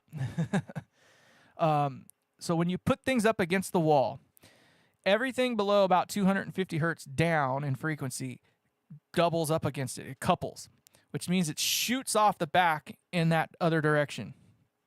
Oh, don't worry about it, man. This is what this channel is about. It's trying to learn and help people. So that's the predominant goal here. It's not about the money. It's helping. I have things to give. I need to give it. You just have to be willing to listen. So if you can imagine that, right? So that's why when you put speakers against walls, they sound generally a little bit woofier and woollier and not as clear and defined. It's because they have all that energy in the low end adding up and doubling up, and it makes a mess, right? And then you're increasing your odds of that, room mode, as they call it, because now you're starting here and it's going to here and then it's bouncing back. So you're going to have every possible connotation of the room modes from here to there that you can possibly have with that speaker. Whereas if you move the speaker in a little ways, preferably around the 1/3 mark, not always possible, especially in a wedding, but you get to around that 1/3 mark. Again, you get to that point where you're eliminating the odds you're reducing the amount of odds that you could possibly, have that kind of room mode problem. So if you're 1/3 in and 1/3 in, that's the ideal spot for that speaker, relatively speaking. Obviously, you can't always do that. So, that's what you're always fighting against. So it's weddings. I've had more than one wedding, but I've had multiples, of course, where they want me to take a speaker and they want people to hear it and interact with it as if it's a usable part of the whole shindig, right? But they don't want to see it. They don't want to see it because, heaven forbid, that speaker that you paid me to put out there for people to actually utilize is seen in a picture for Christ's sakes. It's like, oh my God. So they want you to stuff it in the bushes. Well, sure. Yeah, that might, it might not hinder its, dispersion or whatever. You might be able to get it so it pokes out enough that it's not being hindered by the bushes. But as you can imagine, that limits to where you can put it to actually do what its job is supposed to be, which is get into the ears of the people that you want to have listen to it. And there's nothing worse than having like not an officiant, but it's usually like a wedding planner that doesn't want to see the mic at all. So you have to find a way to stuff it in their hair, or you got to tuck it like really tight in the in the groom's like thing or something like that. So it's not in an ideal spot. And now you've got the speaker not in an ideal spot, and you've got to try to figure out how to make all that work. That is not fun. And then of course, lavalier mics are a brat and a half to work with anyway. But I'm trying not to use expletives, but you know what I mean? Like when everything that you do ends up working against what the ideal is, again, everything about audio is physics. We are dealing with physics. This is a mathematical thing. Like you can solve all of our problems in this world with math. But if you can't heed the math, well, then what the hell do you do? Like you can't get around it. So there is what it is, That's what we're fighting against. So a lot of people always want to blame the sound guy for, not doing a great job. A great sound guy can fix a lot of your problems, but he cannot fix all of your problems because physics don't allow. So when you go into some of these venues and you hear this band and it sounds like Dookie, how much of it is the room? How much of it is the band itself? Because my experience, and I'm a musician myself, so I feel like I'm free to say this. Most musicians create most of their own problems. Like, I'm not even joking. If you have a band on a stage and they're bitching and moaning about everything else sound related, this sound guy sucks, he can't get this right, sound guy sucks, he can't do that right, sound guy sucks, he can't do this, no, XYZ, it's probably not him. It's probably you. And it could be a multitude of reasons. Guitar too loud, drummer, literally using baseball bats to hit the drums and hitting them as hard as he can with those baseball bats in a room that can't even manage like brushes. You know what I mean? Like all that kind of stuff. A bassist that literally thinks that it's cool to rattle buildings 5 blocks away. Right? Like invariably you always get that bassist that thinks it's cool to rattle everything 5 blocks away. And every time he plays a note, the frickin' snare is going, and you're just like, oh my freaking God, dude. And you wanna kill me really quick? Drummers that use cymbals as instruments. Cymbals are not instruments. There is nothing worse than a drummer that spends half the song playing away on the freaking crash or whatever, like it's like, you motherfucker, you hit that thing one more gosh darn time, I'm gonna lose my noodle over here. Because that freaking thing gets in everything. There's 100 mics on that damn stage, and it's in every single one of them. Are we cool? We get it? So, like, I love musicians, but I understand, like, some of the challenges. But as you can see, like, when it comes down to the mathematics and the physics aspect of it and what's going on to make things work, there's only so much I can do. And in a small bar setting, like, I dare say that probably 50 to 75% of what and I'm talking a small bar, so we're talking maybe a 300 cap building or something like that. Maybe on a good day, 50% of what the patrons hear, I can actually even do anything about, period. Like, the other 50% is 100% the band. So even if I want to get rid of something completely, I cannot, because the other 50% of that equation is holistically on the band, So I can only fix what I can fix. But everything started moving, so dang, yeah. Hey, dude, Carno, thanks for coming in, man. I'm glad. Moving sucks. I hate moving. Like, of all things in the world, I hate moving. You want to know why I hate moving? I move a lot of equipment. I've moved truckloads of equipment in my lifetime. I can't even tell you how many 53-foot trailers I've loaded in my lifetime. inane amount of 53-foot trailers in my lifetime. So imagine trying to do the same damn thing with all my own crap. Maddening. So congrats on your new place, man. Yeah, right. I hope this is permanent for you. Is this like a stepping stone for you? Like a new house, like you bought it, or is this what's going on? New pad, new casa all the way, or is this just like a temporary thing for you? Q mark.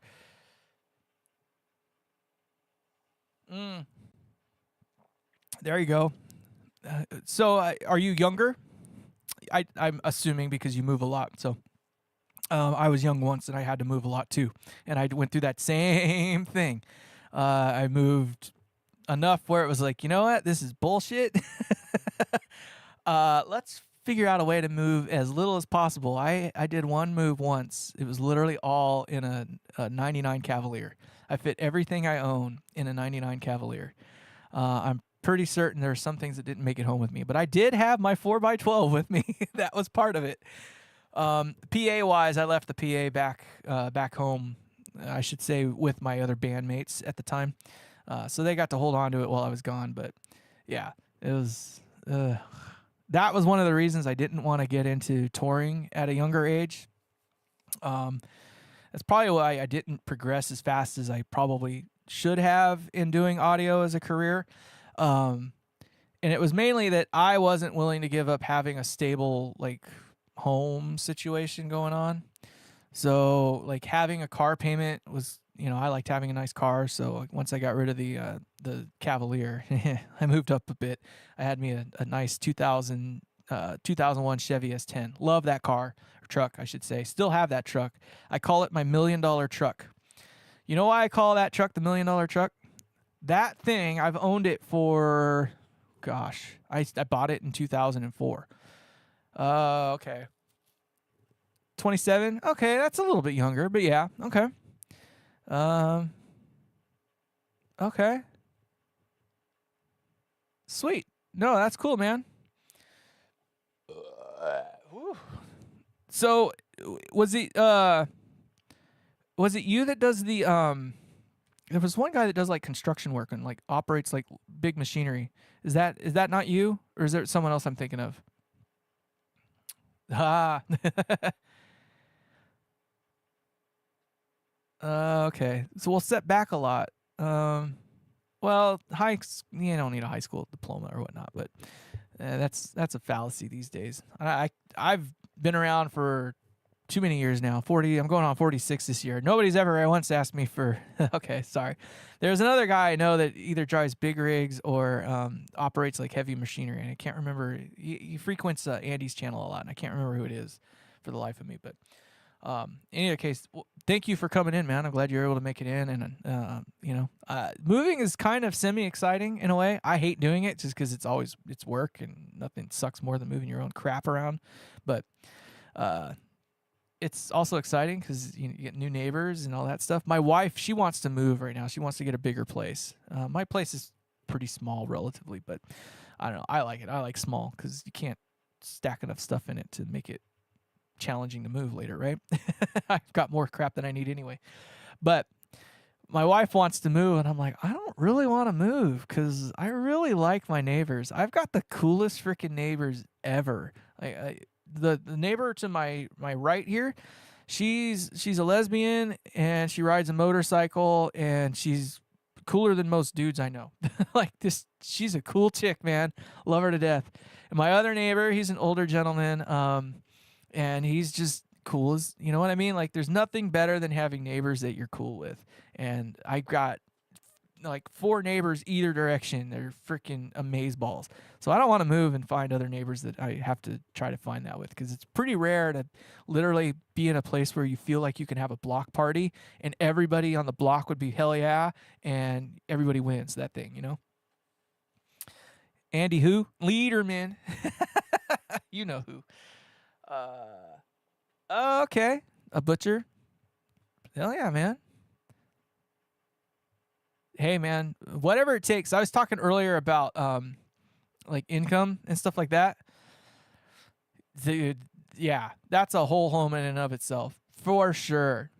I it's my motto is it's better to have friends than enemies. So if you have an enemy, it's probably better to just find a way to make friends with them. Like I have this saying about people that you work with. Like you don't have to like the people that you work with. You just have to work with them. So there's no point in making an enemy at work. You know, it's you might as well just figure out a way where you're hugging it out. Like, you know what I mean? And find a way to make it so you're breaking bread and having beers with each other. It's not even worth trying to fight and get angry with somebody. Like you just always need to have those friends. Period. And earlier today, obviously we had Windsor and Andy both in here at the same time. They kept it pretty respectable. I appreciate them for that, and I know their history is less than, less than ideal, I guess, if you will. But it is what it is. So I'm glad that they held it together, but it's always better to have a friend than an enemy. And Lord knows you never know when you need a friend. So I've mentioned it once before. Like everybody needs to have a ride or die buddy as well, if not multiples.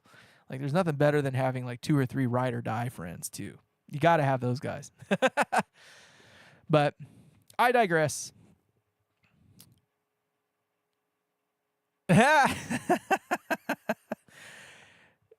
But yeah, so going back to what I was talking about, so I went in to get my haircut earlier this morning, and the girl, somehow we got on like income a little bit, and it was just like one of those things I was kind of saying, like, if you want to have more money, forget about trying to get a raise. It's always about having a second form of income. So, get that side gig, get that weekend job, or start putting your money into, investing or something like that.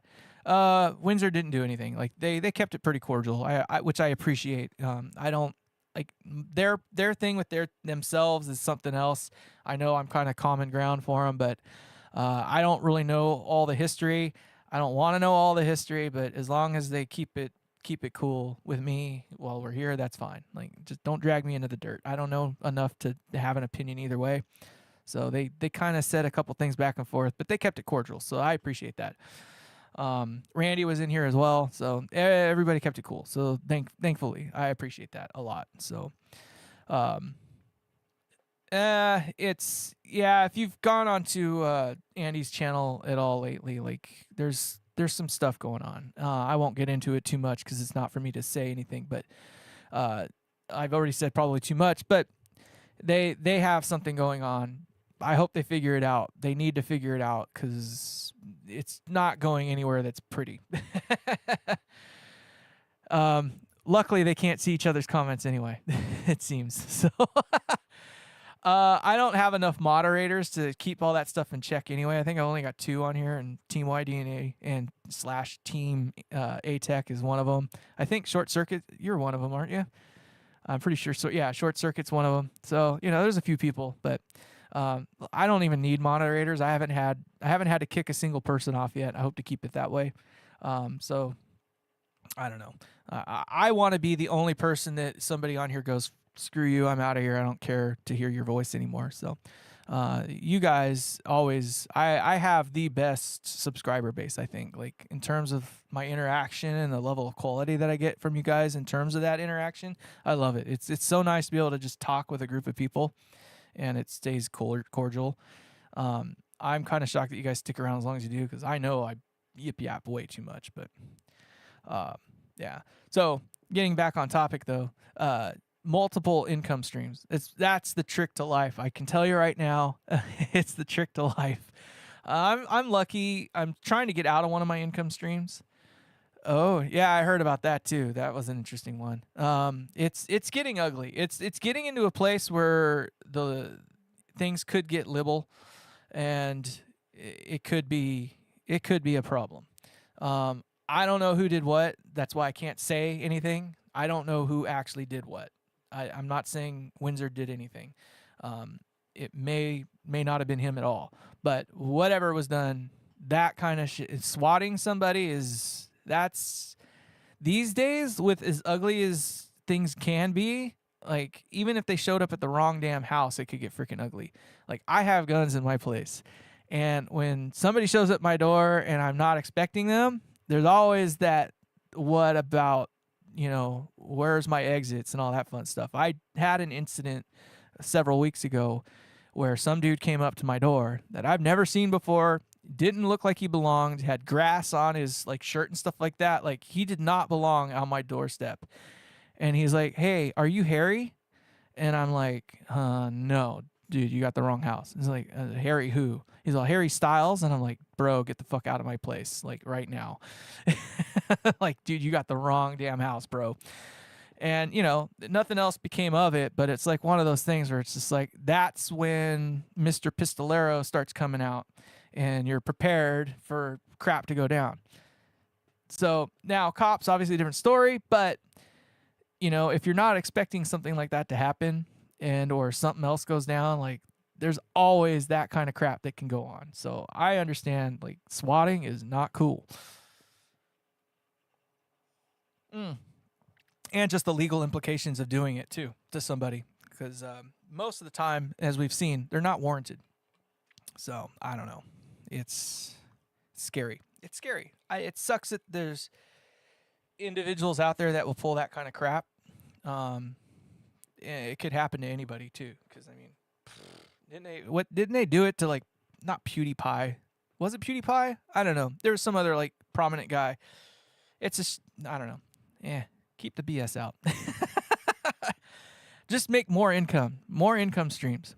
Oh, I know what it was. So she was talking about how it's like crazy how people can do what they can do because somebody bought like all kinds of stupid amounts of stuff, and I was like, oh yeah, But I was like telling her like the income. I was reading up on this not too long ago, but like only 14% of Californians make over six figures a year, or over that threshold. So 14% of Californians make over 100K.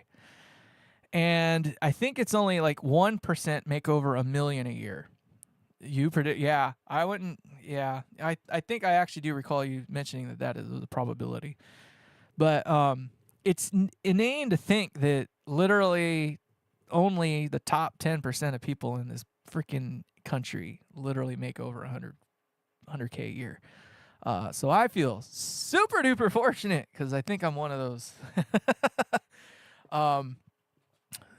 In either case, it's all about the freaking multiple income streams, though. Like, that's the only way it happens. And for me, I'm not into real estate or anything like that. I'm more into the investing side of things. And I'm still not even huge on the investing. Like, I think it makes me like $300 a week or something like that.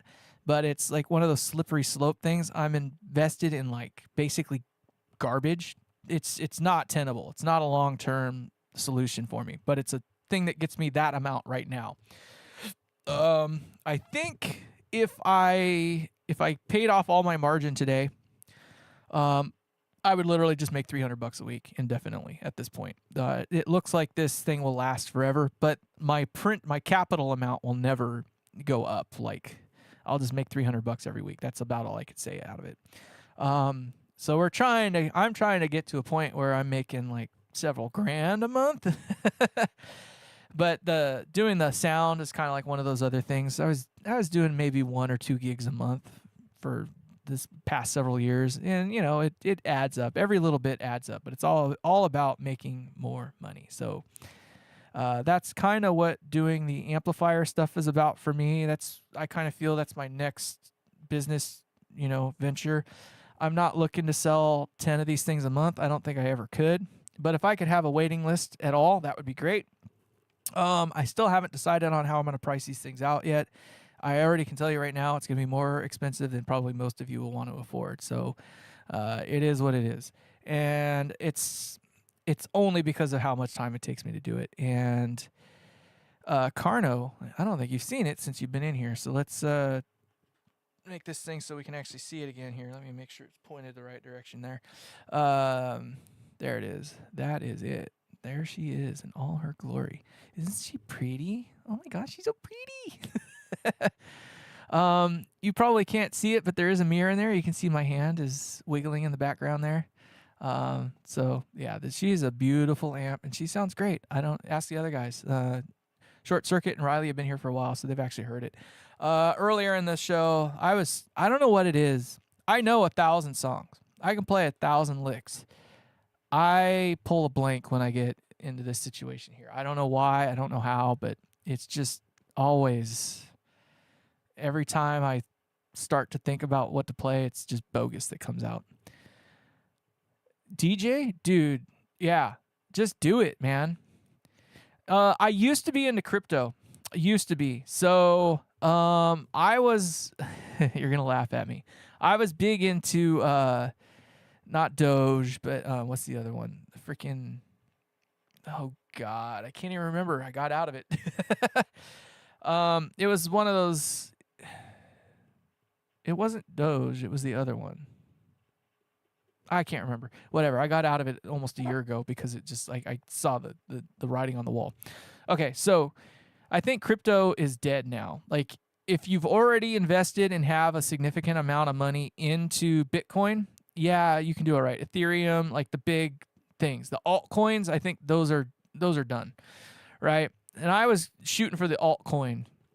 And I was hoping that, I had enough invested in it that I basically had like several million of these things. Like if it ever went above like, 10 cents, like I was going to be even if it had gotten to a penny, I think I would have been a multi-millionaire if it had gotten to a penny. But it was like one of those things I was like looking at the math on it. I was like, okay, well, I've got this amount of money in it. I think it was like 10,000 or something like that, maybe 12,000 or something into it. And I was like, I own hundreds of millions of these things. So it only had to get up to a penny and I would have been super duper rich. But it was like, it was going to take 50 years for it to get there. And I was like, I can make so much more with this. And maybe not in the grand scheme of things, but it's just like, nah. And then it took a shit on us earlier this year. That whole Trump transition thing was kind of a bummer. Like it sucked that everything took a dive right at the beginning of the year. That definitely didn't help me at all. I was up like 35%, and then I went like almost overnight. I was like negative something. I don't even know where I'm at the moment. I'm not technically even, but so I use Robinhood, which is probably the worst one to be using. Fidelity's probably a lot better, but I don't want to pay for every freaking single transaction I do. So it's just like Robinhood's good if you're not doing a whole lot of crazy stuff, right? It's worth nothing. Like crypto is great if you're already invested. So here's the funny thing. Like I was talking about Bitcoin when it was $1. And my friend was like, dude, we just buy some. And this was before wallets were like a thing. So you had to keep your own freaking key and all that jazz. And you had to have your own locker and all that. It was a convoluted mess, right? So it's like, how do I buy this thing? A, how do I store this thing? B, and C, is it, if I put $100 into this stuff now, like I didn't have the $100 really then, but it's just like, is it really going to be worth something? The sign, or the writing should have been on the wall, because I remember when it was a penny and everybody was laughing at it, and then it became worth $1, and you're just like, oh my gosh, like duh, I should have snapped out of it then and been like, you idiot. They say hindsight being 2020. Yeah, I should have bought, thousands of those damn things when they were next to nothing, because I had enough expendable cash. I could have bought, several $100s worth of them. Knowing what they're worth now, Lord only knows. I don't know. I've just gotten into investing like the last couple years, but I'm doing the ETF game, which is, don't even spank on me about it. I understand that they are bunk, garbage, trash funds. Like they are the worst way to do what I'm trying to do. But for somebody that doesn't have $100,000 in there yet, for somebody that doesn't have, millions in an account yet, like if I had $1 million, I'd throw it into SCHD, Coca-Cola, and a couple of those other things like that right now, all day, every day. Like if you have $2 million in SCHD, like you're pretty much set for life at this point. Like if you had $2 million in there today and you got 20 years before you need to retire, you're set for life. You're going to be making $100,000 a month by then. But I think $2 million in SCHD today would net you like $10,000 a month in income, which would be freaking amazeballs. It's still not enough, but even today, by the time you actually need it, hopefully it'll be worth 2 times that amount. That's the idea. But the only way I could see to get there is to get involved with these bogus funds right now. So ETFs, the way that they work, for those of you who are uninitiated, is it's a mindset, okay? So this is the hard part to get out of it. I'm going to give 1,000, NVIDIA is good, yes. I'm going to give you $1,000 today to invest, and you're going to pay me $100 a month for it. Let's just, pulling rando ass numbers, right? So $1,000, you give me $100 a month. Well, every month, in theory, that stock will drop by that $100. So that $1,000, let's say it's one share, it's worth $1,000, and they give you $100. Well, at the end of the month, that $100 is going to come out, and that stock's going to drop from $100 down to $90 or whatever the hell it is, right? Or $1,000 down to $900, excuse me. All right, so that's how that works. Well, the hope is that the stock value will go back up and maintain at about the $100 mark, right? Or better. Ideally, it would be better. Well, invariably, that's not how it always works. So, maybe the first month you lose that $100. You get the $100, but you lose the $100. So you're not really making any money, but you get the $100 back. So you're kind of square, but you're kind of not. So you're hoping that the following month that it goes up back to that $1,000 mark.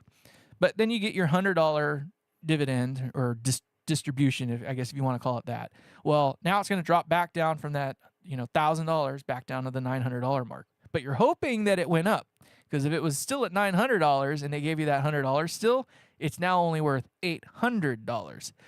So now you've lost $200 in capital value, but you've only made $200 in whatever. So you're still even. You haven't made a dime yet.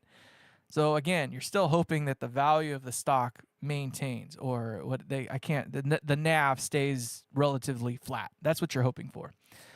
In my case, that's more or less what's happening. Is the NAV is staying pretty flat. Like I'm underneath where it was when it was at its peak, and when I had most of my stuff bought in on it, but it's holding flat right now. Flat enough to the degree where I've pretty much made back the difference. So now all you got to do is hope that happens for eternity. But the mindset is that you're giving up $1,000 or X amount of capital for X amount of income. So the hope is you count that $1,000 as being gone. You're never going to get that back, because the only way you get it back is if you sell the stock, right? But if you sell the stock and you sell it for less than its value, you're out, right? You lose that whatever amount of money. So you have to hold on to it long enough and have it hold value long enough that you reach over a point. For me, that's the only way I found that I can do this. So I am heavy into YMAX right now, and I'm making $300 a week on that. You can figure out the math on your own just by knowing that data right there, how much I have in it. So $300 a week on average. So I'm making $1,200 a month with this thing, and I don't have to put any money into it, and it's fairly NAV stable. So I'm at the point now where if it stays at least where it's at right now for the next year or two, I'm making $1,000 a month indefinitely, right? And that's great.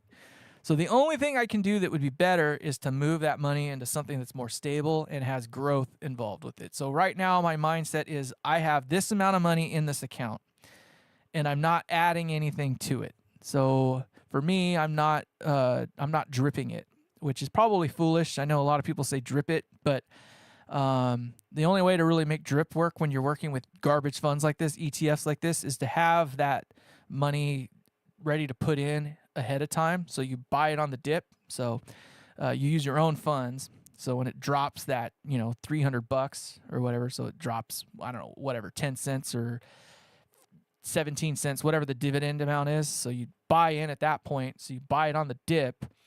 And then when they pay you out the dividend, because the way Robinhood works, they pay you after you can actually utilize it.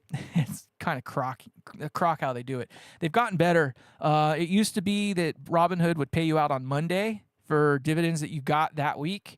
They're doing better now. They pay you out on Friday, but it's already too late by then. So Thursday is when the shit tanks, and Friday you finally get paid for it. So you've already missed out. So you always have to have that money stashed away ready to buy in later on. I'm not doing that right now. I'm trying to set myself up where the money that I invested and the margin I took on it pays itself off. so that all that money is mine, which should be by the end of the year, I'll be square. So the amount of money I put in and the amount of money I margined on it, I'll be square on that, which means all the money that I have in there I will own, which then means I'll feel a little more secure about moving it around and or putting more money into it.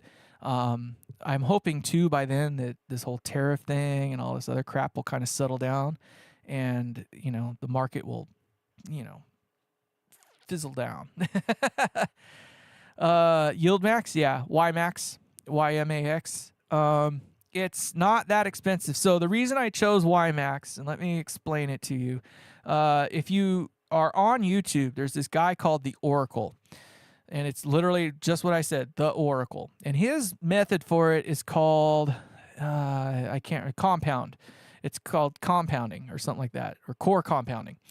So the idea behind it is that you need something that's semi-volatile anyway. And you have to have expendable funds so you can put money back and forth, this, that, and the other, right? Boy, we've gone off the freaking deep end over here. We're 4 hours into this, and we're talking a bunch of crap. Anyway, so core compounding. You put $1,000 in, and you own X amount of XYZ stock. Well, let's say it goes up to $120. Well, you buy or you sell that $20 in difference, and then you pocket that money. That's your money now. You own that money. You can do whatever the hell you want with it. You own less stocks, but you've made X amount of profit right now. It's yours. It gets messy in taxes, but you don't have to worry about that. It's bullshit anyway. It's not as scary as people think it is, right? So then all of a sudden the stock drops, like let's say a week later, it drops down like $20 or something like that, right? Well, you've already made that $20. So now you can buy back in at a lower price than what you sold out from. So you can take that same $20 that you got before and you can buy back more than you initially started with. That's the idea behind the core compounding, right? It's not dodgy. It sounds scary, and it's just one of those things you have to manage your funding, right? Oh, 401k is the worst, man. No, get out of 401k. I'm not a 401k fan. I would Roth IRA or IRA anything before I do 401k. I want the taxes out of the way. I want that money to be mine later, period. I don't want to deal with the tax bullshit later. When I get that money and I finally need it, I don't want to deal with the taxes. I'd rather pay the taxes now and get it out of the way. That's a me thing, though. So with this core compounding idea, the concept is simple. You buy in at $1,000, it's worth $1,000 at that time. It goes up $20 in value, so it's worth $1,020. You sell that $20 worth of stock. So you've made $20. You keep that $20. It is yours now. The stock drops down a certain amount, right? Let's say it gets down to $980. So now you're $20 below where you started with all that. Well, you sold while you were high. So now you can take that $20, buy back in, and get back up to your $1,000 worth of whatever. But it didn't cost you anything, all right? So that's the idea, is that you can compound the number of shares, because that's the idea that you're going for. So again, we're talking ETFs. So we're talking about accounts that have a dividend. And that's why this works the way it does, is with these ETFs, which are bogus, bunk, crap, garbage. It's like buying bad debt kind of shit. You're buying house bonds and stuff like that, right? That's essentially what this crap is. It's bad debt. You shouldn't be doing it, but it works. Okay, well, so when the dividend is dispersed to you, you make that money. It is your money, but the value of the stock goes down. Well, the hope is that during the month you've bought off enough, right, or sold off enough, that buying back in at the dip works out in your favor. So now you've bought while it was low, so your cost per share basically stays nominal, right? So you haven't increased or diminished your cost per share, but yet you still made that money in the end, right? So now you've got your disbursement, you're squared up on this, so you've accumulated more and more shares of this stock, which means you're going to get a higher and higher amount of distribution every week or every month or whatnot. Yield Max pays every month. Trading, you should talk to him. Yeah, I want to talk to somebody more about it. One of my coworkers came up with this crafty idea. It's not a realistic one, but the concept behind it makes sense.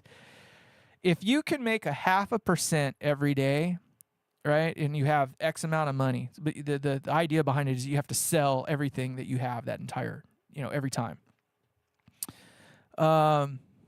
Yeah, you got to take a little bit of a risk. In this case here for me, like I had a good month. I did like a big show and I got this, and then, I had this expendable cash. So I dumped it into the market. What I can tell you is that what I put in and what I currently have now is, double, at least, if not more. And I haven't added anything, my own capital to it in over a year now. So I'm not doing it the right way. I'm just saying that it's the way that's working for me is that I'm able to manage my debt on things. So I'm paying off a bunch of debt, this, that, no. You name it. Building these freaking amps. I got a $1,500 amp I can give away now. That kind of crap, right? But my portfolio is still growing, and I'm not adding anything to it myself. So it's working for me. I'm not saying that it's the right way to do it, but it is a way to do it. So the only thing I can say that sucks about doing ETFs and anything like that is basically it requires a seed. Like, you have to have a seed. You can't start with $1,000. It's just going to take you an eternity to get anywhere with it. You pretty much need 10 grand to get going. That's the shitty thing about doing trading in stocks and stuff like that. To really make it work, you have to have a pretty good seed fund. And that's where I was lucky enough to start with, was I had 10 grand that I could stuff in there. Mainly because of how well I did with, it wasn't Dogecoin. What's that freaking other stupid one that's related to it? I don't know. I basically tripled my money on it. So I bought it when it was like a millionth of a cent or whatever the frick it was. And then it became like 100th of a cent. And I was able to churn I think total invest was like $5 grand. And then I was able to turn that into basically 12 or something like that after all was said and done. So I was able to move that from there into what I'm currently doing now. So take the 10 grand I got now, and I've basically doubled it. And at the end of this year, I'll have doubled it again, more or less. So if you want to call it, coming up 50%, or I guess that would be almost 100% growth. But it depends on how you want to look at it. It is not that level of growth, but it's just how you can conceptualize having started with this amount of money and having this amount of money and not having added any of my own money to it. That's all. I guess looking at my hands move across a mixer doesn't really explain a whole lot, but looking at a spreadsheet would be more tangible. But Shiba Inu, that's the one. Shiba Inu. Yeah, that Shiba Inu made me a lot of money, actually. I'm not joking. Like, I started with probably about $5,000 of that stuff, and I turned it into 12 grand. And then that 12 grand is now, like I say, by the end of this year, I'll have doubled that, if not more, without adding another of my own dollars to it. $300 a week or $1,200 a month, whatever you want to look at it, compounding into that. You could say that I could spend that money. I haven't spent that money. That's paying off my debt, if you will, my margin. But at the end of the year, that will be my money. And then I'll still make the same amount of money moving forward, but it will be my money at that point. That's the idea. That's my goal. It's not the ideal way to do it. It's not the fast way to do it. It's not the right way to do it, but it is a way to do it. For me, it's the safest way to turn this amount into something more. Then once I own all the money, I'll start playing around a little bit more with throwing more in there, and maybe playing with margin a little bit more. It's like one of those scary things right now. I think I got enough margin that I can almost double what my current investment amount is, which would mean I go from $300 to like $600 a week or something like that. Close to that, not quite. I know I can hit at least $500 a week. But it puts me into more margin debt, and I'm not into the margin debt anymore. Like, it's cool to play with, and it's nice because you can grow more money. And I guess the only way to look at it is like, okay, yeah, I can make $500 a week. And once the margin's paid for, I'm basically still making $500 a week. Again, the concept of what I was getting at is you're giving up capital to make X amount of income. That's the mindset. It's not the same as I'm going to take this $1,000 and turn it into $10,000. It's I'm going to give up this $1,000. I'm never going to touch that $1,000 again because if I sell off or whatever, this, that, or the other, like it's gone, right? Or I have to move it into something else to continue to make this $100 a week or $100 a month or whatever it is. So that's the trade-off. This $1,000 makes me $100 a month indefinitely. So, I don't know if that's the right way to do it. I know there's smarter people out there, and that's kind of what this Oracle guy is. I watched him go with an account like what I was talking about with the same funds that I'm talking about. He went from some stupid number. I think he started with like 150,000. He took a HELOC out on his house, and the HELOC loan was only like 4% or something like that. Well, Robinhood's paying you, at the time, it was like 5.2% just to sit your money in there. So he would have made more money off of just having his money sit there than he would have had to pay back to the bank just to have that money to sit there. But he had it in the market, and he was doing that core compounding thing I was talking about. And with that core compounding idea, I watched him go from that 100 and something thousand up to $1 million account within about 6 to 8 months or something like that. Now, a lot of that was margin, and he's huge on the margin. He's like, take advantage of the margin because it's the buying power that really gets you moving forward. It's the velocity of money, right? So if you can make, $300 a month with 30 grand in something, then if you had 60 grand, you'd make $600 a week, right? So it makes sense if you have that availability to make that $600 a week because that's double the money.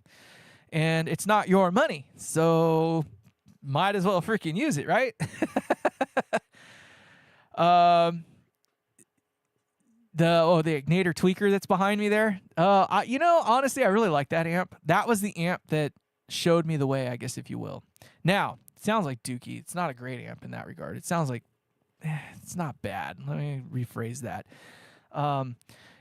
It was earlier that amp is coming up on at least 15 years of age now, something like that. Like it's probably due for another cap job at this point.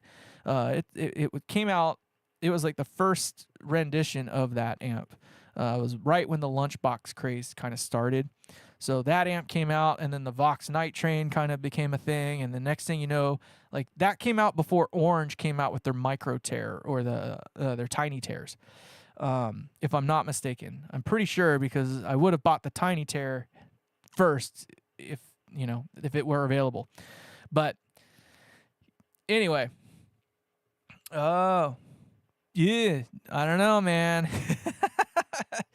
Are they 600 volt? And polystyrene? I'm not a fan of polystyrene. I don't know. I mean, come on. TSP in the military. Dude, being in the military in general is like a freaking writing your own. Because don't you get the fixed like instant interest rates and stuff like that too? Like if you buy a car, like it can't exceed a certain APR. And if you buy a house, it has to be at a fixed APR. Is that true, Team A-Tech, John? Oh, yeah. So she works hard for the money. All right. I have a friend that was in the reserves of all things for the Marines, and he was talking about like his GI Bill or whatever the frick it was. Like he'd go to college, but there was a way for him to like rewrite that into his brother or something like that. Like you can share it with your thing, and then like the fixed interest APR thing is like cool. Like that's the way to freaking clean house. And then I don't know, I know that they give you like a bonus when you first sign on. I know most people just go out and buy a motorcycle with it or buy some stupid car with it. But I think if people were smart, they'd take that money and put it in the market like we've been talking about and just churn it out. 6%. Still, that's better than what you could get a car at the moment. I got lucky, so I'm a freaking dickwad. I bought not one, but 2 BMWs within 1 freaking month, man. Do not ever buy a freaking BMW, let me tell you. Here's why. Because if you buy one for yourself and you're married, your wife's going to want one too. And then guess what? Not only are you buying one, but you're buying 2 of the goddamn things. Cool cars. I love them to death. It was seeing that I've had to do some work on the wife's car. I don't know. Whoever owned that car before her beat up on it, and we didn't find out until it was too late. My car was definitely owned by a dude who's a dude that, like, I'm a dude. Like, my shit is immaculate. Like, I will eat off of any surface in my car. I will eat off my damn engine. I will lick its tailpipe. Like, that car is that freaking clean in through and out. You know what I mean? I will not lick the car's tailpipe, but actually I would. It's that freaking clean. So I've had no problems with my car whatsoever. My wife's, like, we keep running into problems with. It's kind of weird. Oh wow, 20 years old? Well, mine's not quite that old. I got a 2018 and a 2019. But yeah, I bought them in close succession. So the first where I was getting at was my first one, I got it just before they started hiking up the interest rates on these cars. It was like, I think I got the first one at like 4 point something percent APR. And my credit score was only at the time just above like 700. And I wanted to buy the second one before the end of the month, before the credit score dropped even further, so I could get the second car. And yeah, so I just missed it too. I went in, and I think my score went from like a 7 something to like a 670 or 680 or something like that. It was enough to be like, damn it. But I got the second car at 6%, or no, 5%. Excuse me. They roped me into one of those deals where they do, if you get the gap coverage, that you can they'll lower the APR by 1 point. This was before I was hard on about getting my own loans and stuff like that. I mean, I got a 800 plus credit score now, so I don't even think about how money works anymore. But it's just, at the time I was like, I didn't want to deal with going to the bank and getting it. I just wanted to get the car and be done with it. The wife like picked it on a whim. She's like, that's the one, I want that one. I was like, okay, but we're doing it sight unseen, so it's like, you're stuck with this. This is the one you want. You say yes, we'll make it happen, but that has to be your car then. And she said okay, and off to the races. So now we're paying for it. Do not buy a freaking Beamer, for the love of God. I was looking at like Passats, like Volkswagen Passats. I was looking at Mazda 6s. I was looking at like other more affordable cars, but I wanted one with all the accoutrements. I wanted heated seats. I wanted, dual climate zones. I wanted keyless entry. I wanted all the nice stuff, because every car I've ever had before that was all base model shit. So I was like, I'm getting me a nice car. And what I realized was that buying cars at that level of cars that aren't that level are hard to find. They're rare. Like, nobody buys the top level Mazda 6. Nobody buys the top level Passat. Nobody buys the top level Jetta even. Like, it's just hard to find those things. Whereas the BMW and like the mid-tier, 3 Series, it comes with all that crap. Heated seats, I got the pinstriping that I wanted, the red pinstripes and all that jazz, right? Like, all that stuff came in there. I was like, okay, that's great. Like, I love that. So, I was like, and it's the same price as all those other cars. So I was like, I'm going to buy that. So why not? And then the wife, she was initially looking at like a Ford Mustang at the time. And I think it was like 2019. So the 2019 Ford Mustang, I think, is where it peaked. The new one, I don't like the look of it. Like, it looks more like a Camaro to me than a Camaro looks, to be honest. But we don't buy German cars in my house. They're really, honestly, as good as they come here in America. Like, I love me a nice car. I'll tell you what, I've never had a really nice car until I got my BMW. And I get it. Like, at first, I didn't understand why anybody would spend that kind of money on a pile of crap that just, doesn't hold value anymore. Until I sat in one, I was like, oh, I kind of get it. Yeah, it's cool. I can dig it. The heated seats, let me tell you, man, that's where it's at. The heated seats. That's my chi in the morning. I get up early, so I'm usually, it's pretty cold in the morning when I get up and head off to work, but I don't mind them. Car doesn't go. A Patriot, a Union Jack. So don't tell me it's like a Jeep Wrangler or something like that, because you say Patriot and I'm thinking a Jeep Patriot. Oh yeah, dude, I like the well, now it's older, but the last generation Mustang, I think that's where it peaked. Like, they had the coolest engines, that flat plane thing going on. I like that. Like, I love the way that they did the nose on those things. The ass end looked good. Like, all around, it was a good looking car. It's just a shame that they made it look, yeah, you know what I mean? And now I don't think they're doing the cross-plane engine anymore, or whatever the hell they call it, flat plane, cross-plane, whatever. I don't think they're doing that odd firing order anymore, which is kind of disappointing because that's half the reason I wanted to buy the damn things. It actually sounded like an exotic freaking car for the first time ever. Kind of like the Corvette's doing now, which it sucks that you can't even buy the newest, the C8 or whatever the hell they call it. The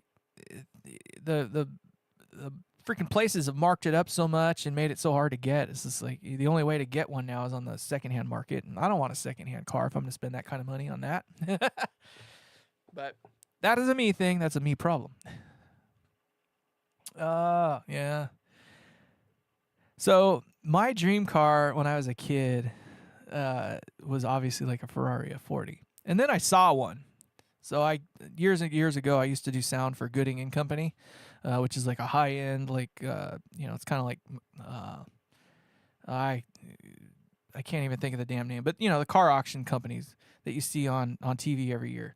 But most of them are bullshit. Like Gooding and Company is not the bullshit one. Like they're the real deal. They're the ones I got to work over the top of a 1957 or is it 54? I think it was a 57 pontoon Ferrari Testarossa. I'm working literally over the top of a $17 million car or whatever, $14 million car, I think is what it sold for that year, with a wrench in my hand trying to adjust the damn speaker. Talk about a nut up. Like I'm in a freaking man lift or whatever you want to call it, a little jig lift, 30 feet in the air with a speaker that's hanging from a truss that I have to loosen up enough that it could potentially fall off and land on a car below. Yeah, not fun. But my dream car was kind of the Ferrari F40, and I got to see a Ferrari F40 a couple times while I was doing that gig, but you kind of realize that I've seen a few in the real world too. Sound amazing. They're killer cars, but it's just when you realize how much trouble it is to own those things and what Ferrari has turned into now, how it's like this tier thing. Like if I were to go to Ferrari today and they'd allow me to buy even their lowest end car, if they'd allow me to buy their lowest end car, I would have to buy that car first before I could even step into their mid-tier car. And then I have to follow all their rules and all this, that, and the other, sell them back the freaking other car, not break the rules, before I can get into the mid-tier car. And maybe, just maybe, if I was a multi-bazillionaire and I was cool and followed all their rules, they might let me own the LaFerrari or something like that and still have to follow all the rules. You can only drive it X number of miles. You can't do anything like this or that or the other. Like, Ferrari used to be my dream car. Not anymore. I don't actually have a dream car. No, that's not true. My dream car is actually a Corvair. I'd love to get a 1966, I think, Corvair. Yeah, no, you laugh. That's a killer freaking car, though, man. That's a badass machine. And I just love the way they look when they're done upright. So if I have a 61 Corvair currently, and it's not my favorite body style, but it was my first car. It's a 1961 Corvair. Love that thing. Unfortunately, it's at that stage in its life where I either have to put all my time and money into it to fix it, or I have to let it go. And I had no idea they were that. Oh yeah, no, dude, it's a club now. It's not like it used to be years ago where you just go out and find a dealership and buy one.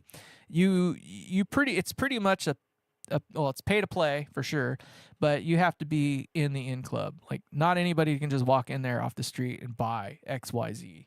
And if they do, they're not going to let you go straight to the LaFerrari. Even if you can afford it, you have to jump through the hoops. It's essentially a lifelong contract, and you have to abide by all the rules. You break the rules, you're not getting to the next level of car, at least new. You might be able to find one on the used market, but it still won't be a LaFerrari because all those cars are essentially owned by Ferrari still. It's nuts how it's gone. I would dare say that, I mean, like, not even the Koenigseggs are, the Koenigseggs are still like an invite-only kind of game. There's been a couple people that have gotten more or less burned on that deal. Somehow or some way or another, they didn't follow the rules right. And if you don't play by the rules, you don't get to play in that club. So I don't know. I'm not into clubs. I like being on the fringes. I don't mind being in the dirt. So Volkswagen Passat honestly doesn't sound that bad to me. Um, you know, another car I probably wouldn't. So again, like the '66 Corvair, I'd love to get one of those. Or a '69 wouldn't bother me at all. I just don't want none of the smog stuff on it. But and the only reason is because in those are the years that all the different the cool models came about. They had features that I liked, right? So that's all. I don't want the turbo. I want the 140 horsepower, that kind of thing. With the 4-speed. It's got to have the 4-speed, like manual shift too. All that fun stuff. But like even today, I don't know. Like none of the cars really appeal to me all that much. When I went to Nashville, I rented a what do they call it?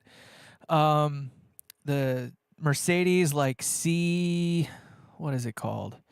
C230. It's like their lower end entry level, sedan or whatever. It was cool. I got it, but it wasn't my cup of tea. Like I didn't care for it all that much. Like there's certain things about Mercedes that I don't like. And one of the things I don't like about Mercedes is their freaking their vents for the heating and air conditioning and all that. Ugh. I get where they were going from. Like Mercedes was an airplane company, much like BMW. But it's that whole thing about the freaking vents. It was just like, ew. Even the wife's like, I don't like that. But the way that they work is also different too. And I don't like the way that they worked. They made too much noise too. That's the one nice thing about the BMWs is they still have like the gong thing, but they don't make as much noise. Like it doesn't bother you as much. And I don't like things to bother me. I still like old school cars. Like I like manual shift if I can get it. So I don't want a car to beep and ding and warn me about all kinds of stupid shit every time.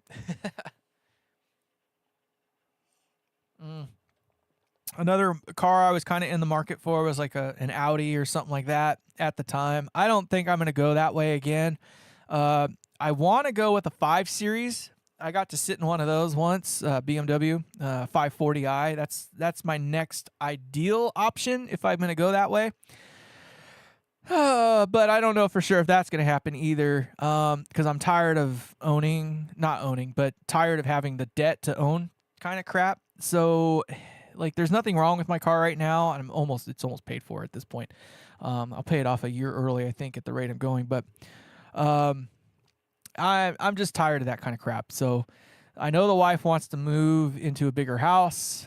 I'm trying to push away from that for now. I'm more settled on just staying where I'm at and just making the money I do have work for me better. And yeah.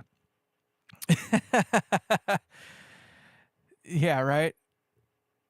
We have Volkswagens. I don't mind Volkswagens. And like I said, that's initially what I was looking at was like Jettas and Passats. Like I was shooting more for the Passats, but I wanted the higher end. Like I wanted the heated seats, et cetera, leather and all that crap. But they're hard to find. Like nobody buys them that way. They get the base model and then they call it good. So I was having a tough time finding available ones at a reasonable price. And then you look at the BMWs or even the Audis. I mean, the Audis are not too bad. Like a Alfa Romeo, like the Giulia, I wouldn't mind one of those. I wouldn't mind a Giulia. It would be kind of a cool little tool. The only problem I have with Giulia, or the Alfa Romeo, excuse me, is I don't know how, if I'm going to buy one, it's probably going to be from the dealership, more than likely. How nearby is it to me? I don't have any in the near like area for me, so I'd have to go to like LA. I don't want to drive to LA to go deal with anything dealership-wise for it. So I'm pretty fortunate. I got 2 BMW dealerships within 100 miles of me, so it's like if something goes wrong, I'm not far. Actually, I got 3 dealerships within 100 miles of me. So I can figure out a way to get it to the dealership if I have to, right? And that's cool with me. I'm down with that. So, cars. Freaking cars, dude. It's a freaking rat race. Like the way that they've gone with it these days and the interest rates on them and stuff like that, like it is perpetual. They don't make them like they used to. My 2001 Chevy S10 is a classic example of that. Like that thing is going on 250,000 miles. I've never had to break the engine open. I've had to change the clutch on it once. I've done the clutch on it once, but You know, everything else on it's pretty much original with these, obviously I went through some alternators, some radiators, and I think I went through like 2 or 3 sets of brakes. But you know what I mean? Like that car has lasted for freaking ever. And I was talking about it earlier. I never really got to finish on it, but I call it my $1 million truck. And it's because that vehicle, that 2001 Chevy S10, it's a 4-cylinder, 5-speed truck. I love that thing. It looks great too. It's a beautiful car. Truck. It drives more like a car, but it's a truck. I have hauled 20 years. For 20 years, I've been hauling equipment around in it. Every time that thing goes out, it's hauling money. Every time. So, I've always been moving equipment. I've always been doing this. I've always been doing that with it. It's always done work. And then just the tax write-offs alone with it are just unreal. Like, I think I've gotten on average like 10 or 12 grand a year on tax write-offs because of that thing. That truck, when I bought it brand new, was only 12 grand. So for 20 years, all that thing has done is made money. So I call it my $1 million truck because it's literally the best vehicle I think anybody could have ever owned in that regard. It just always freaking works. Never left me stranded. It's always freaking worked. Love that thing. And unfortunately, it's starting to get to that age where I do need to break the engine open. Like it doesn't have half the power I think it did when it was brand new. And even when it was brand new, it didn't have a whole lot of power. It certainly doesn't have any now. So, oh, poor trucks. But, well, you guys, there's only like 3 of you now. I'm shocked I've gotten the amount of attention and love that I have for as long as I have. We're about to breach the 5-hour mark. I never thought in a million years I'd have a 5-hour stream. That is actually kind of blowing my mind a little bit. I didn't realize we were talking that long, that much. Are there any other questions while we're at it right now? Because I don't think right now this is the time to get them because I got the few of you that I love the most. I don't think anybody's ever going to watch this video again this length, so it's kind of like your opportunity to get like your own personal, like this is like the subscription I was talking about portion of it. Like you get what you want to talk about type of deal. Any questions about the giveaway amp? Like anything unique? Something like that? I'm sure you guys are thinking of something. Maybe you're not. I don't know. Let's bring that back into view just because. Not me. That guy right there. What's the... Oh. So, that's my Midas mixer. So, here, let's go back to that real quick. So, Carno, I don't know if you know this. I used to be a sound engineer. So, my gig for the last 20 years prior to, well, not quite 25 years. It's been about 25 years I've been doing sound. So, because I still do sound. But for the last up until the last couple of years, all I've done as a career income was doing sound as an audio engineer. So this guy here is my Midas M32R or whatever. It's reticulated, so it's just the small version, right? So this thing here is a killer little mixer. No, we don't know who's getting it yet. It's getting to the point, we got another couple weeks, I think, and then we're gonna, he thinks he is. In another couple weeks, we're gonna do the drawing, and we'll figure out who's gonna win it then. And I do have some videos posted, and if you go back to the beginning of this live after it's done, or I guess you can go back to the beginning whenever you want, but you can actually hear this amp right there in its entirety. I go through at least 3 or 4 different speakers, couple different mics. I play guitar. I play that guitar that's God, it's so hard. That guitar right there. So I play that guitar. You guys haven't seen that one yet before, but of the cabinets that I did play through, oh shit, what is this thing trying to do on me right now? That's not what I wanted it to do. Thank you. All right, sorry. I pushed a button. So that is the amp that I've been doing the giveaway on. So I don't know if you've seen the recent videos. Yeah, right now it's a freaking show. Proper one too. That is the amp. And so I finished it last week. I guess technically last week because today's Monday, but I finished it last week and posted a video on it showing that amp a little more up close and just kind of solidifying everything. Today, the predominant goal was to show kind of how it sounds and also kind of talk more about doing the live audio and stuff like that, which is why this was here. So what it was is that in order to make this work for me the way I needed to have everything run through this guy. So OBS right now is running through this guy. So all this audio that you hear is coming through here, obviously. But earlier I had a couple different microphones, and you can see one of them here and the other one, of course, there. And then I tried to show that thing off as much as I could. And it ended up being more of a shit show, I think, more than anything. I didn't really play anything worth a damn. But you get an idea of how it sounds and how it works. It does a killer clean. It's a clean pedal platform amplifier. That is what it was meant to do. All my amps are meant to do that first. Like, that is the predominant goal, is to be a pedal platform amp. It has to do nice cleans. It does that. And then, of course, anything after that is, icing on the cake. And in this case, it does a pretty nice distortion. Some people kind of say it sounds like a JCM 800. It's a little raunchier than that. It still does some of the 5E3 thing. But it just it's its own little thing. It's sure, let's see if we can figure that out. I don't have a whole lot of length on this cable here. And I know you guys are just trying to get me to get in close enough so you can see my reflection in the mirror. Not gonna happen.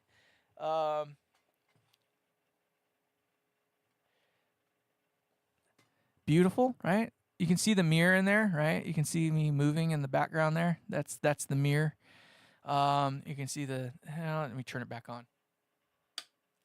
You can see the lighting and how that kind of works. So I tried to make it so it was a little diminutive.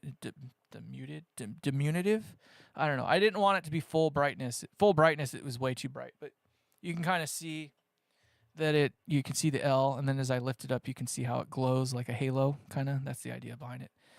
So it's a nice, beautiful amp in that regard. The last setting I had it at, it was obviously set kind of clean. So it's pretty simple in regards. It's got a low cut, a volume, master volume, high cut. The high cut is a post phase inverter, so it's in the output section. And then the low cut is in the preamp section. And then, of course, volume is volume, right? So the Tolex choice, you pretty much owe that to Randy. And let me see if I can get a shot up of it. Right? Isn't that beautiful? I would have never thought in a million years that green would have been a color I would go for. Randy Cook, you know Randy. Anyway, he was the one who's like green. And then we went on to the thing and started looking at the different Tolexes, and that was, sorry, we're bumping things around, but that was the color that we came up with, was going with that color of green. And then we did a post on it, or poll, excuse me, and the green Tolex won. So that was a big part of this whole thing, was to try to get the community kind of involved in determining where this thing was going to go. The Peacemaker name, again, was another poll. Granted, it only got like 3 or 4 people that kind of actually put their input in on it. But I offered up like half a dozen different, 3 or 4 different names anyway. But Peacemaker is the one that everybody decided on. Right? Damn Canadians. Luckily, I think they still have 120 over there, so he might still be able to use this thing. I think. I don't know. Do they use 120 over there in Canada? Do you know? Anybody? But so the Peacemaker name was decided on a community thing, a poll. The color was decided on a community thing. Okay, cool. Yeah. So you're part of that whole deal. And then just more or less, those are the only 2 things that everybody kind of put their input on. As far as the amp itself, it's more or less kind of my own. It's not really my own thing, but so what makes it different from an actual 5E3? So that's what this thing is, of course, based off of, is a 5E3. But what makes it actually different is the output transformer, not even close to a 5E3. This is a JTM 45 transformer. It's a 7200 ohm primary resistance output transformer. So completely different than a normal 5E3. The power transformer, also different. Disqualified from the U.S. address. You don't even have a U.S. address, silly. You're in Korea, right? You're South Korea, right? But the power transformer completely different than that of a 5E3. So I did it differently than they do in the actual 5E3. So I have the same relative voltage. Hold on, let me move things around so it's easier to like look and do this. I want to walk and chew bubblegum at the same time, damn it. Okay, so a normal 5E3 has like a 330 power transformer. So a lot higher voltage than what I'm using. But they use a 5U4 rectifier. So the rectifier itself drops like 60 volts out of the equation. So this one here is using a 300 power transformer, but I'm using a GZ34. So I end up with the same relative not primary voltage, but same relative HT voltage, but a completely different topology in the power supply section of it. So I'm using higher filtering. So I'm using a 47 UF as opposed to like the 15 or 16 or whatever that they used. Oh, I see how it goes. Yeah, because you're military. Yeah. So there's that. And then I also use stiffer filtering. So they use like a 16. I'm using a 47. They use like a 16 on the screen. I'm using a 30. So I'm almost like double or triple the amount of filtering, if you will, on the power section alone. And then I'm still using more filtering in the preamp section than they even do on the original 5E3. So instead of having one node that powers both sets of tubes or both preamp tubes, so phase inverter and preamp, main input tube, whatever you want to call it, I'm using one node for the phase inverter triode and its driver stage, so that tube, right? So 12AX7 has two triodes in it, right? So I'm using one node of filtering for that tube, and then I have a totally separate node that's powering the preamp tube. So it's a much cleaner amp, zero hum and buzz. It's another thing you'll see in this video if you go back to the beginning and watch the whole thing. Better have 5 hours of your life to give up. But sorry, I almost choked on my own freaking spit there for a second. So that is a huge thing that makes this thing react a little bit different. Another thing that I did differently is instead of having the triode split on the input and having a multi-input, 5E3, everything's conglomerated into one, and I'm using a parallel triode. So it's like having both channels jumpered already, if you want to call it that. But then it just goes through a low cut. The low cut then goes straight into the driver stage for the cathodiene phase inverter. The cathodiene phase inverter, I didn't really change anything that much. There's really not much different in the output section at all. I'm still using 0.1 UF between the phase inverter and the power tubes. So pretty large coupling caps there, much larger than they probably need to be. 0.047 would probably be ideal, actually. And it might be a refinement that I'll make later on in subsequent versions of this. It sounds fine like it is right now, but I think the 0.047 would probably help just even a little bit more, make it more friendly for lead work, if you will, or higher gain work, which it seems to do pretty good.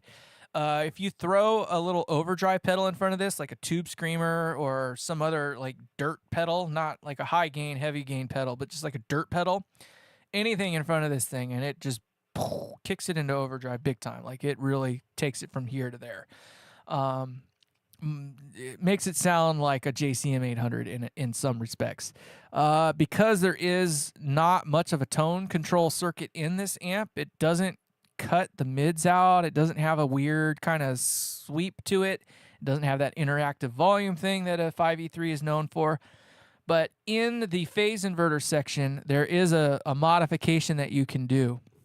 And it's on Rob Robinette's page. It's on several different things. It's like the only major, modification they talk about all the time on these different amplifiers for the cathodiene phase inverter, which is using a high value grid stopper between the driver stage and the input of the cathodiene phase inverter. In this case, I used a 1 meg grid stopper.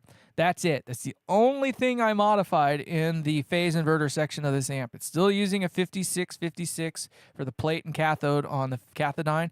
Mathematically speaking, that is spot on. No need to change those values at the voltages that we're running. I think I have 330 volts at the phase inverter, or 320 right in there. I was very, very close all the way down the board for the voltages I was shooting for. At the 12AX7 in the front end, I think I was shooting for like 250 volts, and I think I landed it right at 241. So I'm within like 9 volts of what I was shooting for. And so that obviously makes the preamp tube work the way that I wanted it to, right? That's all. I did my math right. It is biased differently than a normal 5E3 would be. They're generally biased a little bit colder than I think they should be. This one is biased to 95%. Keep in mind, this is a cathode biased amplifier. So cathode biased, you want to get pretty close to 100%. I'm sitting at 95% to the best of what I can tell.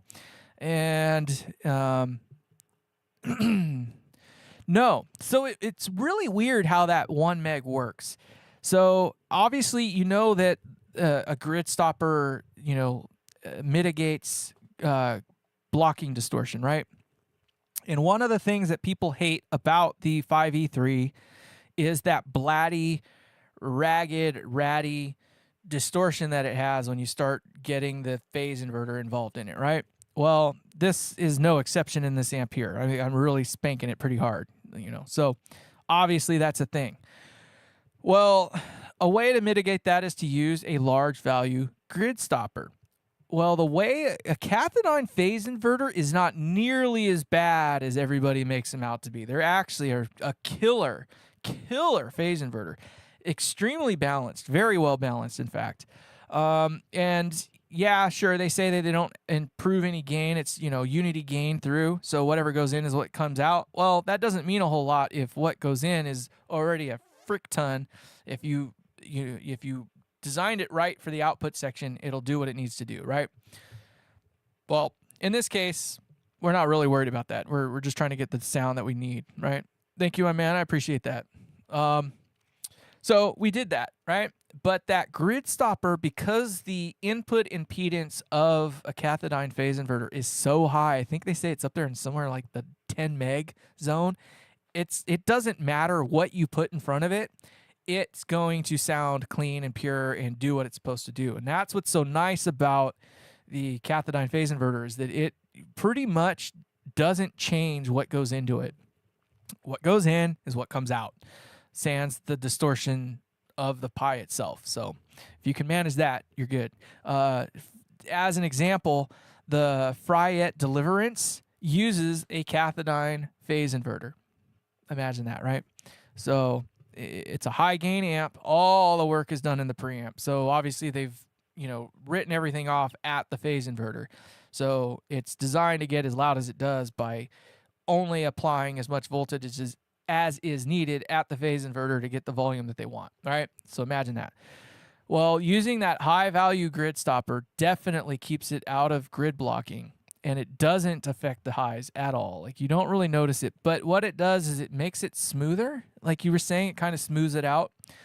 Not the tone though, just the distortion that it has. The way it loads up the previous stage. You got to think of a Cathodyne phase inverter as being like the sum of two things, right? So you've got the phase inverter itself, which is one of the triodes, and then you have the driver stage, which is the one in front of it that drives it. That is its whole own thing. So you can't get out of having one without the other, realistically speaking. So you kind of just include it as part of the whole kit and caboodle. And the way that it works, it's glorious. Let me tell you, it works really well. It still has that gritty kind of distortion where it kind of has like a little, I don't know. I can't explain it. You have to hear it to know it, but it has that thing that all 5E3 seem to do still. It is less noticeable with the master volume all the way up, I've found. But you have to run it into a load box or something at that point. So when I'm using, I don't even have it in this zone at the moment. Where did I put that damn thing? I don't know. I got it somewhere. So I have a 2 notes Captor X. When you run it into that and you run the master volume all the way up and treat it like a normal 5E3 would actually work, that grittiness kind of goes away. Hey, man, no worries, Carno. I appreciate you coming. I know it is nerdy and I talk way too much, but I appreciate you. So you have a wonderful night and have fun with your move, man. Hopefully, you don't work too hard and you get to relax and enjoy your new pad. We'll talk to you soon. So yeah, there's all kinds of different ways to explain it, I guess, but you just don't know until you know. But the master volume does have an effect on how this thing reacts. But what's nice about it is because of the way that the clean, so running this thing clean, I think is where it's at, to be honest. And it stays pretty clean pretty long. If you run the volume all the way up, obviously you're running a so master volume. You're running the master volume all the way up.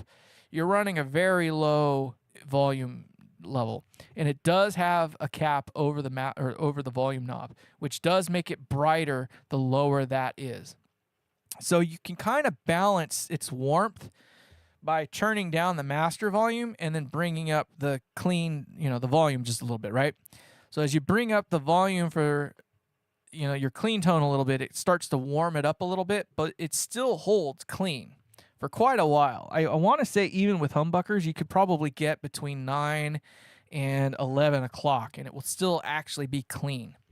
And then you just use the master volume to set the actual overall volume that you want. And it gets pretty dang loud. It has a little bit more usable range than most 5E3s I've seen online. I've never actually owned a 5E3, so that's kind of the challenge behind designing one. And not trying to steal everybody else's ideas and not trying to rewrite the rule book. It's more or less a 5E3, but I've done my own modifications in such a way that it's pretty well removed. But it's refined, I think, enough. I think that this thing works really, really well for dual purpose. If you really, really want this thing to be the source of your distortion, it can do that grit thing that the 5E3 does. If you have a load box, it's helpful because you can get the master volume up. I did show in this video, I cannot remember where exactly, but I did turn it all the way up. Yeah, I know, you just got here, so you missed out on a lot of the sound samples of this thing. But this one's about 15 watts. My calculations, it's a little bit more than an actual 5E3 is, but it's just because of how everything's done overall. It's about 15 watts. Maybe a little bit more, maybe even 16, but still, 1 watt, no biggie. So it's not a 12 watt though. It's solid 15.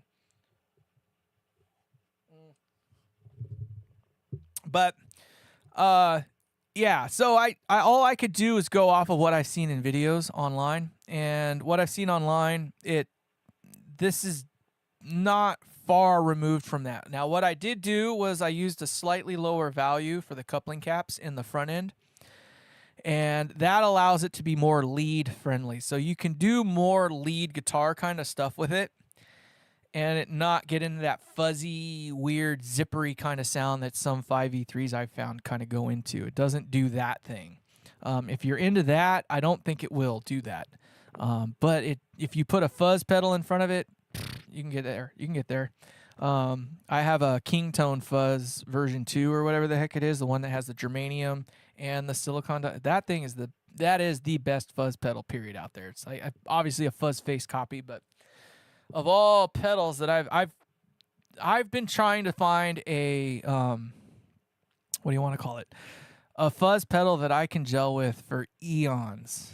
And I've bought probably 5 or 6 different ones over the years, and the King Tone, it's just the fuzz. I think it's a V2, but it's the one that's got the germanium and the silicone in it, or silicon or whatever. That one is the one. That is the one. And it's not cheap either. I'm in that spot now where I don't buy cheap pedals anymore. I'm going straight for gold.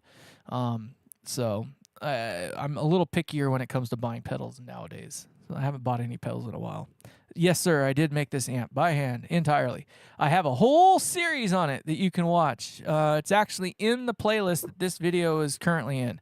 It's called the Giveaway 5E3 Giveaway Amp Series or something like that. So there's 7 videos in that series that goes from literally concept to completion. So the last video that came out, part 7 of this thing, shows obviously a more up close, finish look at this thing.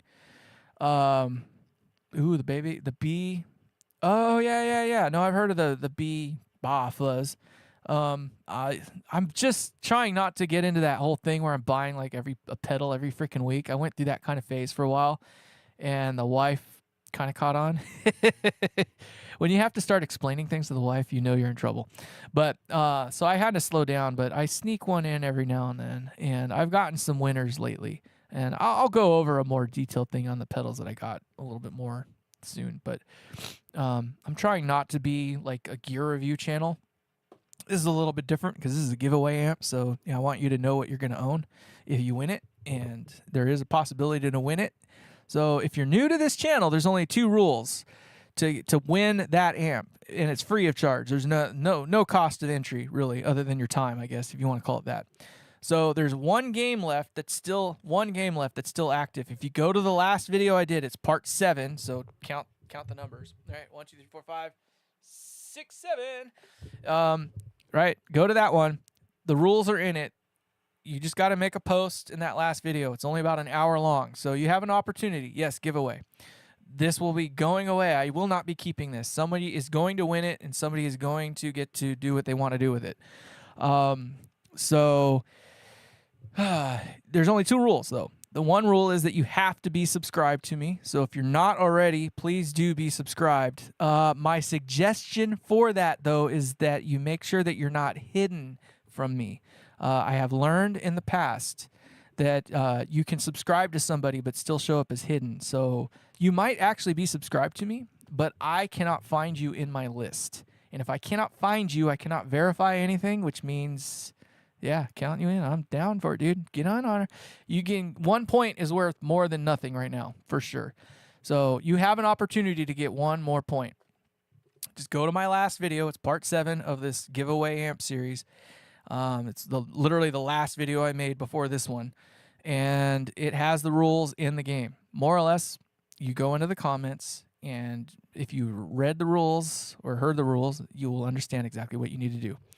And that will get you a point. If you win, if you get the right answer, you will get the point. And 1 point will get you an opportunity to win this thing. Right now, there's not a whole lot of points on the board. Team YDNA, you've seen him up in the thing earlier. I think he's probably still got the highest number of points. He's not that far ahead, maybe by a point or 2. Each point turns into a ticket, all right? So a ticket is literally like a physical ticket, you know, like those ones you get at the carnival or something like that. Well, I put a name on the ticket, and all the tickets are going to go in a box, right? So this box will have X number of tickets in it. Right now, it's looking like 75, maybe 100 tickets. Yes, that gentleman right there, Team YDNA, is in the thing right there, right? So he is the one with the most number of points, I think, at the moment. I think he's only got, what, 6 or 7 or something like that, maybe? Nobody's gotten the right answer yet for this last game, so he's got some work to do. I don't think he's answered yet, so he still might have an opportunity. But you have to get the right answer on the first try. If you try to answer 5 times, it will not matter because I'm only going to take your first one. So do be mindful. But right now, nobody has won that game or has won a point yet in that game. So you have an opportunity. And then what we will do is we will put a blower into a box that has all these tickets, 75, maybe 100 of them, whatever it might be. I don't know yet. But and we will allow them to blow out. We only care about the last ticket in that box. We might have some runner-up prizes. I'm working on that part. I'm working on getting that. We'll probably do like the top 3 or maybe top 5 or something like that. We'll give away T-shirts and something like that. But the last guy out of that box, the last ticket out of that box is the guy who wins. And I have to be able to verify who the hell you is, which means I need to be able to see you. So that's what I was getting at. I don't want to have to chase you down. I want it to be one of those things where you're hopefully watching the live, because I am going to do it live, because I don't think I can pull it off in a video, but it'll be a live, and it's going to be a long one like this where we're going on 5.5 hours. Holy hell. But this thing is going away to somebody, some lucky motherfucker, because I don't even own the damn thing, and I want it. Oh my God. This thing is freaking amazeballs. And all of my amps look like this, by the way. So they all have a mirror in the back. You can kind of see it in the background a little bit there. I know it's kind of tough to see, but you can see there's a mirror in the back. That is my thing. You do not copy that. You can build all of these amps. All the information on how to build these amps is given away on my channel, by the way. So if you're new to my channel, and you made it this far in the thing, you have an opportunity. Go back and watch all the stuff on this, and everything is in there. It's enough that you can at least get it built and be within a couple component values of what I've actually put in the amp. Obviously, I keep track of all that crap myself, but I'm not really hiding anything. If you watch any of my videos, you'll see I show the gut shots. Like, you have plenty of time to pause it and do all the gleaning that you possibly can think of. Not hiding anything. And I do that for most all of my designs. There's a couple that are proprietary, like that one there. I've talked about it and how it is derived, but it's just one of those ones I didn't show in my thing. I have a couple other amps like that that I didn't show, but most all of my amps, especially all the ones that anybody can have access to, is open to the public. Eventually, these will be for sale. So if you miss out on this giveaway, you're more than welcome to hit me up, and we can talk about how you can acquire one in the more conventional manner. I'm not looking to go that direction yet. I'm still looking to finish other amps like this one here. You can see it's not in a beautiful shell like this one. My next endeavor will be to actually complete that. So I'm going to turn into a woodworking shop here pretty quick.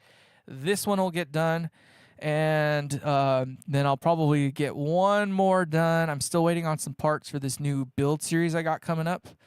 So if you're into anybody has a shot, dude. Ooh, excuse me. So the only thing that's kind of a gotcha at the moment is I did not design this for world power supplies. So if you're 240 volts, this will not work for you. This is a 120 volt circuit in here at the moment. I didn't think about that so much. It was like, hindsight being 2020. When I built it, it was just like I built for 120 volt, and so I cut out all the stuff for 240. Obviously, that doesn't do you any good if you're from a country that has 240 volts. Unless you have an adapter or something like that. The leads to turn it into 240 volt are in there, so it can be done, but I'm not going to do it. I will in the future make it more, available holistically or worldwide, I guess, if you will. So it'll have the 240 and the 120 available to it. Oh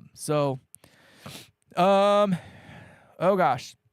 I'm going to explain this a few times today. So that giveaway, you pretty much need to just go back to my last video, okay? More or less, you get a point, and the point is a ticket, and the ticket is worth something, right? The ticket is worth a chance to win. If you go to my part 7 of this build series, it's called the Giveaway Amp Build Series, 5E3 Giveaway Amp Build Series. It's literally the last video that I just made, and it says part 7 on it. Literally dropped like 2 days ago. That will have your last opportunity to get a point.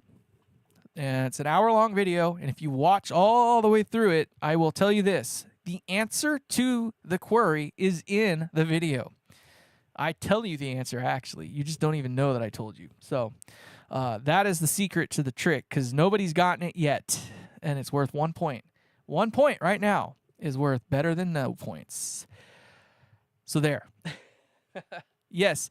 So just to kind of, because I got 2 people that are new to this whole thing.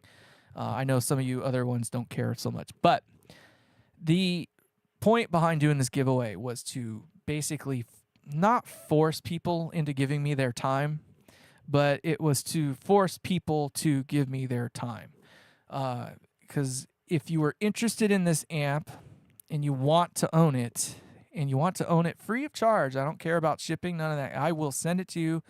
It is yours. It's free, period, right? You have to just watch the damn videos and, invest that amount of time. That's all I'm asking. And the point behind the series was to push up my watch hours, all right? Question, go for it. I'm always, you know what I mean? I like answering questions. So yeah, I mean, it was a double-edged sword. For me, I was making these hour-long videos on how to do this crap, like how to actually do this, and I was getting like 5 minutes of watch time per video. And I was just, or average watch time, and I was just like, dude, you can't even get through the introduction on that. And that was the part that was disappointing me. So I was like, I got an idea that will, hopefully drive more subscriptions and this, that, and the other. But the objective was to get the watch time to go up, to make it worth my time to produce an hour-long video on how to freaking do this crap, because this is not easy. It is easy, but it's not freaking easy. And it's certainly not cheap either. But this guy here, about $1,500 worth of parts and 200 hours worth of time to get this, right? You see the mirror in the background. Like, this thing is the Ferrari, the Bugatti, the Pagani, the Rolls Royce of amplifiers, period. Like, everything is handmade. This aluminum bezel here was hand cut, hand drilled, hand sunk. The faceplate, I made the faceplate. I had to burn it out on a laser. I had to hand finish the edges. Everything inside of it was handmade. I did everything by hand. Oh, yes, there is a question that you need to answer. And it's more or less a repeat. Like, the rules are in there. Like, you just have to watch that last video. I can't tell you what the answer is, and I'm not going to make it that easy for you. But if you watch that part 7 of the giveaway amp series, it's literally the last video I made before this one. It was like 2 days ago, August 28th or 29th or whatever the heck it was. Tells you everything you need to know in that video, literally with the answer included.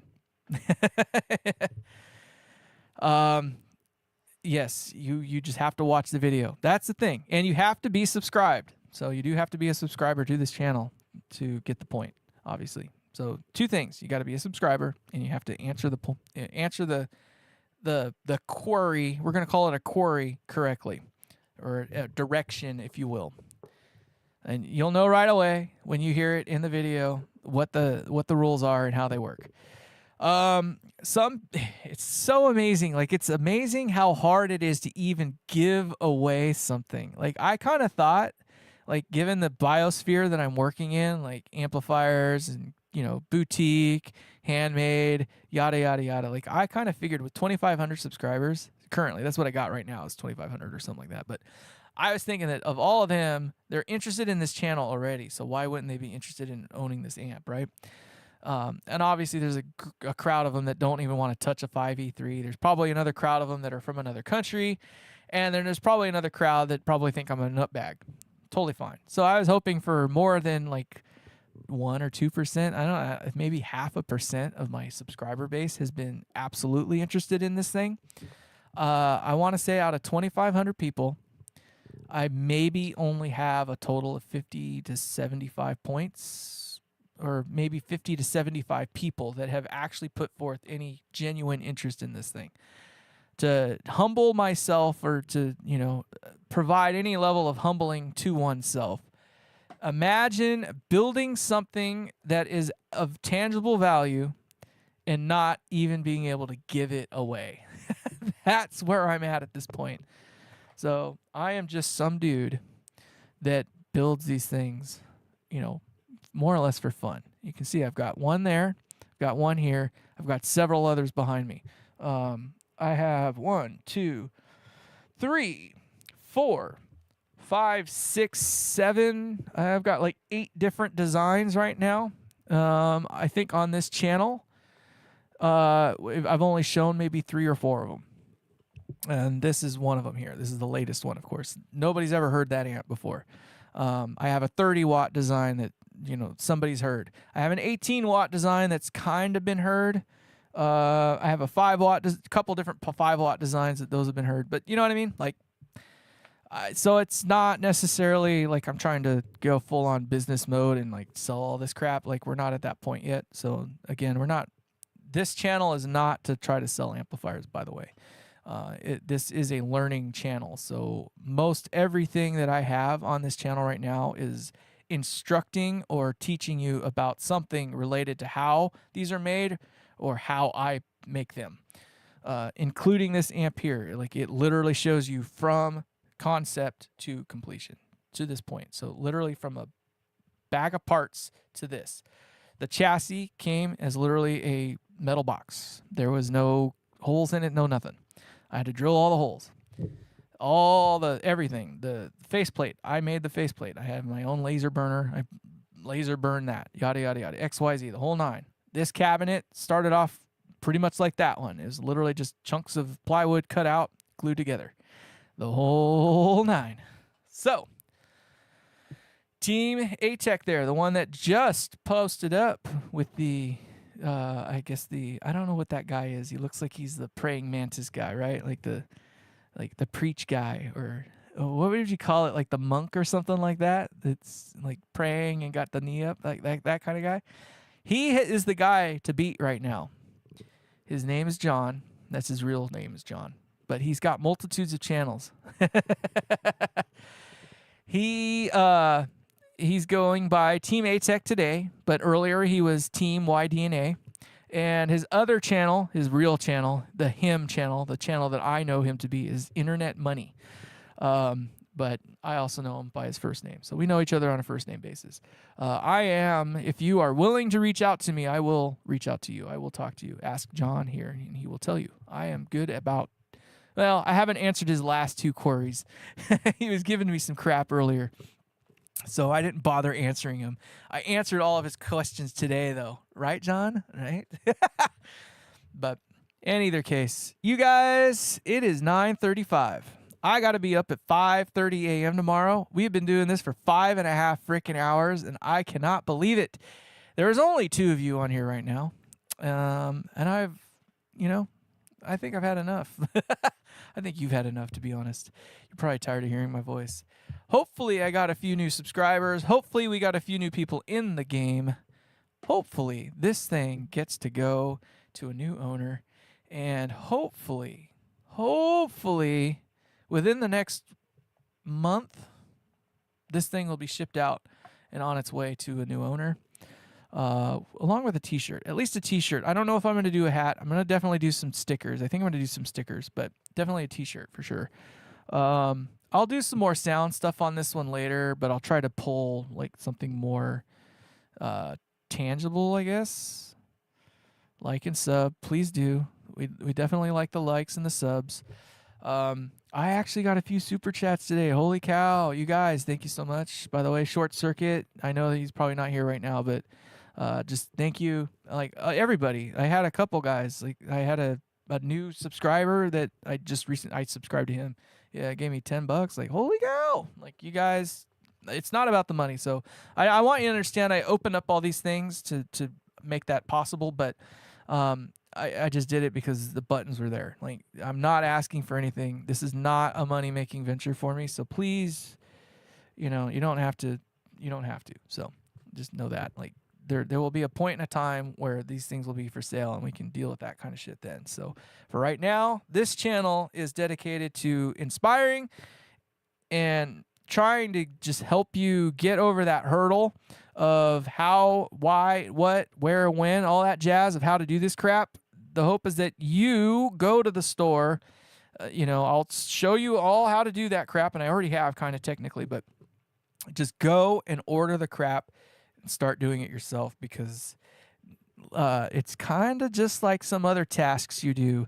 Nobody does it better than you do. For lack of a better way to put it, that's the truth. Obviously, some people, I know that there's somebody out here that can do this better than I can, but we're trying to find that guy. I'm trying to push that guy to be the next one. So this is a litmus, if you will, to see if somebody can outdo it, because that's what I want, is for somebody to do it better than me. But I'm going to call it here, you guys. I want to thank you so much. We'll see you in the next one. Take care. Get that fucking hand in the shot. Goodbye.